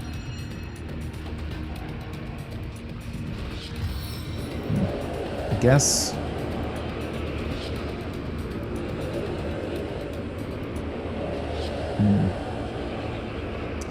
Well, yeah, that's going to be a bit of a problem.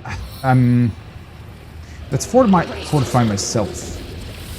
Because my weaker characters might be in a little bit of a pinch here. Strengthen Medora. I hope that they're not too crazy good in terms of what they can do. Honestly, nah. I think, you know what? Let's teleport the Shepherd onto the fire. Because whenever they might do... Oh, oops, he's immune to fire. But yeah, whatever they might do, if they do hit me,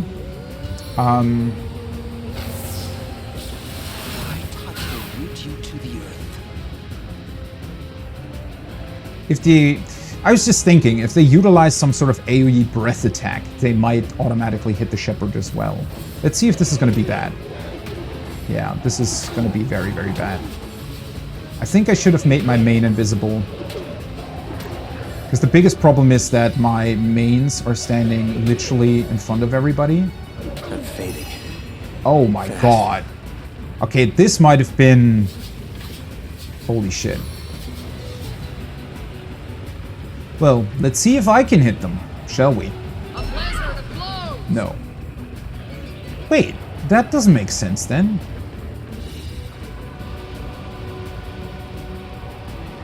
How does that make sense? I have a Tenebrium weapon. Didn't Zigzag specifically say that?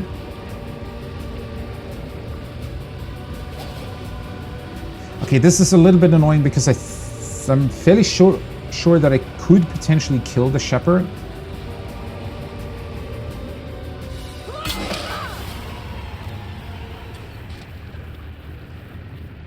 Okay. How weird.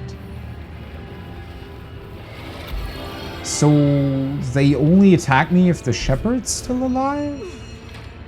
I mean, at least I made the right call there.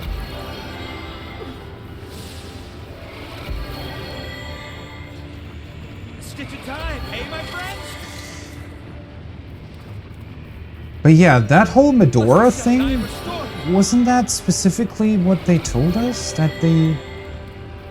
I mean, the one thing that's a little bit weird about this encounter specifically is the whole Shepherd situation, right? So it might be that there are other rules at play here because the Shepherd controlled these guys? Okay, it's pretty crazy, by the way, that they can just literally walk on lava. They're completely invulnerable to anything and everything.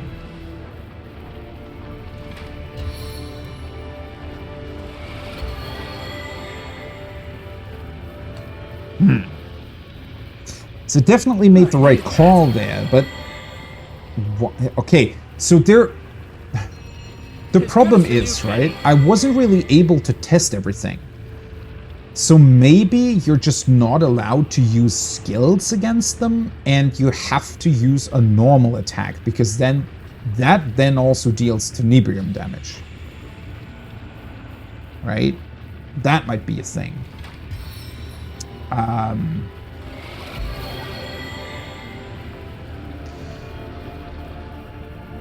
don't know, though.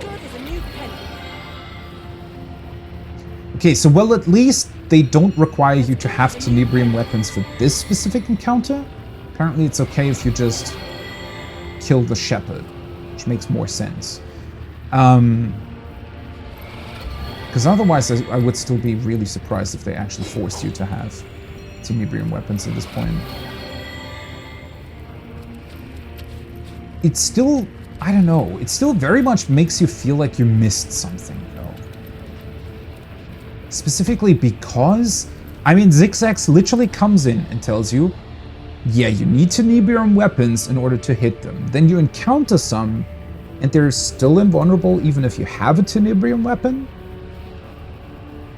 They might have, I mean, the area in and of itself, though, is definitely set up to where you can potentially engage with it in different ways depending on what you already have in terms of, well, potential ways to hit them, right? So the fact that or if the player really doesn't have a Tenebrium weapon, you can choose to either use the right path, which probably has a bunch of environmental traps around them, or the left path here, where you can either reason with the Immaculates. I wonder, though, if that would have happened, if that would have counted for every group.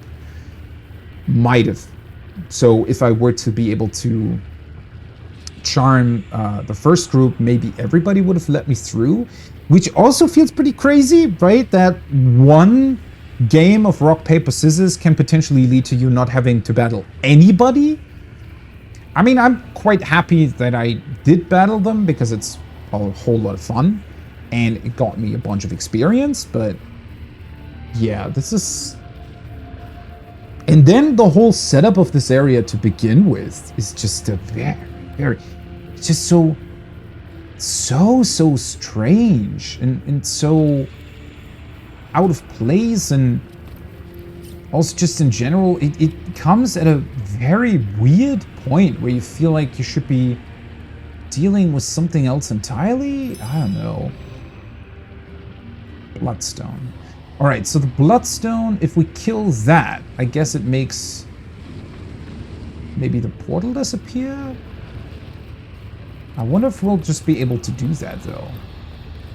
Feels like something or someone might be protecting it, although maybe the idea is to literally just get through to here without having to...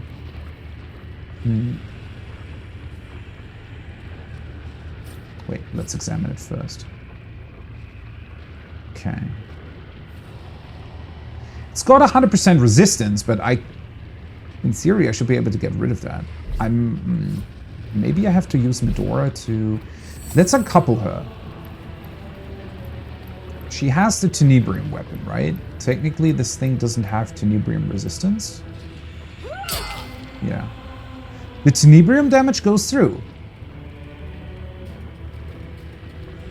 But that's specifically because of the resistance that this thing has, I think. Maybe. Really not sure. Alright. Oh, that was easy. Right in their void rift, and not a moment too soon. Our shelter plane is saved, dear hunter, quite saved, and we have only you to thank. This is... I'm sorry that I'm going on about this, but this just, for the game itself, just seems so out of place, right? Yeah, the shelter plane is saved. No, it's not saved. I mean, we're still on the same mission that we were on previously. I mean, whatever weird in-between attack, you know, was happening on the show. But, okay, the whole reason why this does feel so out of place is just because it literally requires you to walk into this area. If you don't, this whole thing just never happens, which doesn't really make sense because clearly the Bloodstone and this portal were here already. I mean, I could literally see it. I just didn't walk far enough to where it triggered the quest. I don't know. This just... It's a very, very strange choice. Again, if they had built it up, it feels like this area in and of itself, the idea of it and the way for you to get through it is really, really cool. I just wish that it should have been sort of blacked out or something, so to where you couldn't see it and you also couldn't get into it, right? And then at some point during the main quest, or it could still be a side quest, it doesn't even have to be connected to the main quest, but at some point, Zigzags or somebody else could have just said, okay, we're feeling some attack coming, or, you know, there's this, I don't know, like, make Leandra and the Immaculates seem more threatening by suddenly be able to attack the shelter plane, right? I mean, that in and of itself could have been a really, really cool plot point to just illustrate how strong they've become and what they're capable of doing if they do have access to an apparently pretty big bloodstone in this particular case, right? If they would have built this up and maybe strewn in some hints here and there that this attack was coming, and then suddenly, I think it also would have worked a lot better if the quest had triggered once you go to the shelter plane, right? Because now the shelter plane was completely fine, and then you walk up to this weird area and suddenly it's not. I feel like it would have worked a lot better if at some, it could have even been a random point, you go back to the shelter plane, maybe just to, I don't know, buy some more secret scrolls, right? Do, well, anything that you could do in the shelter plane, right? And then suddenly it would have been under attack. And then Zigzags would have been, you know, come running and came up to you and said, hey, we don't know what's going on, right? Shelter plane under attack. Please look for a bloodstone, a void gate somewhere. There has to be one. And then maybe they, you know, give you some hints. Okay, that's where it might be. And then you go there and then you get this entire area and a couple of different ways on how to solve it, right?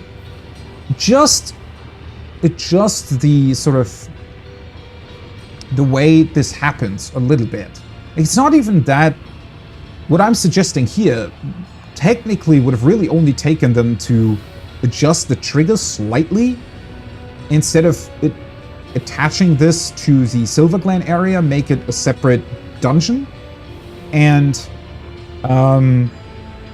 put in, you know, 1 or 2 dialogue lines from Zigzags on the shelter plane whenever you get there, right? Would have made the whole thing feel a lot more threatening and just in general like it was an actual planned attack by the Immaculates on the shelter plane. Whereas now it just feels completely detached from anything, really. I'm honestly really struggling to even see this as anything that's really connected to the main quest or anything at all in the game. Because it feels completely out of place in all potential ways, right? It feels out of place in terms of being north of Silverglen as just a random area that you can even... that's the biggest issue, is that you can see almost this entire area without even getting into it, right? Because that's how the map reveals itself, right? It's just sort of there. You get no hints about it, nothing. It just sort of suddenly happens. And then apparently the whole Tenebrium stuff doesn't even completely count. Although that might have still been... I probably shouldn't have utilized the Whirlwind skill. Maybe by just hitting those dogs with the weapon by itself would have made the Tenebrium damage go through. But yeah, I don't know what the point was behind this. Excellent practice for your wrenching of all existence from the void's grasp, don't you think? Yes, Source Hunter, I'm feeling quite optimistic myself. I guess, yeah. What a strange thing indeed. And now it's just done. We managed to destroy the Bloodstone and close the rift. The end of time saved. Bam. What a weird thing. And it's also, I mean, it does get entries into your main quest as well. You have successfully stopped the attack upon the shelter plane. Now we can continue investigating Leandra's doings and collecting the Starstone. It's just, oh, you've done it. Now back to whatever you were doing. Okay. A weird thing. I can't get over how out of place this entire thing is. And it's so cool as well. That's why I'm, you know, harping on about it, is what the fuck was that? Did I miss the big baddie as well? All the creatures are just done now, I guess. Well, the portal is still there.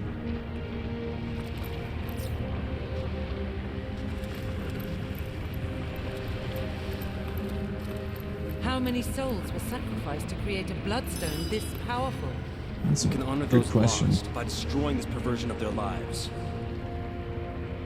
It is so strange. There's also there is literally no hint to this existing at all.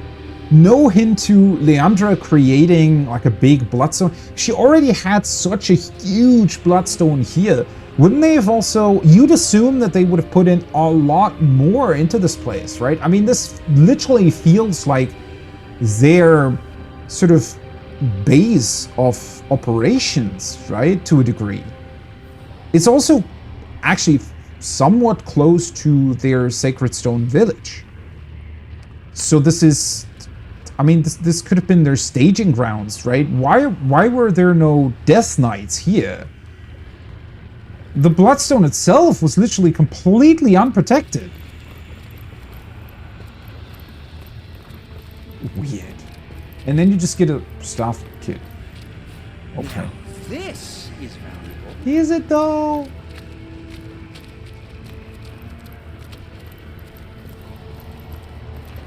And I just want to reiterate that, right? Don't get me wrong. I hugely enjoy this area. It's really, really cool. I even like the whole idea of the shelter plane being under attack. That's actually a big theme in gaming that I always really, really like. If it's done right, obviously. Because that can create exceptional moments if you have some sort of place, right? A lot of games have that. You know, the Nexus in Demon's Souls, the Round Table Hold in Elden Ring. From games in general like to do that. But also, let's see, what else do we have? I don't know, the encampment in Red Dead Redemption 2, right? I mean, in general, you also get like a house in Skyrim. You get your apartment in Cyberpunk.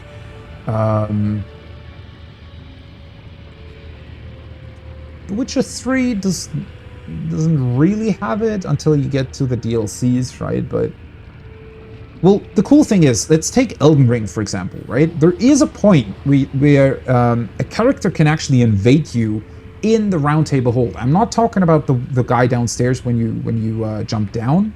That can always happen, right? But I'm not even sure how I triggered it in my first playthrough. But the weird knight, or whoever she is, that's standing in front of Gideon's office, she can at some point attack you in the Round Table Hold. And it's really, really well done, because obviously the Round Table Hold in general in Elden Ring is made out to be actually a fairly cozy place, right? There's sort of fire burning everywhere, and it's pretty, it's like a warm area. Obviously no enemies, right? It's very, well, I wouldn't necessarily say peaceful, especially with, you know, when the two fingers appear and the other guy that's like sitting and surrounded by corpses and whatnot. So there are some disturbing things there as well. I mean, it is a FromSoft game after all, but the place in general just does, in my opinion, you know, have this aura of being overall fairly friendly, warm, welcoming, right? And the fact that they then have a version where the fire is literally snuffed out and you're being attacked by one of the people that you previously met there, even though they never talked to you, is a pretty powerful moment, right? Another good example of a game that I've not personally played, but watched playthroughs of, is Resident Evil 2, when Mr. X, or whatever he's called, appears, right? Because up until that point, the sort of central area of the police station has been your safe house, or safe zone, right? Where the zombies can't get to. But once Mr. X appears, he's actually able to walk through it. And he's also a character that you can't actually kill, right? He'll always just come after you. So that as well can be a really, really powerful moment of the player suddenly realizing, oh fuck, I'm not safe anywhere from this guy, right? And as I said, there are a bunch of really, really powerful moments in gaming where they specifically utilize the fact that the player is thinking of a certain place or point as their either home base or their safe zone, and then sort of taking that and twisting it, right? And also making a surprise moment out of it, or it can be a really, really powerful moment for the story as well, depending on how you do it. And it should have been the same thing here, right? The fact that suddenly meteors come flying down to the shelter plane could have been really, really powerful. Sadly, not the way they've done it here. It might also have been me just maybe doing it in a somewhat unexpected way. Maybe it wasn't actually intended to be triggered this way. I don't really know. Again, they've heavily pushed me towards joining the Immaculates. So maybe if you do that, this whole place and incident happens in sort of a different way. Maybe you get some hints from them that they created like a giant bloodstone here, and that they specifically are planning an attack on the shelter plane or something, right? Could be the case. Yeah. As I said, maybe I missed some specific thing here that meant that I didn't experience it the way it was intended. But then at the same time, obviously, if they still let you go here, the thing is also that Cave of Trials, that's actually completely locked off, right? I guess I can only really go in there if I do pretend to join the Immaculates. Which is even crazier, because I feel like they should have done the very same thing here and lock this area off until you actually get, you know, some hints to a coming attack. And then they could tell you, right, oh, we found out about a huge bloodstone or a portal or whatever in that place, and please go there and save us, whatever. Stuff like that. And again, it also would have been a lot more powerful had your first impression of this section been the attack on the shelter plane, right? So coming back to the shelter plane, realizing that it was under attack, that the meteors were raining down, that should be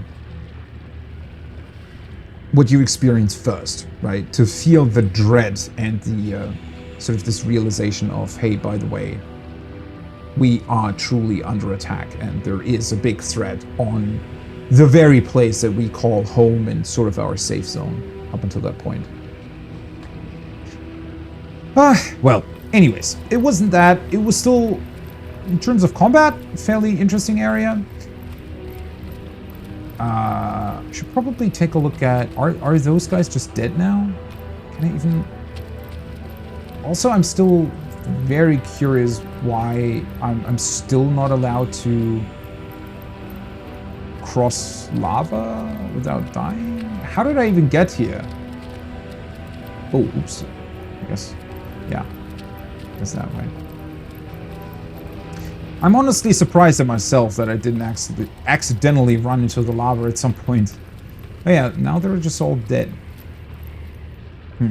Bit of a shame. I thought that maybe, I mean, had they still been alive, I could have tried to hit them again. Also, yeah, whoa, holy shit, that guy looks huge. Well, now I'm even more disappointed that I clearly missed some really cool boss battle here, didn't I? But I wouldn't have known how to actually engage with them. And why is the portal still... It still looks... okay? Shouldn't it be completely done for?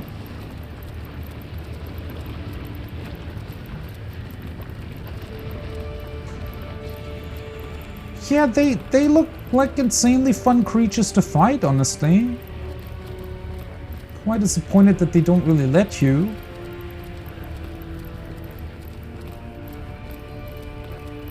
As I said, I'm really not a big fan of the invulnerable status. I feel like they're also overusing it quite a bit. I get that they want to make Death Knights and these void creatures feel like, you know, really, really big, unique threads.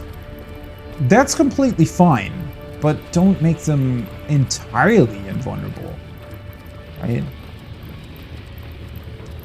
If, I mean, if the fact that they are void creatures makes them exceptionally powerful. They could still have, I mean, it would be cool, right? It would be really, really cool if they had this void aura and you could take the void aura off by utilizing Tenebrium weapons, right? And potentially,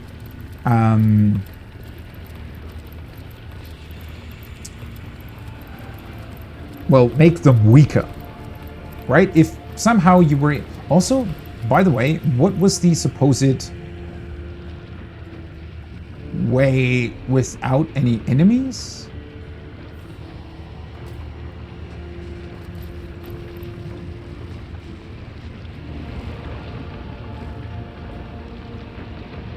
Maybe... Maybe there is a way to obtain something that allows you to walk over lava at this point. It's even stranger that this is also in my level range, right? So it could literally be that I also maybe could have done some side quests that I haven't done up until this point that would have allowed me to... Because this looks like... I'm not able to cross this now, but it looks like it's built up to where you can cross it if you know how to make yourself invulnerable against lava already. There's nothing else here though. Huh. So to a certain degree, this area feels like it might be able... Well, clearly they're giving you multiple ways to solve this, right? So depending on what kind of point in the game you're at, or depending on what kind of quests or other things you've done, I feel like you're able to do this area multiple different ways, right? If you're already able... Because there has to come a point where you're able to actually hit... these Tenebrium guys. By the way, for now, I'm going to, I think, go back to the Impaler. So yeah, if you already know how to walk across lava, I guess, and or already know how to deal with that void aura that the big creatures or void creatures had, in those particular cases, I think... Well, you can just solve this in a different manner, right? That's probably what they were trying to do with this area. It's just quite confusing if you don't have those abilities yet, because nothing really points towards you being able to do that at some point, right? It's very strange. And then this area, look at how big this is. And now it seems like I'm just done with it. I basically only, well, I literally went through one of the 3 paths, which meant I cleared about 1/3 of the entire thing, and now everything else is just dead. There's also no way to get that back, right? So I do feel like I've somewhat been cheated out of one cool possible boss encounter here. Maybe not. Maybe it was just literally big creatures. But yeah, I don't know. I'm still really, really confused by what this was supposed to mean. Let's quickly take one look at the end of time, though. I mean, the attack must have stopped now, but...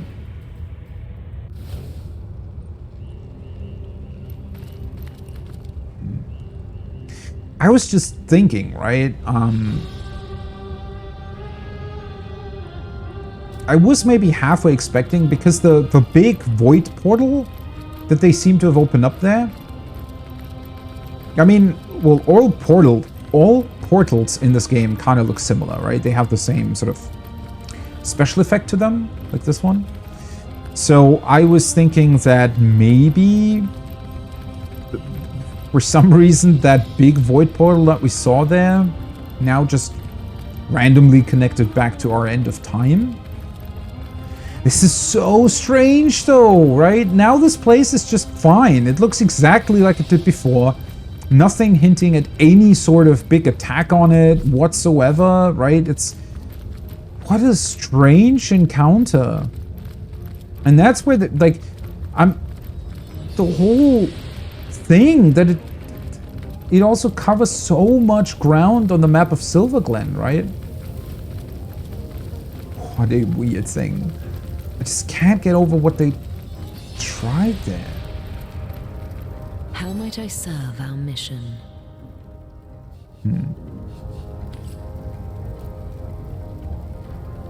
Good to see you on the shelter plane. A home away from home, is it not?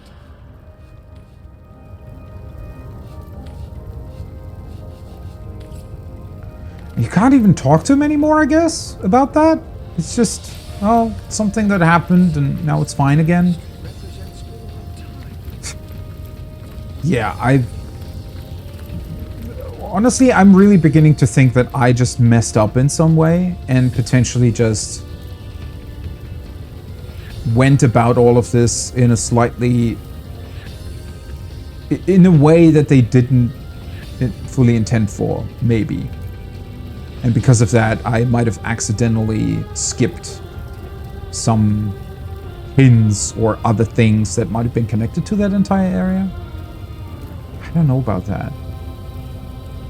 I mean, it would have been a different thing if the Immaculates, for example, would have been level 17, because at that point, I might have considered, oh, well, maybe, you know, maybe I'm supposed to go somewhere else first. But they were 15, right? So even lower than I am. And considering that I've more or less skipped, well, I don't want to say skipped because I don't know if you can maybe still do it somehow. But as I said, that entire section with... what's it called? That entire section with the trial, Immaculate Trial cave, I skipped as well. So that's definitely experience that I could have had. I don't know. I really can't make sense of the situation. Oh well. I guess I just have to let it go. I've been, you know, thinking about it too much already. But the thing is always with a specific situation like that, I always feel like I'm just overlooking something, right? And I feel like I'm unfairly criticizing the game when I'm the one who might have missed something. But at the same time, they should account for you also missing something, right? So, so that this sort of little bit weirder scenario might not necessarily happen.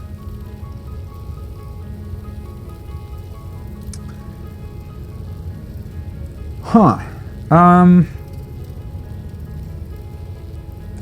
Just debating with myself now. So the problem is I could take a lunch break now, come back, play the game a little bit more. I did want to do a little bit of a longer stream today, but it's already quite late now. If I take a lunch break, it's going to be about 3 my time. Well, it could still go until like 5, I suppose. Put in another 2 hours.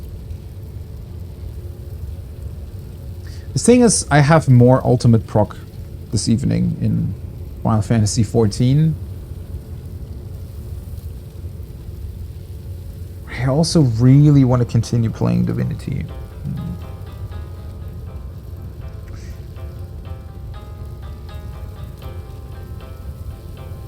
Let me just think for 1 second here. Do I still... Oh, I don't really have to do anything in 14, if you will. It's not like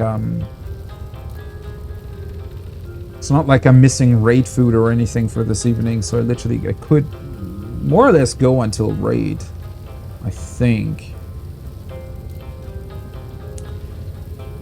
It just might be a little bit taxing considering... Yeah, you know what? I think I'm gonna stop here for now. Just gives me a little bit more time to prepare for raid. Once we kill the ultimate, I'll definitely have more time to commit to other games as well.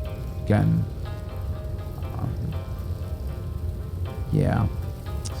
Just feel like at this point in time, this is also just such a good stopping point. If I were to go into that dark forest that apparently leads to Sacred Stone, I might just enter an entirely different, you know, scenario and potential encounters.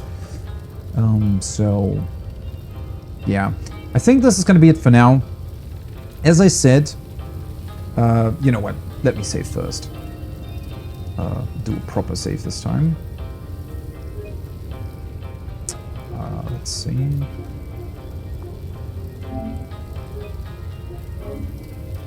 This might also give me some time to look over other points that I still wanted to look at. Let's just double check. Always make sure that you save correctly in RPGs. I mean, I've done a bunch of quick saves as well, but I'm still... I don't know, that's definitely a thing that I feel like is just something that, you know, sort of stays with you. I guess the last game that really required me to... I'm thinking, right? Because it's also... People always say to, like, rotate your saves and whatnot, but I feel like that's more a thing of the past. I mean, obviously it depends. There are certainly games that would allow you to save scum a little bit. I mean, save scum is such a dirty word, but let's say in Persona 5, for example, if you do want to explore a couple of different paths and options and just see what kind of responses you get from choosing multiple different you know, answers to questions and whatnot. It's always nice to have multiple different points to go back to. But, well, I guess the last game that literally required me to have multiple saves, or where it was a good idea to keep multiple saves in case something messed up, was The Witcher 3, I think. I definitely kept 2 saves that I rotated through. I played through The Witcher 3 the first time. And I do think that I also actually had to use the second save at like 2 or 3 points because of bugs or other things that, yeah, required me to go back to a previous point, or where it made sense to go back there because, you know, something bugged out or something just didn't really work the way it was supposed to. Although, arguably, The Witcher 3, even though it did have a bunch of bugs when it originally released, it didn't really require that. And even in Skyrim, now that I think back, there weren't really that many things that would have required multiple saves like that. There were some game-breaking bugs in Skyrim, but not to the point where... Because the way Skyrim works, or worked back then, was that... I mean, that was fairly similar to The Witcher as well. There were certainly some quest-breaking or even game-breaking bugs, but... I feel like for the most part, they were also... like, they could be connected to some sort of specific item, for example, or specific interaction. I do remember not being able to continue a quest because literally diving underwater meant that my game crashed in Skyrim, right? So, well, the solution was to just wait out the next patch. I could have also just gone back through the cave and entered through the entrance I came in, right? So, you always had a way to circumvent the bug. It probably meant that you couldn't, like, one specific quest or something you just had to ignore. But aside from that, they were never game-breaking to the point where they literally corrupted your save or something like that. I've never really encountered that in any game. But yeah, anyways, that's gonna be it for now. Man, now I'm doubting myself again whether or not I should have maybe continued, but yeah, it's just a good stopping point, and it will allow me to maybe even do some more things that will mean that I can stream more Divinity in the future. Anyways, thanks for watching, thanks for being here. It's been a ton of fun.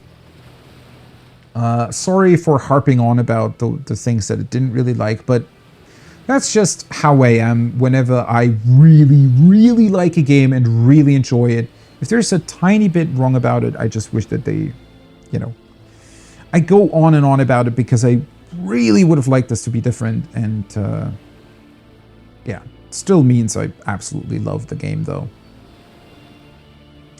Anyways, I'll be back with Dragon Song's Reprise proc in Final Fantasy XIV this evening, which is going to be in about 4.5 hours from now.